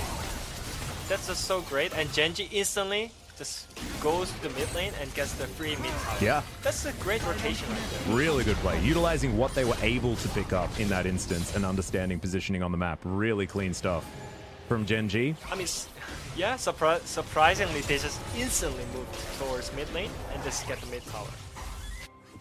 Damn. It's funny because I'm sure a lot of people are watching this game being like, oh, it's LCK, so slow, so boring, but the amount of thinking that goes into all of these different movements around the map for both of these teams is actually really intricate and really interesting to watch. I mean, if it was like APK versus Griffin, it might be really boring, but I'm just happy that these players are farming for the one great team fight in LCK. Yeah, exactly. Even though there is only 2 kills for 20 minutes, it's already been really intense in my opinion. Super intense. Yeah. And it feels like the next advantage that does come in is going to be so important, as Rascal has a level advantage for a little while. Canna did just hit level 13 right as I was speaking. But the Ornn is in a great position, has 2 of his Masterwork items, wants to at least wait for Clid to finish off his Black Cleaver before Obsidian Cleaver is put down. We need an Infinity Edge here for Ruler. Would have liked him to build it as second item so that he can get the Molten Edge a little bit earlier, but that's okay. Values the Runo's Hurricane, and certainly synergizes well with a lot of the weapons that Aphelios does have. And this Genji squad is scaling into the late game, and honestly, they're not even behind. They're ahead by 400 gold. Yeah, from way how they play the game right now, their positioning is way more aggressive than before, which means they have more percentage to win, they feel like. So they're just stepping up and trying to get vision aggressively. I like it. Because they're ready to fight. Well, we'll see whether they can actually win a fight. As you can see, the Ornn certainly in a great position for that with both of his Masterworks like we were talking about. And Rod of Ages is now stacking up on BDD. He's now speeding towards this Cloud Drake. Even on Drakes, if this is going to go over to Genji, and it looks like it will, as Cuz going to get into position. It's looking like it's going to be a fight. Yeah, exactly. Clid's going to go the whole long way around. Good double knock-up as the Drake will reset. As now Cuz, Ragnarok has been popped, but now look at this. The defense, as Ruler has his turret out, doesn't have Crescendum anymore. Severum Infernum, and now the 5 members of Genji turn up, and the Smite is going to lock down that Drake. And T1 to say, all right, well, we're just going to try and get out of here. Canna does have Shuriken backflip, so he is going to be absolutely fine. And Cuz needs to be a little bit careful as he's relatively low. And this is the timing that Ornn is way more useful than Akali in teamfight. And I think in this game, for the rest of the time, Ornn is going to be useful than Akali, in my opinion. Oh yeah. Unless he one-shots Aphelios before Zilean ulti hits. That's all he needs to do. Yeah, or they can find a fight away from the Zilean, right? If they can find picks. The thing is that Genji have just been playing as a team so much. Whenever they're going into danger, they're doing it as 5. And so there hasn't been that moment to get picks. And honestly, if you're a T1 fan, you're waiting for Faker to pop off in a team fight. That is how it's going to go. If like there's a 4-man Emperor's Divide, then that might be the window in for T1, because then they have the Cosmic Radiance. They can fight for that extra period of time and might be able to kill someone twice, which is what they're going to have to do to try and deal with BDD and his chrono shift. Yeah, and just right before T1's mid and AD carry had bounty. I mean, he got it again, and their AD carry got it again. 200 golds bounty without any kills, which means they're just growing up so fast. And they are farming compared to so enemy AD hard. carry and mid. Yeah, farming so hard, growing up so fast. So it's gonna show off in the team fight really, really soon. Well, hopefully it's soon, because I'm getting antsy. I really want to find a fight, guys. I want to see who's going to be able to out-finesse each other. As Life, standing around in the river, does have a lot of vision available, as now Cuz is going to turn up, throws an axe his way that isn't going to hit the mark. As now the K-Ram has continued.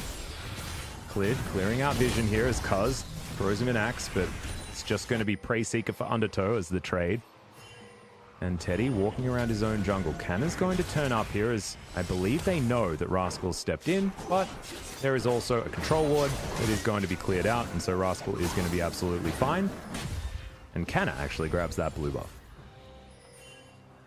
One hard thing for T1 right now is Akali is completely useless for now, because he's not winning his side. She's not winning her side lane, and also she's not that useful compared to Ornn in team fight. So what's gonna Akali makes strong in this game is that just item power spike right now. So I'm not sure if they want to fight right now, T1. But for Genji's side, it's really easy that if they just group as 5, it's gonna be really easy 4v5 fight right now, because as I said, Akali is useless right now. Yeah, and the Akali just picked up Morellonomicon. I don't know whether Morello's is really going to provide all that much in this particular game. Not a whole lot of healing, unless you're talking about Clid going underground. But that's really about it. I mean, Ruler's going to have Severin at certain points in these team fights, so that lifesteal might need mitigation. And Canna will be diving onto the Aphelios, so you can understand that. Try and take away the lifesteal, but he doesn't have any built just yet. And I would have liked to have seen something like a Leandri's Torment, or even just going straight for Deathcap, just to add to his ability to just get into that backline and take down Ruler. Because we know that Aphelios is just this late-game monster that if you let him get too many autos off in a team fight, you just insta-lose. Like, there's just... you can get everything else right, but if Ruler's alive, then Genji wins. It's just how it goes. Yeah, and they have really easy tools to kill Ruler in this game, which is just Zillion ulti and Braum.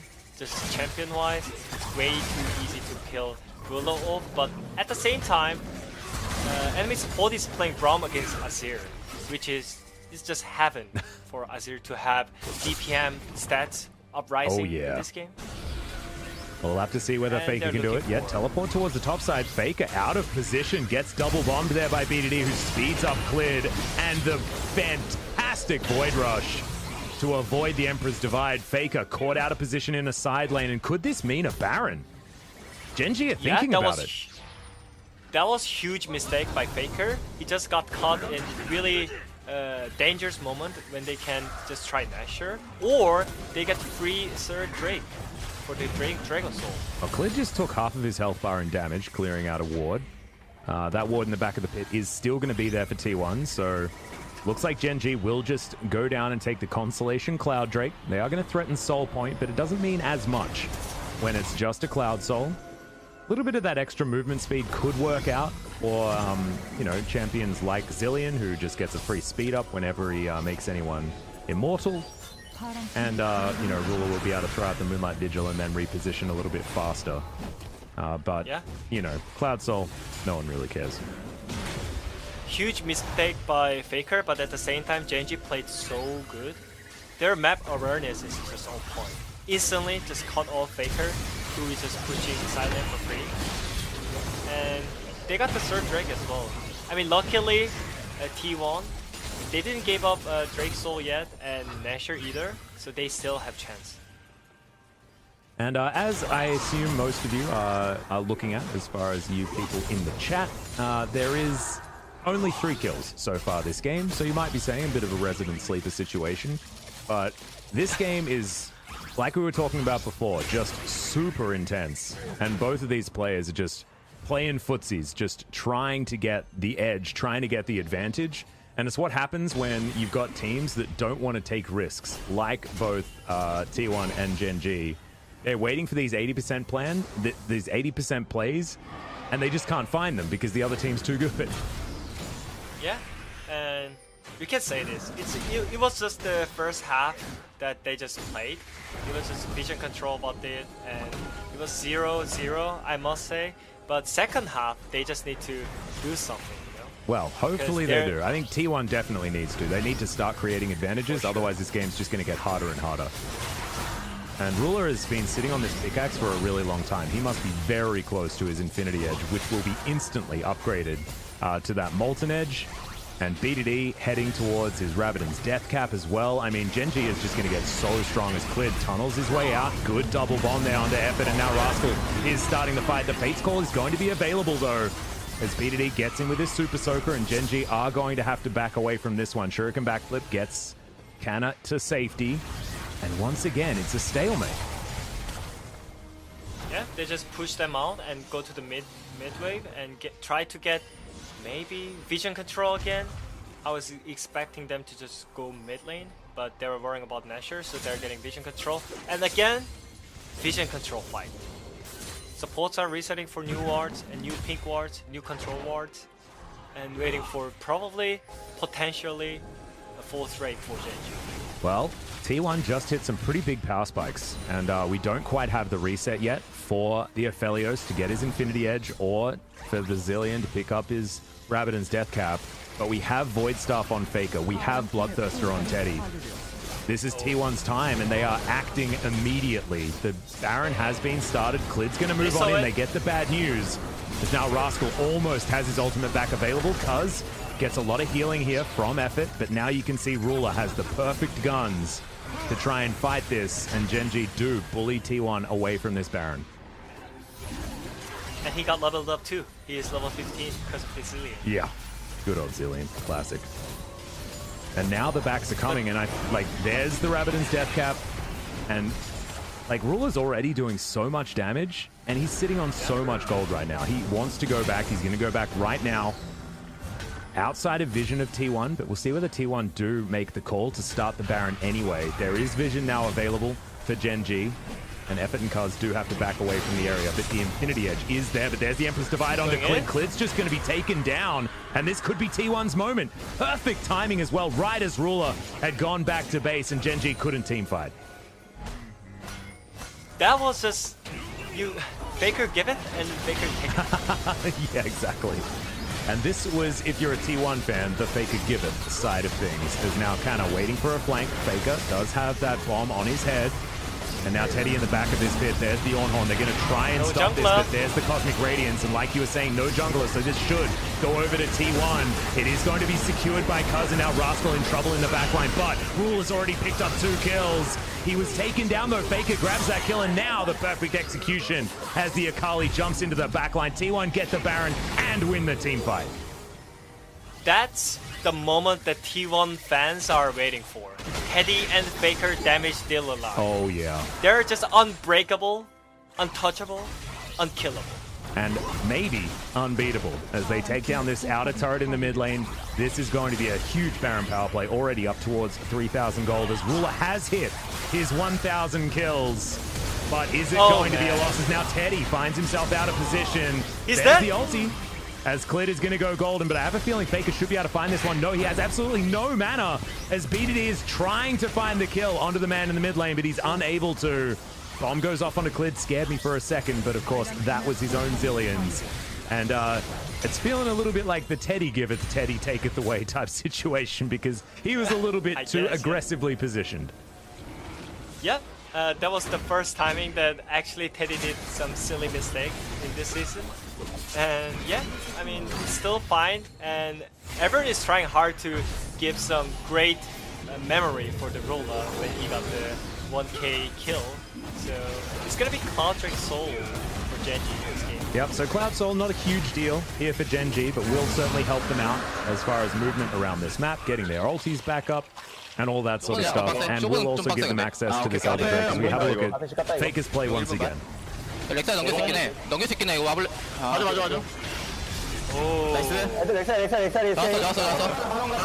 Baker called it even 3 seconds before that he can look for Rek'Sai in that moment. Baker is like, look at Rek'Sai, I can actually insect it, and he did it. Such a great play. It's definitely better if you can call out what you're going to do, 100%. As down to 37 health actually.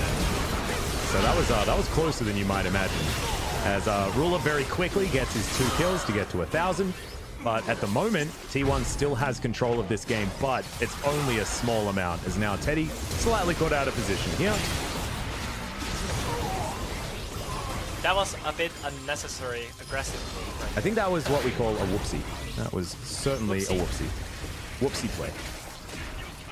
Don't want to be doing that. Anyways, they got Nashor. Even though they lost the Cloud Drake Soul, that's not the worst situation for T1. Especially when they have Kalista Taric, they had strong confidence in their late game. So yeah, we're gonna see what's gonna happen with Zillion and Braum and Aphelios and Ornn at the same time in the late game.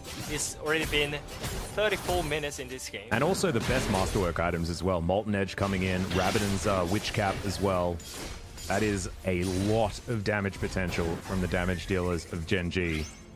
And now Ruler's going to pick up sort of extra luxury items, now has a Hex Drinker, probably wants to build towards something like a QSS there as well, although there is not a lot to QSS.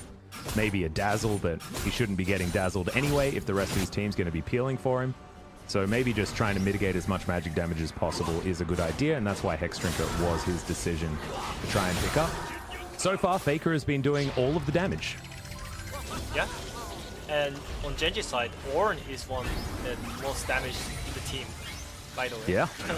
Such a balance. Good old Ornn. Assassin, Bruiser, Mage. The entire list that our friend Captain Flowers went through. He just does it all. Does good old Ornn. Now Genji thinking about getting feisty here in this mid lane. Elder Drake up in 3.5 minutes. But right now they're milling around this this river. And honestly, there's nothing really on the map for them to get towards that bottom side.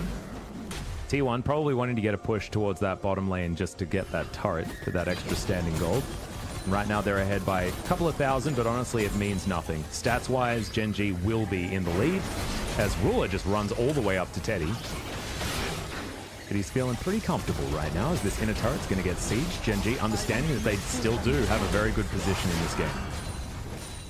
Yeah, and I'm wondering what's going to be Zillion's R cooldown right now with the Cloud Drake. Oh yeah, wow. He might be able to get like it's probably 2 in a like team fight. 20 seconds or something. That's ludicrous. Actually might make Cloud Soul a little bit better in this game, especially with the fact that they all have that movement speed advantage as well. But I mean, it's not great. It's not like they have champions that can really capitalize on the extra movement speed from the Cloud Drake. Or the Cloud Soul, I should say. Right now, game is a bit slowing down, but as I mentioned it, Teddy really likes to do go late game team fight with Kalista Taric, even though the matchup is... people might think that Genji has great late game comp. Maybe T1 is thinking that they have late game comp. Yeah, maybe T1 just doesn't care, and they just understand how to play these champions to a level that they're happy with. But they're going for a reset now. We've got Baron up in 26 seconds, and backing on a ward is Effort. He should be okay. Fate's Call going to be available as all of the ultimates just going wide actually here for Genji, and now T1 thinking it might be their chance to go for a fight. Clid going to get taken down by the Undertow as now Canna gets into the backline. Ruler doesn't get any help, but the ultimate is going to be there from the Zillion. Rascal in trouble as Teddy just chasing after them. Ruler is going to fall as the chrono shift isn't going to work out for him, and T1, they may have just found their team fight and they may have just broken the base of Genji. That's the team fight one, T1. Their team fight is just so clean, they know what target they want to. their focus is just so great, and they're looking for the end. Yeah, that's a teleport in from Canna just to stop that minion from going down, as the first Nexus turret is going to fall. Cuz is going to go down as well. Chrono Shift back off cooldown, like you were saying, the Cloud Drake helping out there, but the Ornn isn't going to be so lucky. Faker and Teddy both still alive as the Moonlight Vigil comes in. Double kill now for Ruler as he's chasing after Faker and Teddy. Teddy going to go down for the triple, as now Ruler with the movement speed from this Zillion will just destroy Faker for the quadra kill. You can't overstep against this Genji squad, especially not when there's an Aphelios in the game. Is it gonna be end by Genji right now? It seems like it, actually. I mean, the death time is a pretty damn long. 15 seconds on Cuz, 20 on Effort, but there's still 30 seconds on Teddy, 40 seconds on Faker, and 30 on Canna. There will be some super creeps that Genji has to deal with, but you can see the teleport coming in just to make sure that they keep this creep wave alive. I think that Genji may have just got it. Yeah, with 1k goals, 1k kills, Rula is memorizing his 1k kills with victory might be here. Effort is going to come in, doesn't have his ultimate available. He was so close, but it is going to be 7-1 and 2 here for Rula. Second Nexus turret is going to fall down as well, and when it all felt like it was going T1's way, Genji turned it on its head and take game 1. That was really long game, but fast game at the same time. And Rula deserves the POG right there. Damn, that's so intense. And we had like 3 kills for so long in this game, and it was then the classic LCK one team fight and the game's over. But it wasn't even the team that won the team fight that won the game. Just ridiculous. There was literally 5 minutes team fight and the game is over. They just farmed for 30 minutes and the game is gone. Oh man. And look, what hilarious. This is actually exactly how Genji built their team composition.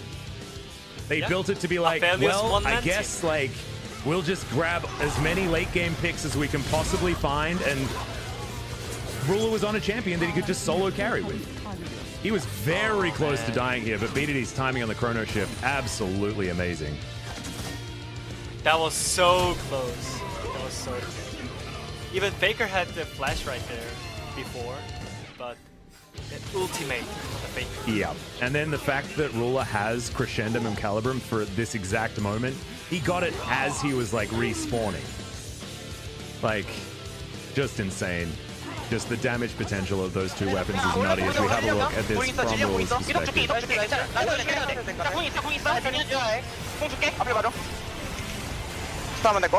나 죽게 할 듯? 미니언 일단 다시 아들한테 조심해. 이속 줄게. 아까지 노텔. 이속 때. 천천히 해. 풀 노플. BDD is like, I'm gonna give movement speed. Like every 3 seconds, you know? I'm giving movement speed. And Ruler is not saying anything. Yeah, Ruler's just being a turret. Just being a turret. But that was a super intense game 1 between both of these teams, man. Oh my god.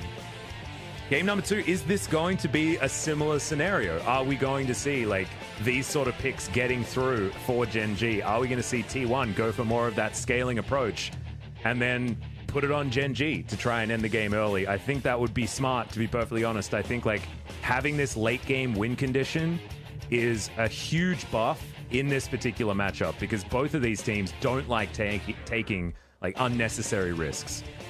Yeah, that was way too clear that Genji had the late game team fight comp, and they managed to do that before their Nexus falls down. You know? That was the perfect timing for them.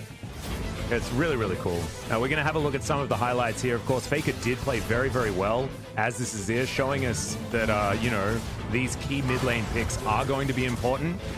And honestly, T1 were very close to just straight up winning the game, but a slight overstep and Genji just stole it away.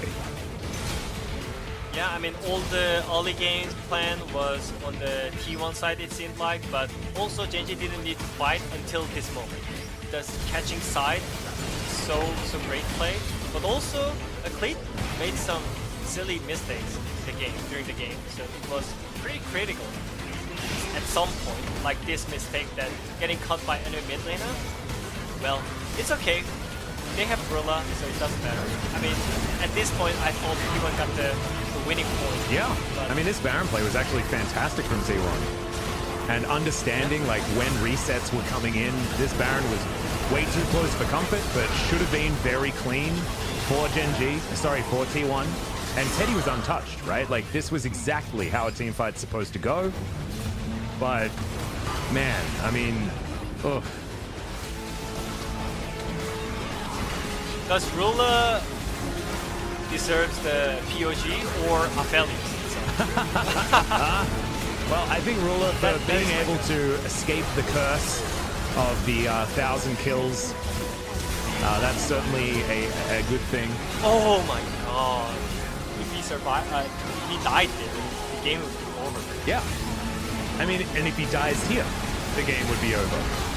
If he didn't manage to get Crescendum and the Calibrum as like his next guns, maybe the game was over there as well.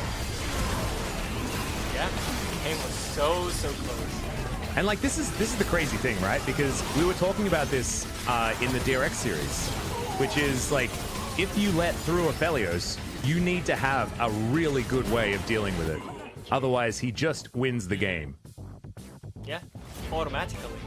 But eventually, he didn't do that much damage. It was just only one team fight that they did in the last moment that it looked really strong. That means Genji had the right timing for their team comp. Yeah. So it's great to see how they bounce back with only one team fight. And I love that in a game that lasts almost 40 minutes, there was 600 gold difference between these two teams. It was just so insanely close. And now we get another game. And we maybe get T1 getting some revenge in game number 2 to bring us to a decider, because that is the ultimate dream, ladies and gentlemen. Not only will it be 9 games today, but we get this series to go to the very last match. That's what I want. That's what we need. And we'll see whether it happens as we head to a short break. And when we get back, I don't even know what's going to happen. I just hope there's more kills early. We'll see you after the break. Yeah.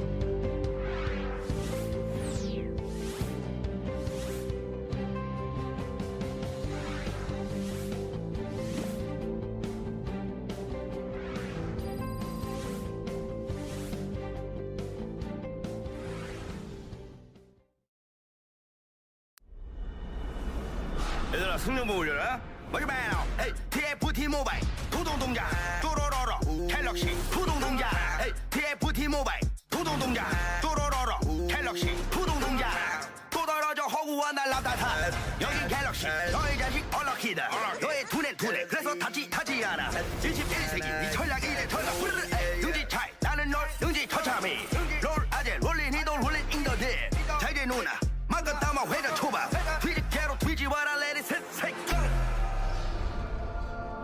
에이 TFT 모바일 도동동작 또로로로 갤럭시 푸동동작 에이 TFT 모바일 도동동작 또로로로 갤럭시 푸동동작 나의 여가머시 도동동작 에이 TFT 모바일 푸동동작 에이 온유월 서리 가득 찰노동작 또로로로 갤럭시 푸동동작 하다 현타 푸동동작 TFT 갤럭시 푸동동작 유체 뉴 시너지 전설등장 머시 팬치 우주 토동동작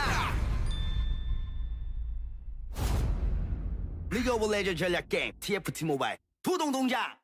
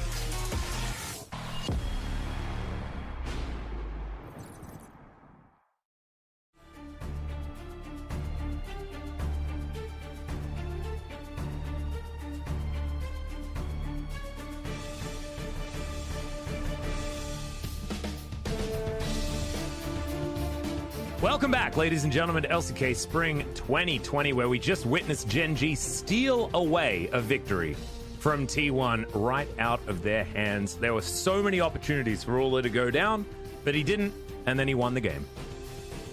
Yeah, maybe it was boring 30 minutes, but five minutes of intense team fights were just hyping me so much. So, and I'm not sure who deserves the POG right there, because BDD's Zilean also played really well. Yeah, he did. And he just picked up Zilean at 1-2-3. It was just unusual ban picks, but he showed the reason why he picked up Zilean early. And also now 2-0 on the pick so far. Certainly doing very well in the LCK thus far. Also, I think Zilean's only lost once. And that was with Ixu piloting it and not having the greatest time, trying to build a Spell Thieves in top lane and all that sort of weird stuff. But even he has found some success on the champion in recent weeks. And as far as round 2 is concerned, Zilean is currently 3-0. So we'll see whether he's going to make a resurgence here or maybe even get banned away. I mean, I'm just so happy that all the 10 players are playing so good, especially this player, Roland. Oh, yeah. Who got just 1k kills in LCK right. Yep, and actually he's sitting on 1,005 after getting 7 in this game. So certainly doing a whole bunch of work. 34.2% of his team's damage, as well as it's this one moment that he picked up the play of the game for. Because honestly, the game was almost over. And look at that. I mean, Faker going super deep to try and get that kill. And they just didn't realize that this Cloud Drake stacking that Gen G have been doing gives so many chrono shifts. That's 2 basically in a team fight, if you count the beginning of this that T1 managed to take, being part of the same team fight. And then after that quadra kill, just nothing that T1 could do. I mean, I was so glad that I could watch this 5 minutes of team fight, because it was just so fun to watch, and all of 10 players played really well. But just the lucky side was Gen G. Yeah. And also, it was shining damage dealer line again. Not T1 side, it was Gen G side. And BDD and Rula. But, and like, the team fight just before that, Teddy and Faker played so damn well. So I feel like everyone was certainly doing their job. I think the only questionable part of the whole thing was the Akali pickup. I don't know whether the Akali pickup was all that impactful as far as like any sort of counter pick to the Ornn up there towards the top side, but we'll have to see. And now BDD, if he can get 20 kills in the next possible 2 games, he might be joining Ruler with 1,000 kills. And he might be just go over the ambition this game. Yeah, potentially. This game. Yeah, potentially. And also, one thing is proved. Ornn is broken. Yes, he is. Ornn and Aphelios are both broken. Yeah. You should never get them both on the one team. That's just silly.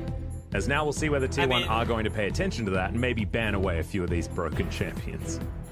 Luckily, we have Coach Kim on the T1 side, who is adapting so fast during the game I ever seen in my life. So I think he's not gonna ignore Ornn. I hope not, but you can see this ban phase is going incredibly quickly. Gen G not going to let through the Aphelios this time. Because, of course, being first pick certainly means that you get to take some of these gambles. There's now T1 taking their time, trying to work out what their first pick is going to be. Of course, Zoe banned away, BDD, an incredible Zoe player, probably the best in the LCK at the moment. Faker, no slouch either, and very confident on his Zoe, if we remember back to some of the interviews with Faker when he was talking about that. But the Varus is going to be taken off the board and will mean that T1 can comfortably go for a first pick Azir if they would like to. But it will give Gen G a lot of options, and they can also just ban that one away. So T1 with either Ornn or Kalista really standing out as their first picks, and Kalista is going to be the choice. Senna is open. Oh my god. Senna and Ornn is open, by the way. Yeah, you could actually so Gen G can take both. Yeah, you could lock in Senna and Ornn and then just accept that T1 are probably going to pick the Taric and then guarantee your Tahm Kench. And if you get Senna Tahm Kench on, I don't understand how you lose, actually. You can't say that, man. You're gonna curse the Gen G side. I want to curse Gen G so that we get 3 games. That's true. That's the plan. I mean, if they get Senna and Ornn at the same time, then their comp looks already really strong. It doesn't matter what partner they have. It's just about Senna and Ornn. Oh yeah. Well, it looks like Klid is going to very highly prioritized this Rek'Sai. That's really curious. I mean, his Rek'Sai was fine, troll. but Ornn, man. The dream. Yeah. This is so scary. We did. This is so scary. It's already way too scary. But they do have the Silas counterpick option. We did see this work out very well for Hanwha Life. And I think they're just LeBlanc. Just pick thinking LeBlanc, please. between Taric and Tahm Kench, but they just decide to pick Kalista Taric, which is a great combo in a whole game. Yeah, that's true. Only mid, late game. But also, Senna Tahm Kench is considering as OP because their early game, mid game, late game is just way too good. And also, it feels like you just get more money in the early game also. Like, because you get to eat up all of those souls, and then Tahm Kench is going CS for CS with the enemy AD carry. Like, Tahm Kench is really strong, but Senna is also really strong. Oh, maybe this game we can see Black Cleaver Senna, by the way. Oh. I just witnessed it yesterday in solo queue, and just one random Senna player just built the Black Cleaver, and I asked why you are building Senna, Black Cleaver on Senna, and he answers that if you auto attack and uses Q skill, then you instantly get 4 stacks right, with the Black Cleaver. Because of Piercing Darkness doing all of those weird things as far as like proccing auto attack damage. Oh damn, I hadn't even thought of that.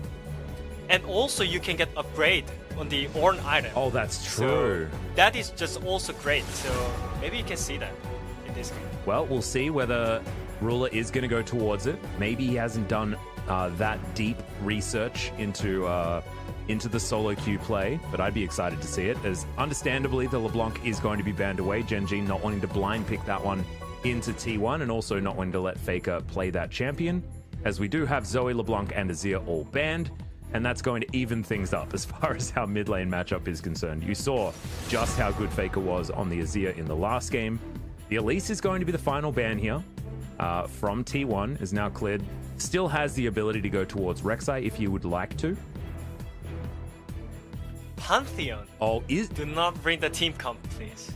But actually, if you think about it, Woodid, if you're going to build the Black Cleaver, Rek'Sai. It could work, you know, because you're buffing all of the extra damage. But I think the Rek'Sai does make a lot more sense, and now you can counterpick. Yes. Oh my god, Rek'Sai is so much better. Dude, are they gonna do it? Oh. Do we get Gragas and Faker's Yasuo? Nah, that's not gonna happen, man. Oh, I want it so bad. I mean, Kaz's Gragas is probably the best in the LCK, so But that is definitely a good idea. They need 80 damage, by the way, if they lock in the Gragas right here. Just give us Yasuo. And give us the Yasuo. Please. I need it. Yasuo is just perfect here. Oh, God, Renekton's not. It's not perfect. That's not perfect. Give us the Yasuo. Tell me you're trolling us. Please, Coach Kim. Please, Coach Kim. I mean, currently in Korea, Pantheon is being a meta, because one famous singer just sang about the Pantheon. But I know. I listened to that song. It's actually amazing. But Faker is going to go for the mid Tristana instead. Oh, it's come back, man. Okay, we're going full circle. I think that one pick is from Faker. Yep. That when they played against Damwon game. It was in game 1. It's their first match of the season, actually. Yeah, and he went to the top side, a top lane against Naguri, and he just soloed. Yeah, he smashed him. Yeah. As BDD So thinking about the Cassiopeia. All right, that's going to deny a lot of the fun that T1's having. Cassio into the Kalista is fantastic. You feel like you just can't do anything into that champion. Yeah, I mean, I really think Genji won the draft, in my opinion. Yeah. Like, their draft is way more balanced and way more strong, it seems like. Just champion-wise, they have easy to play, and they have low risk but high return. But T1 side, I think they are kind of high risk and high return. And I'm not sure if that return is bigger than Genji. I think it's just really cool that Genji have understood that T1 are going to prioritize the Kalista and then allow it to go through so that T1 has to tunnel on those picks, and then they get things like Ornn and Senna in this particular composition. Because they understand T1's bottom lane is always going to be strong, and so you may as well let them be strong, understand that Ruler and Life can play against it, and then just get advantages elsewhere on the map. And it looks like that's what they've done. But T1 this game do have answers to like the Ornn with the Silas, which is certainly a very good pickup there. Cuz is on his Gragas, which can affect the early game very well gank-wise. I felt like last game it was Rek'Sai and Olaf just power farming throughout the early game, which is why it was so slow, especially after Klid's failed gank on the top side.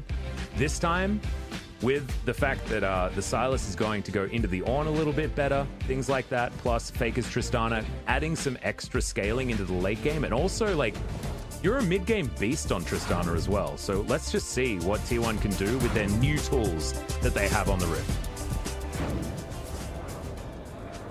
And yeah, Kana is playing into Ornn this time again with his favorite champion, Silas, because I even met him yesterday in solo queue. Oh yeah. He was playing this exact matchup, and he was playing really good on this matchup. I think he is just really comfortable to play against that champion with the Silas, I think. Well, that's definitely some good insight to see whether or not he is going to be comfortable here, because we saw Cuve smash this matchup. We've actually, LS and I, when we've been watching the Silas into the Ornn, it just felt like Ornn was still just too strong. But since seeing Cuve actually really put on a clinic with this particular matchup, I'm starting to become a believer in the Silas versus Ornn. But we'll just see whether it is going to continue its success as we move in here into game number 2. Faker's Tristana, I think, is like one of those really cool things where he's just so confident on this pick, right? Yeah. And it comes out when he's like, I'm just gonna win, and I'm gonna do so by playing aggressively, because his Tristana is super aggressive. Yeah, he's like, I win early game, and I also win the mid game, and he wins late game. Yeah, exactly. So that's what we should expect from his Tristana, but also I think BDD's rune choice and summon the spell choice was really smart, that he picks the base rush for the exhaust actually, and also Tristana's W slows him. So I don't think Cassiopeia can ever get solo killed by Tristana. Yeah. And remember, it was blind Tristana into this Cassiopeia as well, so you have to imagine that BDD very comfortable in this matchup because he's decided to go for it. But there is one interesting choice by BDD. He picked Scorch over the Gathering Storm. Why would you ever pick Scorch in this matchup? Like, as in, like, not the champion matchup? Because of this 1v1? Well, that's going to be a lot of damage, as Faker does even out the trade very nicely as the explosive charge goes off. But I like it. None of the players using their flash or their exhaust. Wasn't a true all-in. It was more of a damage check between these two. Yeah, I mean, some of players really hate who picks the Scorch over the Gathering Storm. Oh, yeah. Even on the support position. So I'm not sure if it's going to help Cassiopeia for getting through early game, or it's going to harm late game because he didn't get the Gathering Storm. Well, Rascal playing very aggressively, as you can see here. Actually happy to take a turret shot. Is now cleared. On a ward, but spots it out. And lets the rest of his team know, as you can see. Ruler 3-0 right now, Life 5-0. In their respective champions, Clid 6-0 and 9-0 for Rascal. My god. I mean, it's just all about win, because they didn't lose any kind of game. Yeah, that's the thing. They just haven't lost, and that's why you get win rates that are just this busted. But right now you can see that Teddy and Effort are actually pretty comfortable in this lane, despite the fact that the CS is very close. We're having a look at Cuz on his very famous Gragas. I think there was a moment where I realized that Cuz was better than Score on Gragas, and that was when I realized that Cuz was a great jungler. Yeah, Score and Gragas. Hillbilly Gragas. Iconic duo. Him and Hillbilly Gragas are like, will forever be associated in my mind.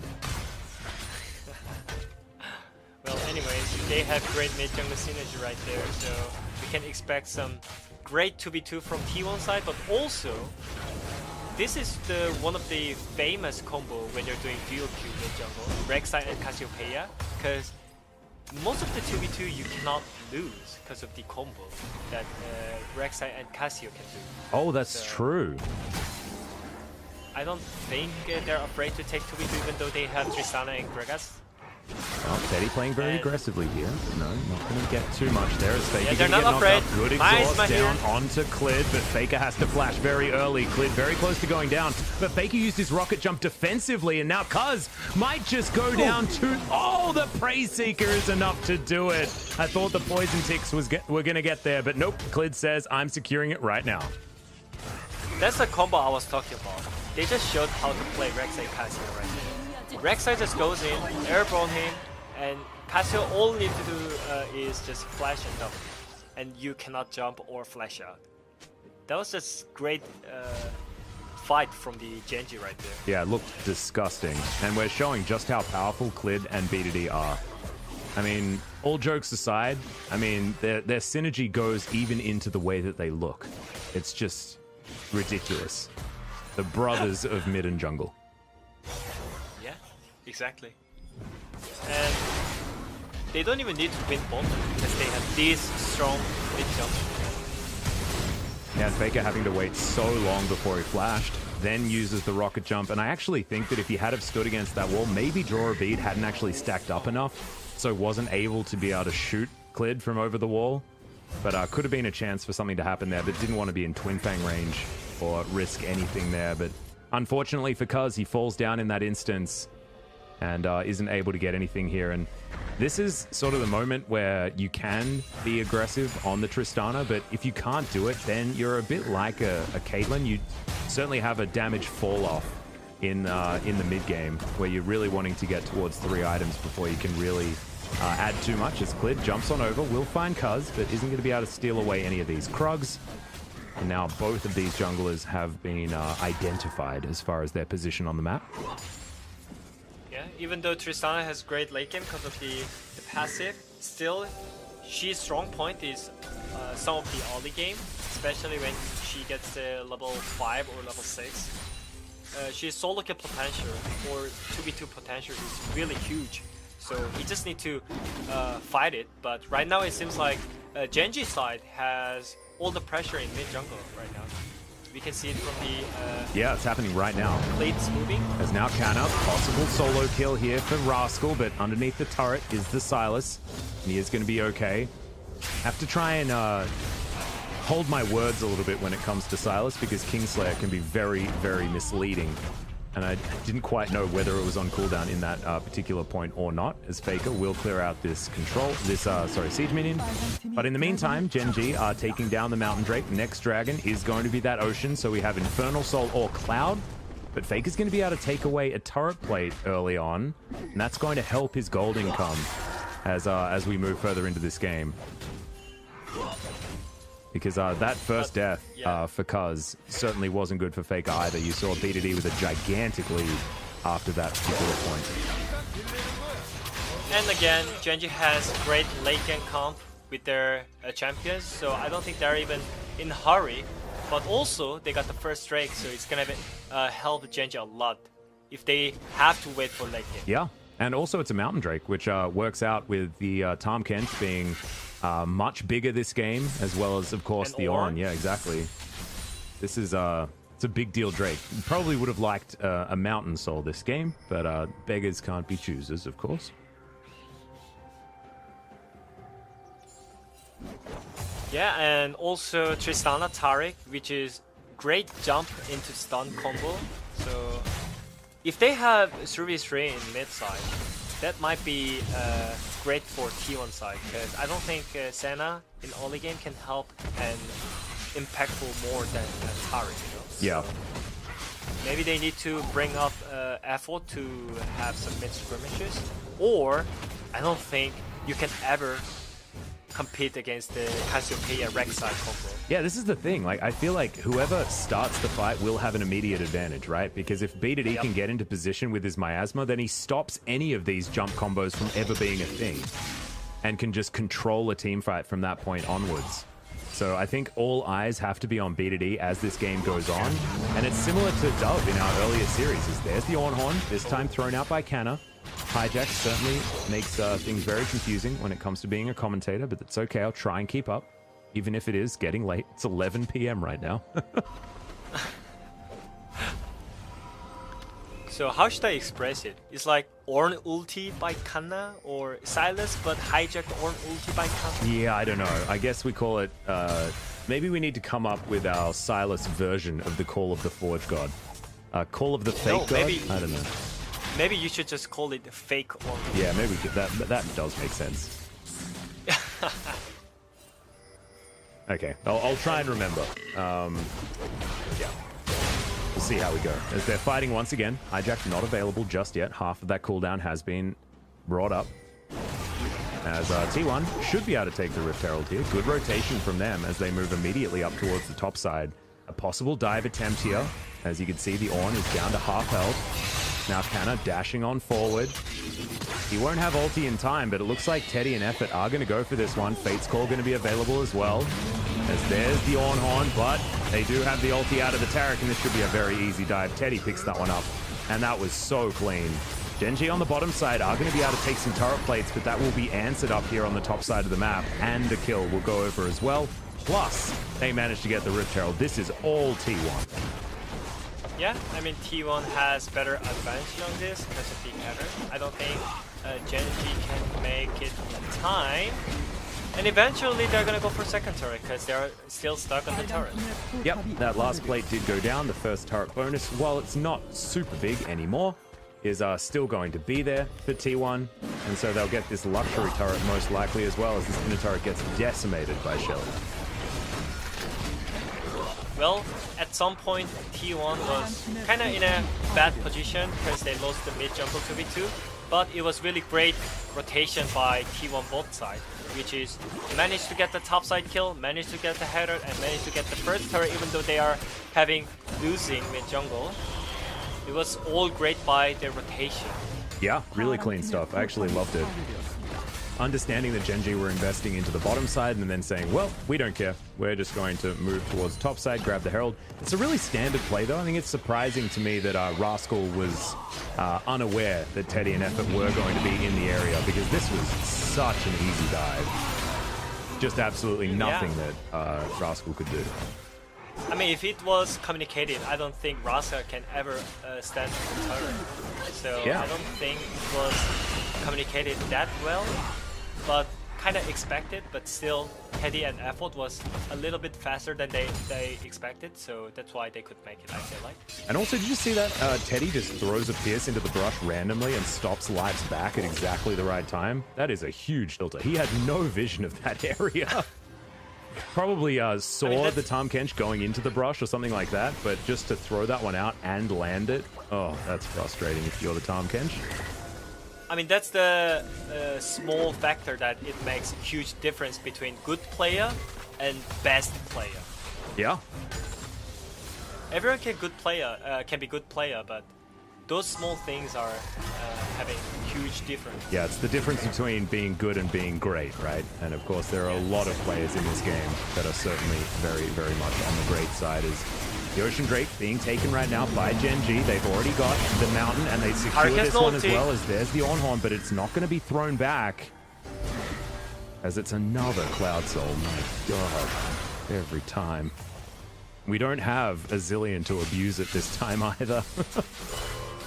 Yeah, and they didn't want to fight here, T1, because they didn't have Taric ulti in the right timing, so they just tried to steal it with the Gragas ulti and smite at the same time, but they have Cleat. He never misses smite. He's very good at smiting, and T1 should have known that, of course, being a former T1 jungler. I also like that T1 didn't fight there because they're waiting for Blade of the Ruin King timings, which is a big power spike for both the Tristana and the Kalista. For sure. At that timing, I think T1 really needs to snowball. Maybe tries to force with the Ornn ulti, fake Ornn ulti on the top side, or something else. Because I don't think they're gonna have fun time with the... But a good attempt there from Kaz. And Teddy got his item. He's hitting his power spike right now compared to enemy AD carry. Yeah, this is big, and also has the Executioner's Calling as well to deny all of Ruler's healing that he is going to have available to him with the Piercing Darkness. This is one of those games where, I mean, last time we were looking at the Merlinomicon from Kanna being like, that's a bit weird. But this time, definitely a good choice up against Senna. And Cassiopeia. Oh yeah, true. And Tahm Kench. And Tahm Kench. Certainly a lot of healing is now Ruler taking a bit of damage here from Teddy. But they're just going to be defending this mid lane. You can see a whole bunch of gold is on Teddy right now. He's only got 1 kill, but he's been farming like a beast this game. Currently even with B2D at this point in time when it comes to that farm. As B2D face check. Oh, he has nowhere to go. Teddy locks down his 2nd kill. That reminds me, Faker, that at game 1. So each mid laners just have some giveaway to each other. Hey, there we go. Now they're even. Now it can be now they're even 1v1. Maybe from game 1 we might think BDD is better than Faker, but from that mistake, yeah, BDD is also human. He made a mistake, and that was just free giveaway. Yeah, just didn't quite have the vision control that they wanted, as Faker just solos down this turret very easily now that it's been removed of all of its plates. And this is what side lane Tristana can do. Remember, Rocket Jump gives you a lot of safety. So you were talking about, you know, Zoe in a side lane in our earlier series today, like, doesn't necessarily work out. Tristana, in a weird way, even though she's an 80 carry, is still very strong in a side lane and relatively safe with the Buster Shot and the Rocket Jump. Yeah, for sure. Better side laner when you can play aggressive. And even though he saw Rek'Sai Talon is getting deleted, he just still went in and just gave a free kill. But still, it's fine. I do believe Genji still has the late game combo. Yep. So all they need to do is just hit the power spike with the Warn items upgrade. So I don't think they need to be hurried. I think this is also it's gonna harm. This is also a much bigger lead for T1 than they had in game number 1, right? Even though in game number 1 they also had a bit of an advantage. T1 moving on over. They find Clid, but Clid does have the Tremor Sense, which is another reason why the Rek'Sai is so strong in the late game scenarios, because you can get that sort of free information with the Tremor Sense as to where your opponent is. And I think that's why Genji likes it so much. Allows them to play a little bit with more information than they should otherwise have.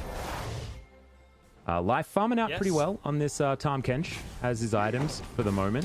Going back to build his stone plate pretty soon. That's going to be where the Tahm Kench really does become a problem.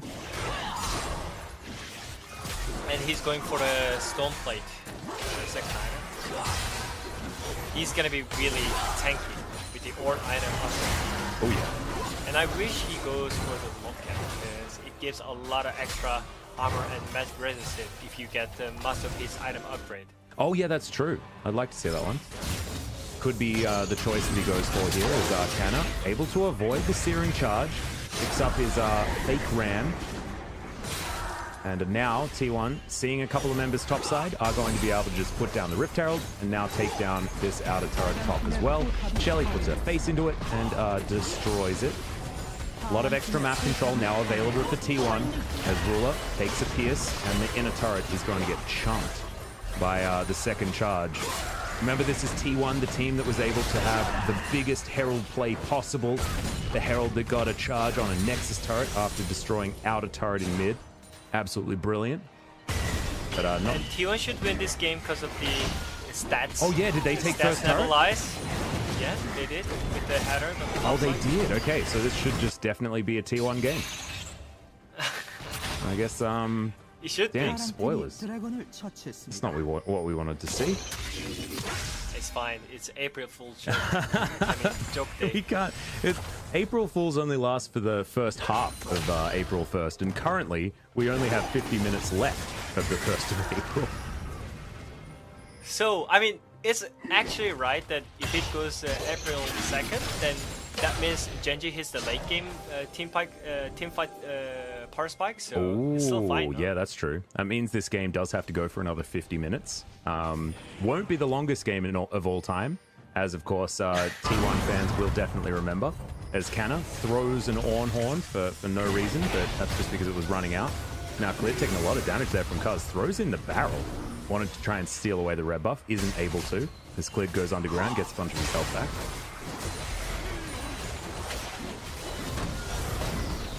Okay. Genji trying to hold on to whatever vision they can find, but with the fact that the outer turret is still alive and very healthy actually for T1, it means that the Genji map control just isn't there like it was in game number 1. Yeah, the map control is on point, but I don't think they're gonna ever fight again, because we already saw it in game 1. Before they're sure about their team fight, they're not gonna fight. So it's gonna be 10 minutes more farming and maybe 5 minutes of team fighting and game is done. Yeah, I think you might be right. We're heading towards a very similar game as Blade of the Rune King goes down, but Life not taking a lot of damage here. Has himself a lot of armor right now. And very close to picking up his stone plate. Just the recipe away from that completion. Genji not looking to try and actually put extra pressure here onto the outer turret in the mid lane. And the thing I like about the T1 composition is that they can pretty easily run a 1-3-1 with the Silas and the Tristana being in side lanes. So they're able to change up their playstyle with this composition in comparison to just being all about the team fights in game 1 against the Genji comp that was also all about the team fights. Yeah, currently they're having pressure on both side laners, so I don't think they need to fight eventually. But at the same time, when it comes to the Dragon Soul and when it comes to the Nashor, they have to fight, so they just need to get stronger than before.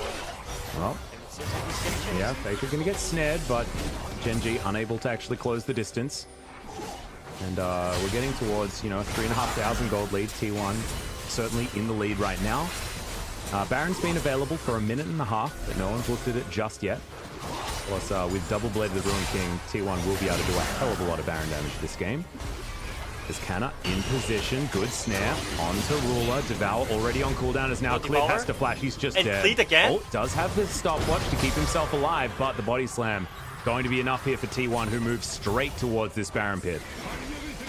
From last game, Clid is actually giving something. Oh, Genji, and this is great! The cooldown of the Devour is just too much, as there's the Cosmic Radiance, keeps 4 people invulnerable, as now Rascal tries to get out, but he's not going to be able to. Great dazzles from Effort as well, and this will confirm a Baron for T1.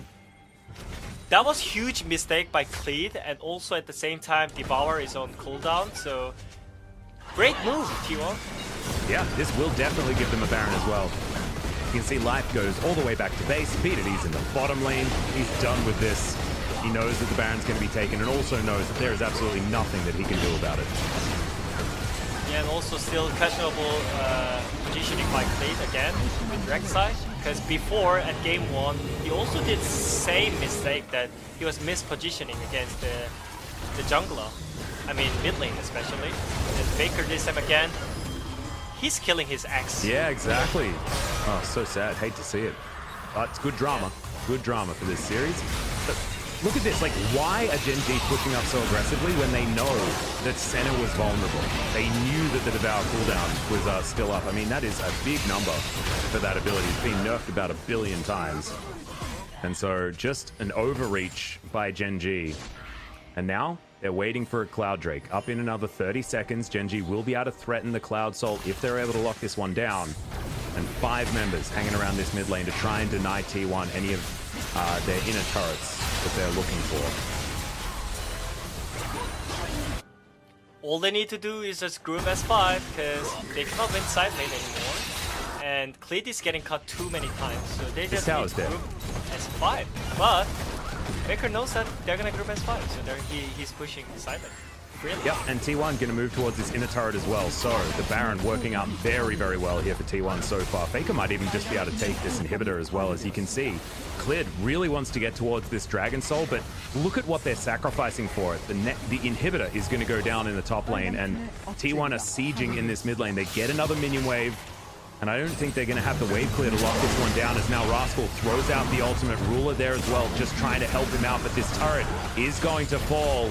And Teddy and Faker do so much damage to these structures. Second inhibitor to go down, and this is a huge snowball now developing for T1. We're looking definitely like we're heading towards a game number 3. Genji actually lost the way how to win the game this game, because they actually got the third Drake, but it was not even Dragon Soul, and they lost the 2 inhibitors in 1 Nashor. It's by the way, it's first Nashor, it's not second Nashor. It's really hard to get even 1 single inhibitor with the first Nashor, but they already got the 2 inhibitors. which is so great news for T1 right now. Yeah, I think that Faker's call to go towards that top side, follow that minion wave in, and just destroy the turret. Like, this is like demolition Tristana right now. Even took Resolve Tree secondary for the demolish, just so that he could do way more damage to these turrets when he gets some time with them. And it's only going to get worse as the items start stacking up. He's now got his Phantom Dancer, and he's building towards his Infinity Edge, and those 3 items on a Tristana are just terrifying. And you can see Teddy, he's actually opting in for a different build here, more of the single target power spike on the Callista with the Rage Blade second. I actually really like it. This was sort of the main build a long time ago. There's the fake Horn. Good stun to land here onto life, but he's going to survive. See, I identified. Are you proud of me? Yeah, I'm proud of you. Fake Horn. Thank you very much. Thank you very much. As Rascal still does have the real one available, and we'll see whether Gen G want to pull that trigger, and they do right now. Cosmic Radiance going to come down. Great Cosmic That's Radiance. a great timing on that ability as Clid finds himself in no man's land. But the Dawning Shadow comes down from Ruler. A fair bit of damage opportunity there as Rascal soaking a lot of this damage, but Faker is very, very healthy. And now just trying to kite this one out. Rascal does have to go golden as there's the rocket jump to safety from Faker. Their base. Yeah, and the Nexus turrets are falling down. This inhibitor turret is going to have to be sacrificed because Gen G have to save their base. It is just all going to hell and a handbag here for Gen G. They've lost their jungler, and honestly, Clid hasn't looked like the same player as Hannah. Throws in the fake petrifying gaze, and the Nexus is now exposed. Teddy will be able to bounce around this one. No miasma to save Gen G now, as Clid is going to dive on in. We do have 5v5, but life is very, very low. And now, there's the flash in. Teddy immediately is going to use his QSS, and Clid's going to die one more time. Cranner over to the side. Faker just destroying Ruler on his fountain. And Faker should be able to just kill the Nexus here, but no. He wants to kill Ruler beforehand. Cuz moves on over, and the minions do the work. We're going to 9 games in the day, and a game number 3 between T1 and Gen G. That was real fast game, by the way. And the decisiveness. Yeah, the decisiveness, so good. Yeah, decisiveness. Oh man, my tongue is melting. No, dude, it's fine. We've casted 8 games already, and they're getting even more intense. I completely understand. Oh, yeah. I can barely talk now as well, and I'm speaking my first language. I don't know how you're doing it, Widid. You're a hero. Thank you so much. Anyways, that shot calling, probably by Faker because he had the silent pressure. It was so impressive. They didn't even care about the Drake. And this just ran into the base, and they just end the game with the first Nashor. Yeah, really clean That's stuff. A record. I actually just... Really that was a T1 that looked like, you know, Coach Kim had come up and he hadn't got out the belt. You know, you talk about, like, Coma and the belt, but Coach Kim, he didn't get out the belt. He just explained, like, look, guys, you got really close to winning in game number 1. I just want to see more of that, and I want to see you just play out your late game intelligently like I know you can. And they absolutely did. Just incredible stuff from T1. And also by the draft, we were everyone was expecting to Gen G to win, and some people are saying that T1 is trolling in the draft because randomly, out of nowhere, Faker is picking Tristana again, and he's answering the why he picked the Tristana again. I actually don't think that Yasuo could have done the same things, and actually playing this style of composition that isn't about the team fight, it's more about we are going to take more on the map than you because we have more side lane pressure. Like, it started off well for Gen G. You saw how this combo was supposed to work, but it just didn't mean anything because that's not how T1 were winning the game. Prayseeker, just beautiful there. Faker knew that that was coming but couldn't get into position in time. But honestly, like, this play, like, why was Rascal there? Like, so many plates going over to Teddy and effort. And yeah, Gen G were able to get to Soul Point, but who cares? It's a Cloud Soul. It doesn't matter. And the team fights just weren't there for Gen G this game. That first rotation on the top side was the MVP. Oh yeah, 100%. Like, they were losing mid jungle and slowly losing bot lane because of the mid jungle matchup. But that one play, one rotation, just completely changed the game. They got the header, they got the first turret, and 100% of win rate getting after first turret. It's not great. Yeah. It's not broken.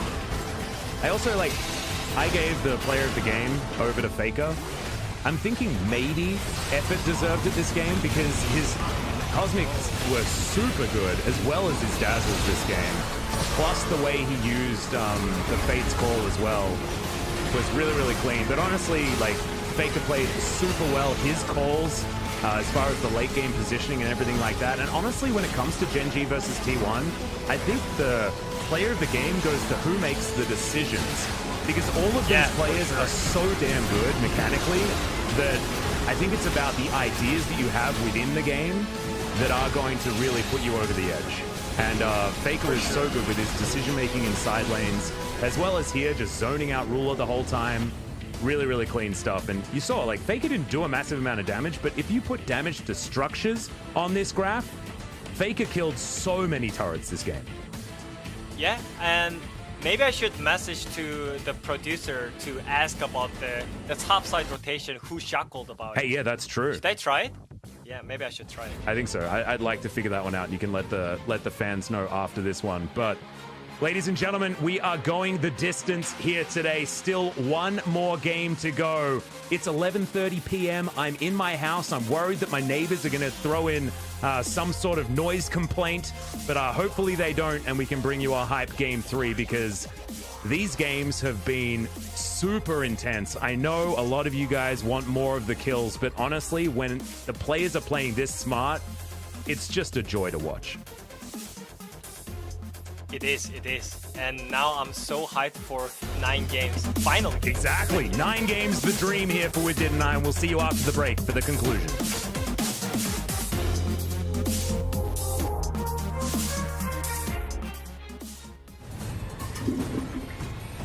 반갑습니다.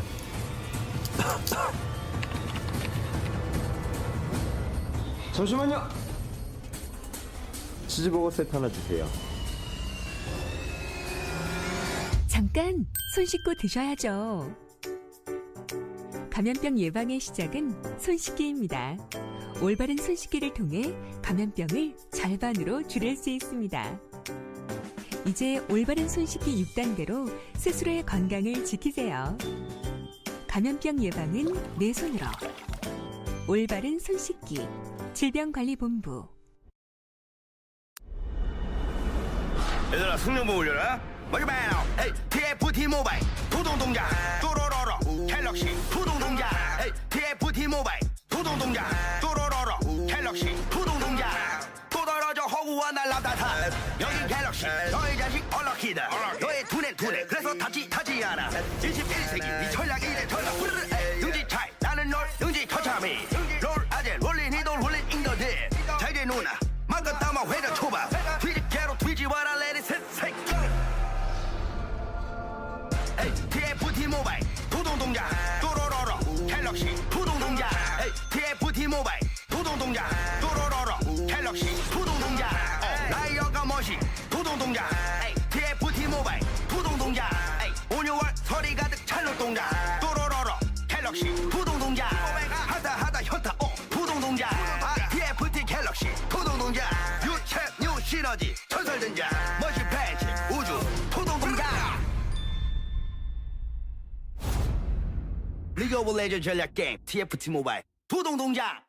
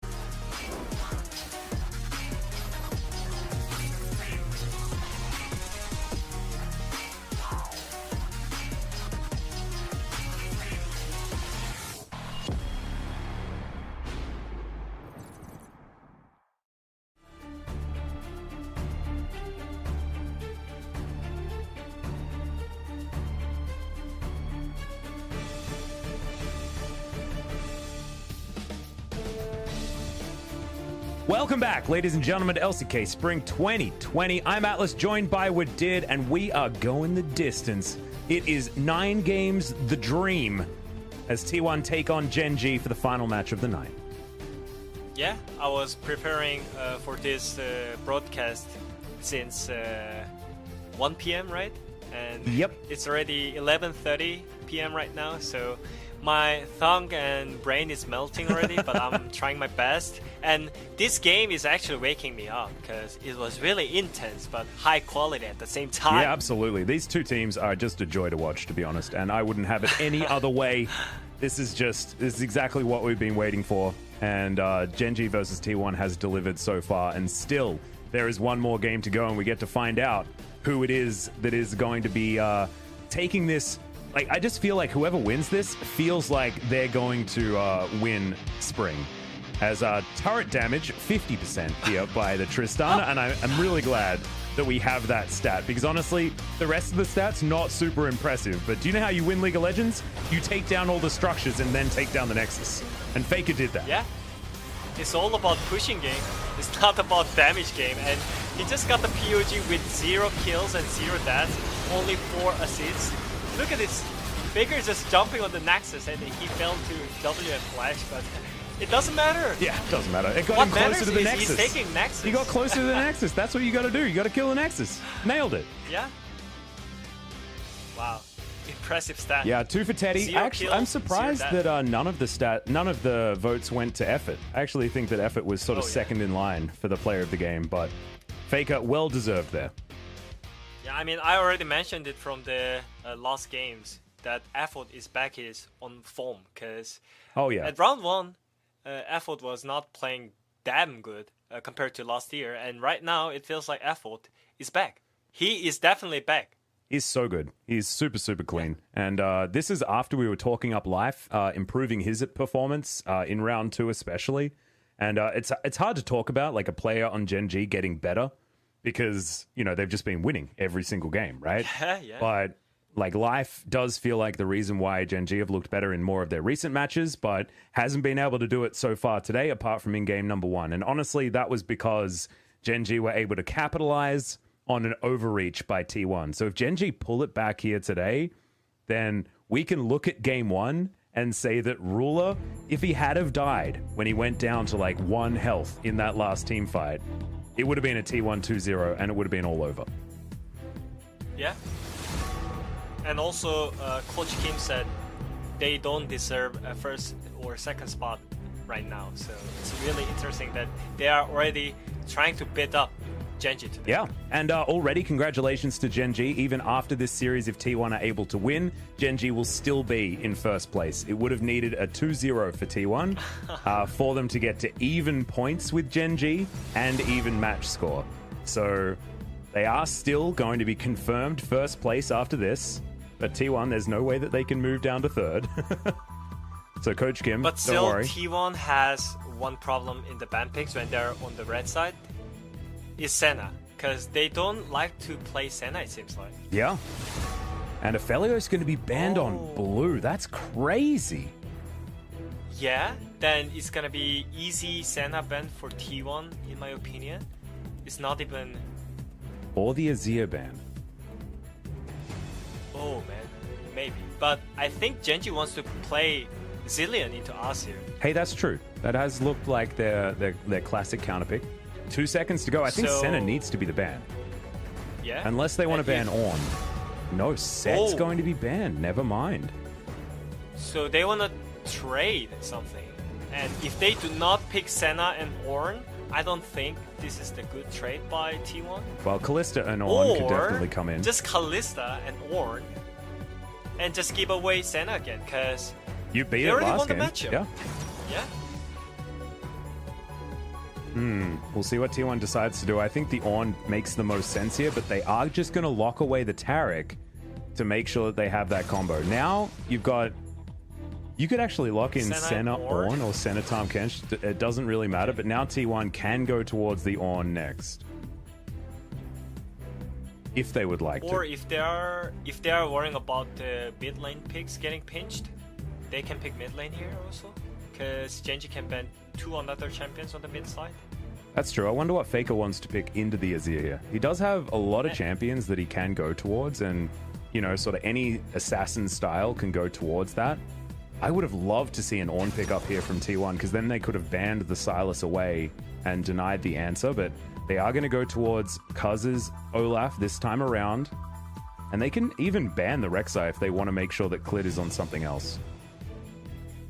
Yeah, and also Clid is not performing this series. Let's be honest. Yeah, you're right. He's getting cut way too much. So I think these snipe banning like Jaraban and Trundle, which is so safe to play, is really great, and just giving him such a risk pick like Rek'Sai, and currently he's getting cut a lot, so I think this is great ban pick by T1. Yeah, and I expect T1 to ban another jungler. There it goes, the Rek'Sai taken away, so Clid's champion pool even further pinched. As Genji, I love the Kassadin ban, an old school counter into the Azir, and a champion that Faker is very, very good at. Would have meant that there's actually so much respect towards Faker. Banning Kassadin in 2020. There's actually so much respect towards Faker, no? Absolutely. And now, what other counter they want to take away? The Echo is the standard.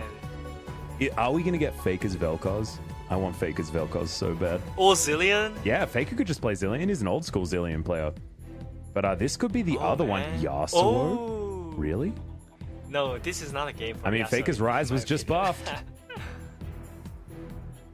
Faker Galio? It's also hype, because he only played Galio in some tournament. Oh, wow, okay. If I'm correct. Yeah, I think it's been a long time since we've seen the Faker Galio. Actually, the most famous Faker game with Galio in it, it was against Rookie in Rift Rivals for that sick match in I believe 2018. It was when SKT weren't very strong, and that was still such a sick matchup between Rookie and Faker. But that is me reminiscing a little bit too much, and we need to come back to the present here, as that is Lee Sin locked in from Clid. And we have to remember, Clid, if he's known for a champion, it's probably Lee Sin. Maybe Jarvan a little bit more now, but his Lee is super good. As now a last pick on the blue side of the Ornn. It just tells the story about this particular series so far. I mean, he's kind of surprised that Ornn went through all the time, and just Genji could pick the Ornn at the last pick. Oh no, don't do it. Don't do it, T1. And they're trying to picking Aatrox? Oh, no, I love this. Fiora. Please, Fiora's so much better. Sylas would be fine. Or Sylas. Sylas would be okay, yeah. Thank goodness. Oh man, I thought it was going to be a throw. I think the Aatrox was hovered just to troll us. So Faker is just prepared Akali to play against Azir, or is it mid Sylas actually?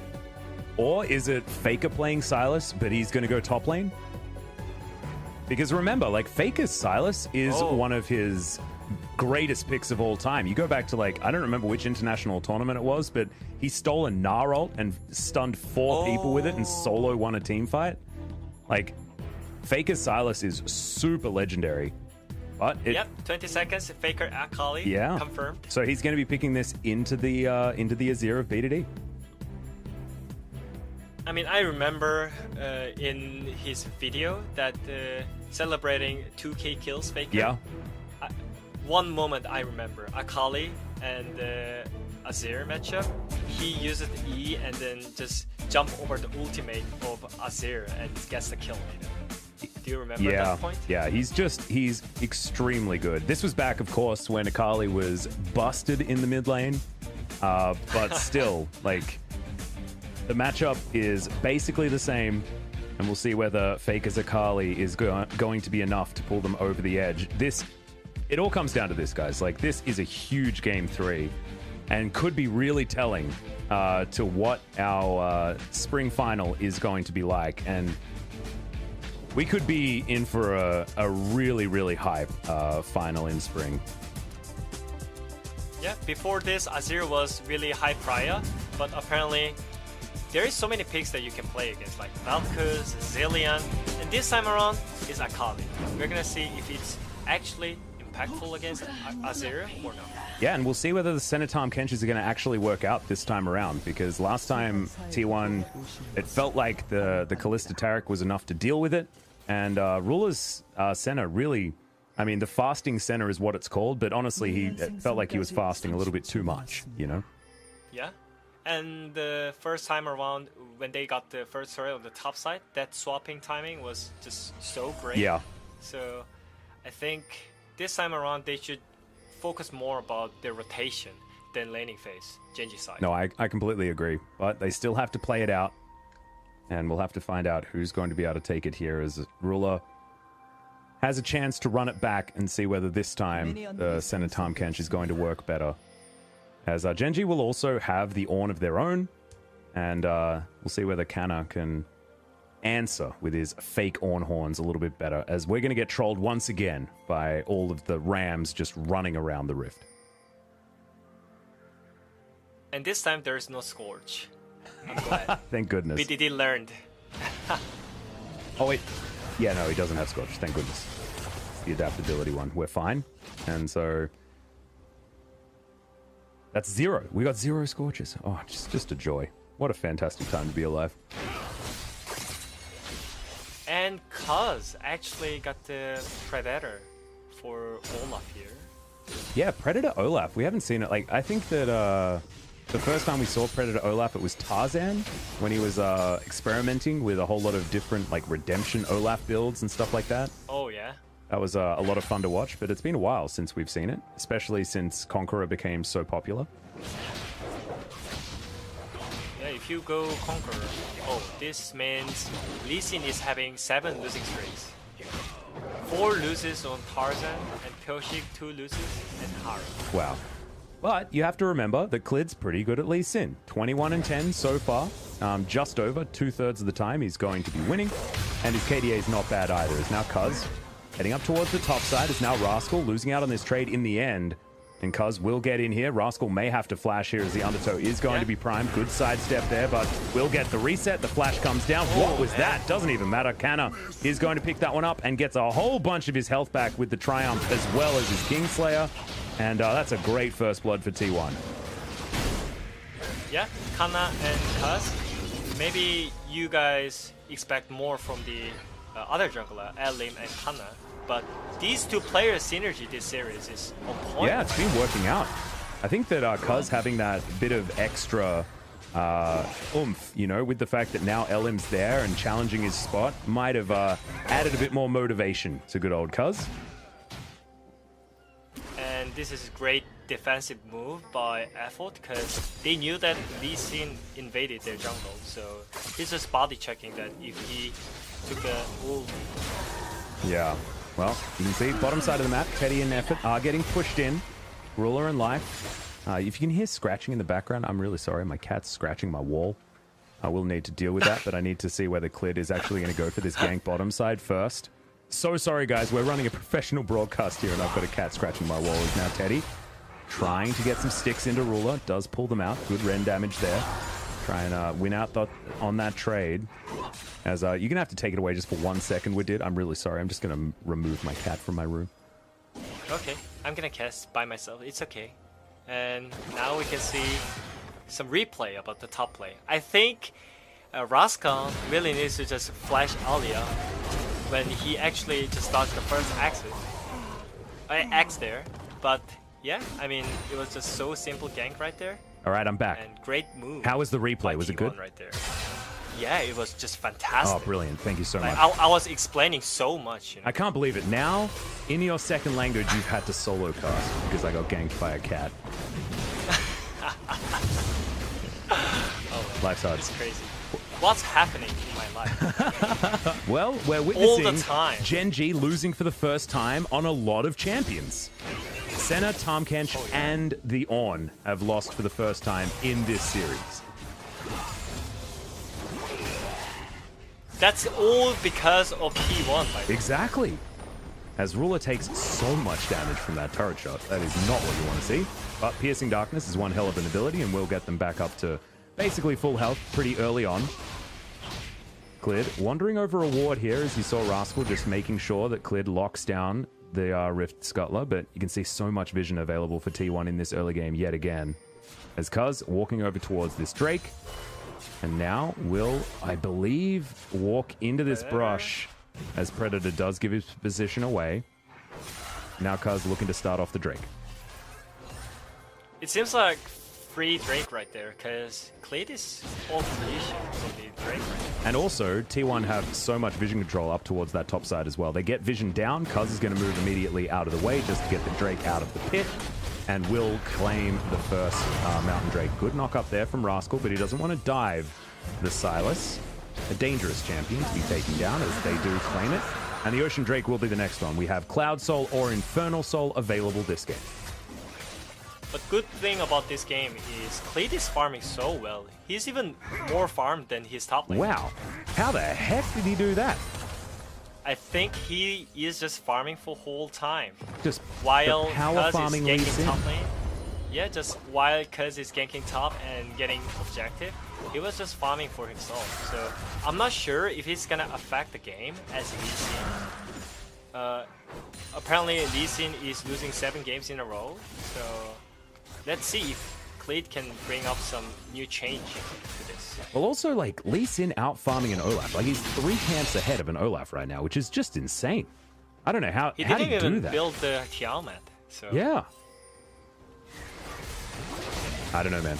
Sometimes crazy things happen. Level 6 already? We're going to find the snare on the bottom side of the map. This is a difficult dive as Ruler goes down extremely low. Has absolutely no mana either, and that was an aggressive dive attempt, and one that I don't think ever stood a chance of working. yeah, I mean, for sure, I think T1 didn't expect to Lee Sin to be level 6, but also didn't expect to just lane gank like that with level advantage. If he actually came from behind, then maybe they can force 2 flashes or something, but actually that was not that impactful at all. Yeah. So that level advantage meant nothing for now. Well, not unless he can turn around the next Dragon Rage kick. It's already halfway off cooldown now, as you can see, but his flash is on cooldown, so no kick flashes to be coming down for the next 5 minutes. It's going to be great news for T1. And in that time, of course, Cuz has been able to close the gap as far as the CS. He's moving towards his Cinderhulk pretty comfortably. As you can see, Clid has started up the blue buff. We'll be handing that one over to B2D, and then back through his jungle once again. Kanna having a decent time up here topside, but once again, Rascal is farming very well. As we have a look at this dive attempt once again, and Teddy obscuring himself and... sorry, no, he wasn't obscuring him, because that's Ruler's job. But just being able to stay alive is just super easy for T1. Yeah, and Cuz finally followed the farm right now, so he's same level. So I don't think they're gonna back out from this header, by the way. Yeah, you can see Cuz is just running at B2D right now. Doesn't find the undertow, and they don't have the vision in that area. But Gen G do have to pull away from the Herald, and that play is not going to reap any rewards just yet. This map rotation that I mentioned before, Genji is already aware of T1 ball lane is moving whole map. Especially last game, they did a great job on the map rotation. So Effort. yeah, really focusing on it. Effort had to flash. Ruler now in a little bit of trouble, but Piercing Darkness gets that health bar all the way back up to full, and Effort is at half health. Clitted started off this Herald once again. She gets pulled out of the pit, but Faker and Cuz over in the area. As now the Abyssal Voyage will guarantee this Rift Herald for Gen G. It took a while, but they got there in the end as Kanna just uses the ult to clear out the minion wave as the hijack was expiring. And that is going to mean that Gen G are able to secure the Rift Herald. So nice work. I mean, it took them a little bit of time, but they got there in the end. Yeah, I mean, they should have it, should get it, because Akali right now is not the champion before Gunblade, and BDD is having fun time on the mid lane, so they should be able to get it with all the pressure they have on the top side. Also, Raskar is playing so good in this matchup. Yeah. Already 20 CS is ahead on the top side, and they really need to break something, because their mid-top is losing so hard. And also, I think that's almost 2 turret plates. The flash forward from Kanna, though, they really want to try and knock Rascal down a peg. He just wants to get in, grabs himself a turret plate. He may as well, as T1 are able to grab that kill. I mean, 2 turret plates is worth more than a kill, right? Yeah, actually. 20 goals more. Yeah, not bad. I mean, with an assist, you're probably going to lose out global gold-wise, but that doesn't matter. I'm still typing worth in all chat. Absolutely. Well, slowly T1 is getting some kills. as I mentioned it, T1 has to do some play because slowly their mid jungle is losing, and Akali is gonna lose mid lane until he gets the gunblade. But Genji is just accelerating the game with the header on both sides. Yeah, they are going to be the mid pressure. They're going to be getting a lot of these turret plates as well. Remember, it's only ticking up to 11 minutes now, so still a lot of time to grab turret plates. Cuz clearing out vision, but he's not going to be able to stop this Rift Herald from giving a lot of money over to Genji. And now, with Predator on them, Genji is still moving aggressively as Cuz throws an axe towards the Lee Sin. But the Lee Sin still with an advantage of about 3 camps. As Q lands onto effort, he has the kick available, but no flash. This point in time would have needed to be a safeguard insect play if he was going to make anything like that happen. The T1 just back away. And remember, that stat still exists if you get first turret as Genji or T1. 100% win rate. So oh, that's true. Keep our eye out for the turret. On, by the way. Still hasn't gone down just yet, so we haven't been given the spoiler as to who's going to win this game. See if T1 do move over and try and contest this Ocean Drake. You can see Cuz in position as the teleport now does come in. Teddy looking to jump over this wall. Fair bit of damage there onto Ruler, but the Rend is now on cooldown as it will be a 50-50. There's the Cosmic Insight, but it is going to be locked down. BDD throws in the ultimate, but look at that. Senna and Tahm Kench both having to flash to get over this wall. Faker dives on in there, not able to get the kill as the Onhorn gets the double knock-up, and we have an Infernal Soul this time around as the Drakes are even. Faker's ulti just ran out the timing that he flashed, so it was just a little bit unlucky. Oh no. But at the same time, great play by Genji.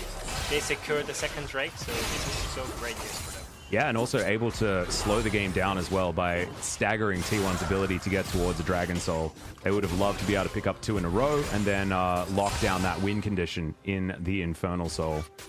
But even if it was a Cloud Soul, you know, that's absolutely fine. Getting that extra movement speed for champions like Canna, who can get a whole bunch of different hijacks in a team fight and be really, really sticky, actually would have been okay.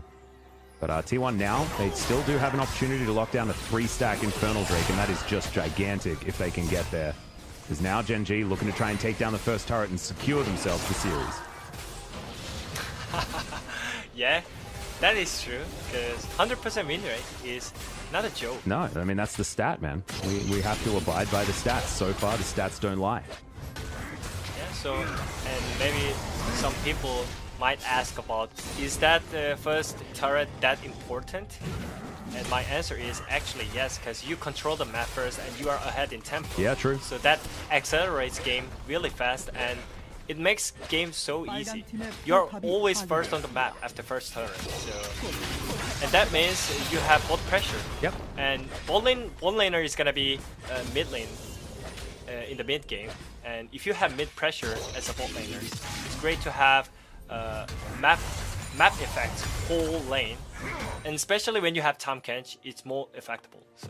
Yeah, definitely. And as you just saw, guys, Genji were able to get the first turret. You can see it at the top of your screen. That means the stats are not lying. We need to send some congratulations over to Genji as we check out this replay once again. Yeah. If stats never lies, then Genji should win this game. But still, game is on. And yes, sure, they have late game composition, but still, we're not sure about that Teddy late game. Yeah, exactly. They still have the Teddy champion.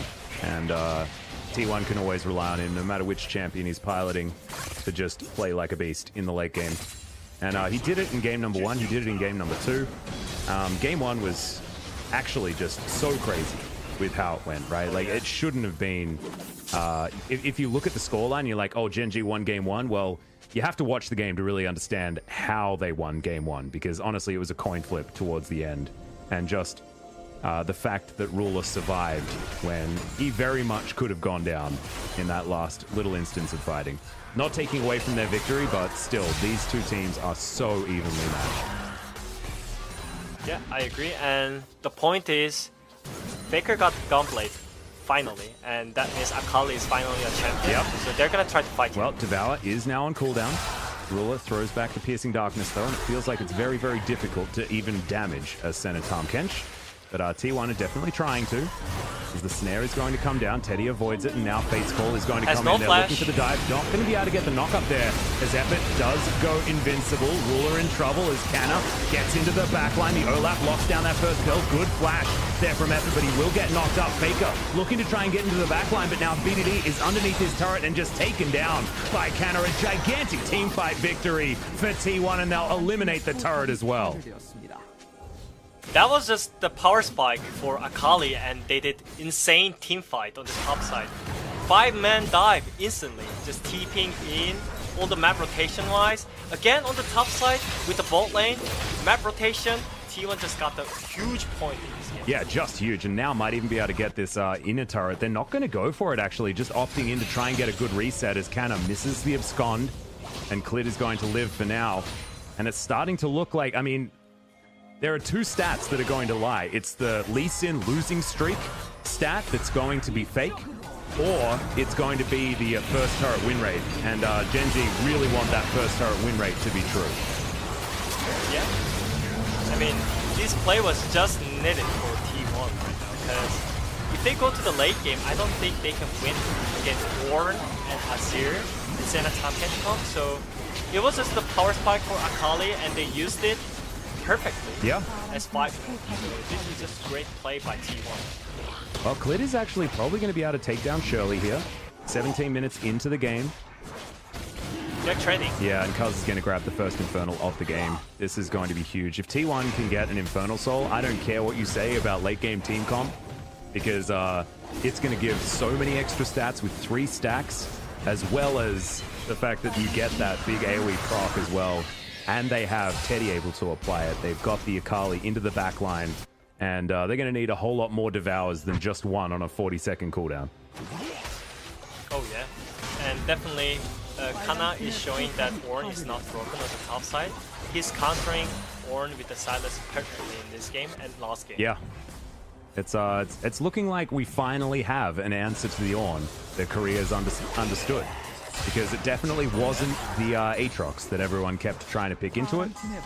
Nor was it Set. Set didn't work out either. And now we finally figured it out, as the Silas can just grab the ultimate and be just as impactful in a team fight. And seems to be able to just outlane once the game has gone on for a certain period of time. I still think Ornn in the early stages is absolutely fine against the Silas. But once Silas gets to that, 5 points into his Kingslayer, he becomes really difficult to move.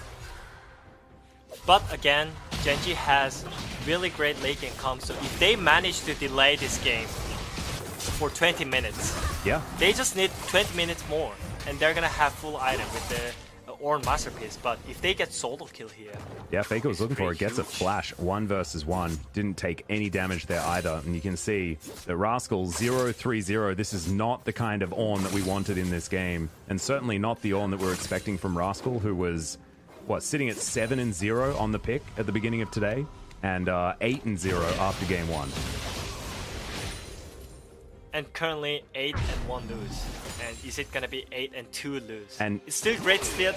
It's still a great stat, but they're looking for first place, and they really have to go over T1 Mountain, because they are always playing weird, or they always lose against T1. Why it's always T1? It's so funny, because it used to be the other way around. Genji, or when they were Samsung Galaxy, used to be the team that could take down T1, right?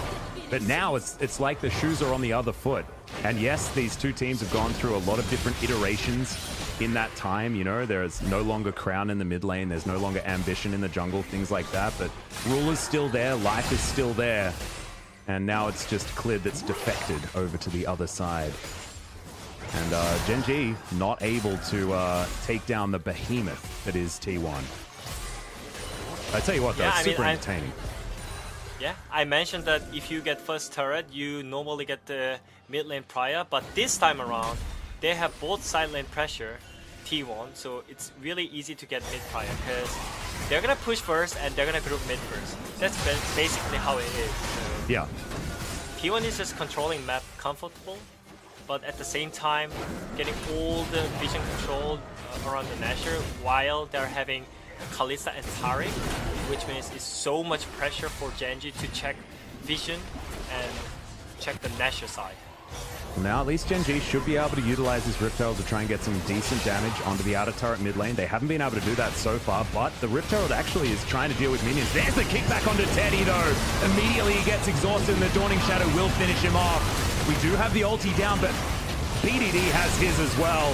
Cuz is going to have to flash out of there. The Herald's just going rogue in the backline, but Faker, perfect execution. Canna's there as well. Ruler is going to be eliminated. A triple kill for the Silas. He could actually look for the Penta here as Faker gets the backflip. Rascal taking the damage, but the abscond isn't going to land. Now they're going to go for the dive. Canna, can you get there with the pentakill on the Silas? Life is going to go golden. Canna manages to pick up the quadra kill in such an extended fight. And the execution onto Cuz. It's 10-1. T1 are crushing this game. It seemed like a great engage by Cleat, but the side laners, who has advantage from side, jumping into backline and managed to get kills on Azir and Senna. That was just great. It doesn't matter that Teddy just instantly died. They used every abilities, so they cannot block Faker or Kana on the backline, so they just cannot win without any damage dealers. Ornn and Tahm Kench, yes, they're strong, but Faker and Kana is just way more stronger than them. Yeah, and also BDD's ultimate was used onto targets that still had the Cosmic Radiance. It was so incredibly close, but it was like 1 second, and it mitigated all the damage of the Azir ulti, which is actually huge because the amount of damage that mitigates is just gigantic. Like, Emperor's Divide does a huge amount, especially after hitting 3 people like it did in that instance, but they were immune to damage. So it just basically did nothing apart from reposition some members of T1. And yeah, 9 kills difference, total 11 kills. I think this is actually huge difference right now. Oh yeah. Between those teams. But still, teamfight is looking strong for Gen G side because they still have Azir and Ornn and Senna. So it's still fine. Yeah, there's still a chance for them to win in these 5v5s. You're exactly right. But now Canna's picked up an Emperor's Divide of his own. No flash available. Faker does have his. Teddy has his. As now Canna looking for the engage. Devour has to be used onto Elite Sin as the Infernal Drake is taken here by T1. Life gets hit by the abscond at max range there as Canna still holding on to his hijacked ultimate. Perfect execution as Faker's just playing with the backline right now as the rest of T1 are moving like a steam train. Emperor's Divide used for absolutely no reason, but it doesn't matter. Teddy already has the triple kill, and they'll move towards Baron. T1 is literally making like Gen G is not even first place team, by the way. Yeah. It seems like just first place team versus something kind of middle pack of the team. This is a T1 in crazy form in this last game. It feels like as this series has gone on, T1 have just been getting better and better, and now they've 23 minutes, picked themselves up a Baron. They are even going to deny this outer turret from being taken, as Clid does have safeguard to get himself to safety, but how safe is he as Fake is going to turn up? Kickback gets a knock up onto Canna as the teleport now going to be coming in from Rascal. Is this Gen G's opportunity to turn it for the Cosmic Radiance? He's going to say no. Another Ornn as Canna picks his up. Ruler's going to get knocked up into the air, but not before he gets his ultimate off. BDD, gigantic ult. He's going to separate all of T1. In fact, the positioning of that was just stunning. Ruler's even going to be able to get a red buff here, but it's not necessarily a teamfight win as only effort went down. That was great chance for Gen G right there, but they only lost 1 kill, so it doesn't affect the game that much. Yeah, I couldn't believe it actually. I thought that after the Emperor's Divide was that impactful, after Gen G managed to get the teleport for Rascal right into the front line, exactly where he wants to be, it was going to be all she wrote, but never you mind. This was the previous team fight though, where T1 were able to get a big lead. Oh man, Faker is just playing with them. And look at this apple, man. Just so apple good. that apple did. Maximum effort. But there's just so many different things to replay. It's insane. I mean, this fight was not necessary by T1 side, but I mean, it just shows that T1 has changed so much, because before, they really didn't want to take the fight before Teddy gets 4 items, but right now, they don't even need to fight here, but they're just taking it because they feel like they're strong enough.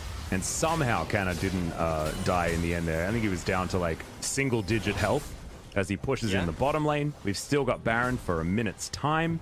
And Kanna is going to move back down here, get rid of all of these minions. Rascal has to answer, and the rest of T1 are pushing in every other lane.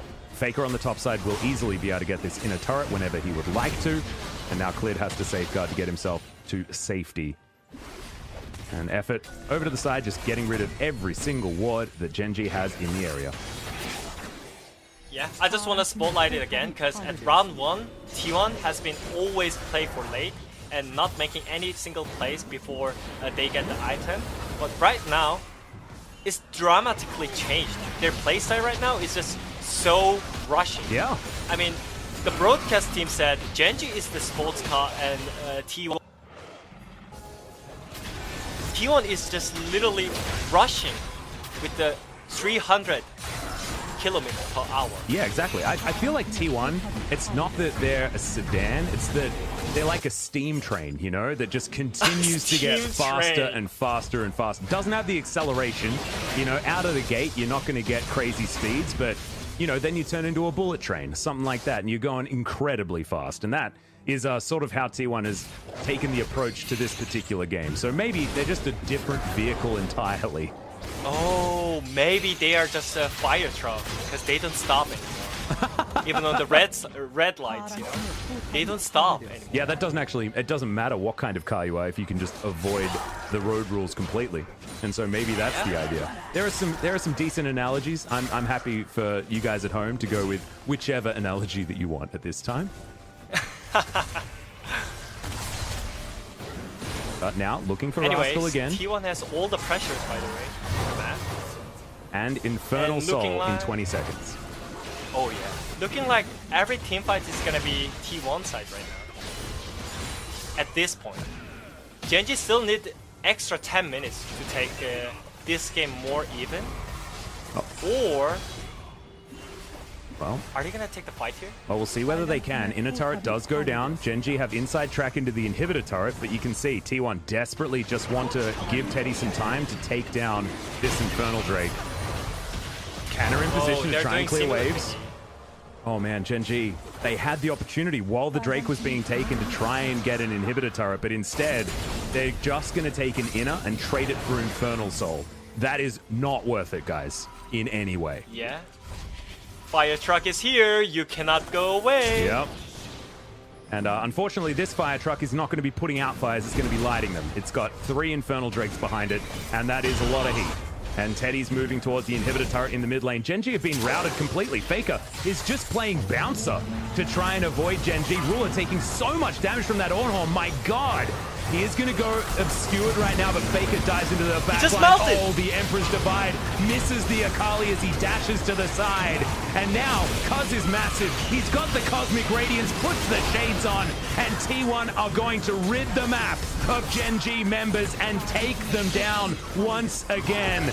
Gen.G, they can't lose to any other team in the LCK, but at 2 times of asking, T1 have come up trumps. Coach Kim said they don't deserve first or second place, but with this performance, T1 definitely deserve first or second place. Oh, absolutely. And they are very, very close to first as Teddy dives onto the fountain. The Nexus is going to go down. The ace comes in as Ruler pops back up, but not in time to actually get the kill. He throws out the ultimate, presses some buttons, but he's not going to stop the Nexus from falling. T1 topple Gen.G again. They just stomped it. It was just so fast game at game 2 and game 3. I cannot even believe it. Is it the same T1 that we know? I don't know, man. Or is this... I feel like... Oh, it's insane. Like, I think that what you were talking about Coach Kim, like giving them the advice, things like that, and the way that they adapt after each game is so true. Because the difference between the compositions game 1 and 3 weren't that different, right? Like, this was all about T1 having to play early, and in game 1 and 3, it was completely different the way that they played it out. Like, game 3 was so aggressive, and just absolutely fantastic to see the change of heart with how they play out the game to be better towards their win conditions based on what their opponent had available. Yeah, this is what I want to see from T1. Smart aggressiveness. I was talking about this so many times, but no one could do that in LCK. But T1 finally showed off against the first place team. Yeah. And yeah, really impressive performance. And especially, I just want to spotlight Kanna and Effort again, because they improved so much from round 1. Oh, absolutely. I mean, Faker and Teddy is always playing good, so I have no doubt again with those players. But Kanna and Effort, man, what did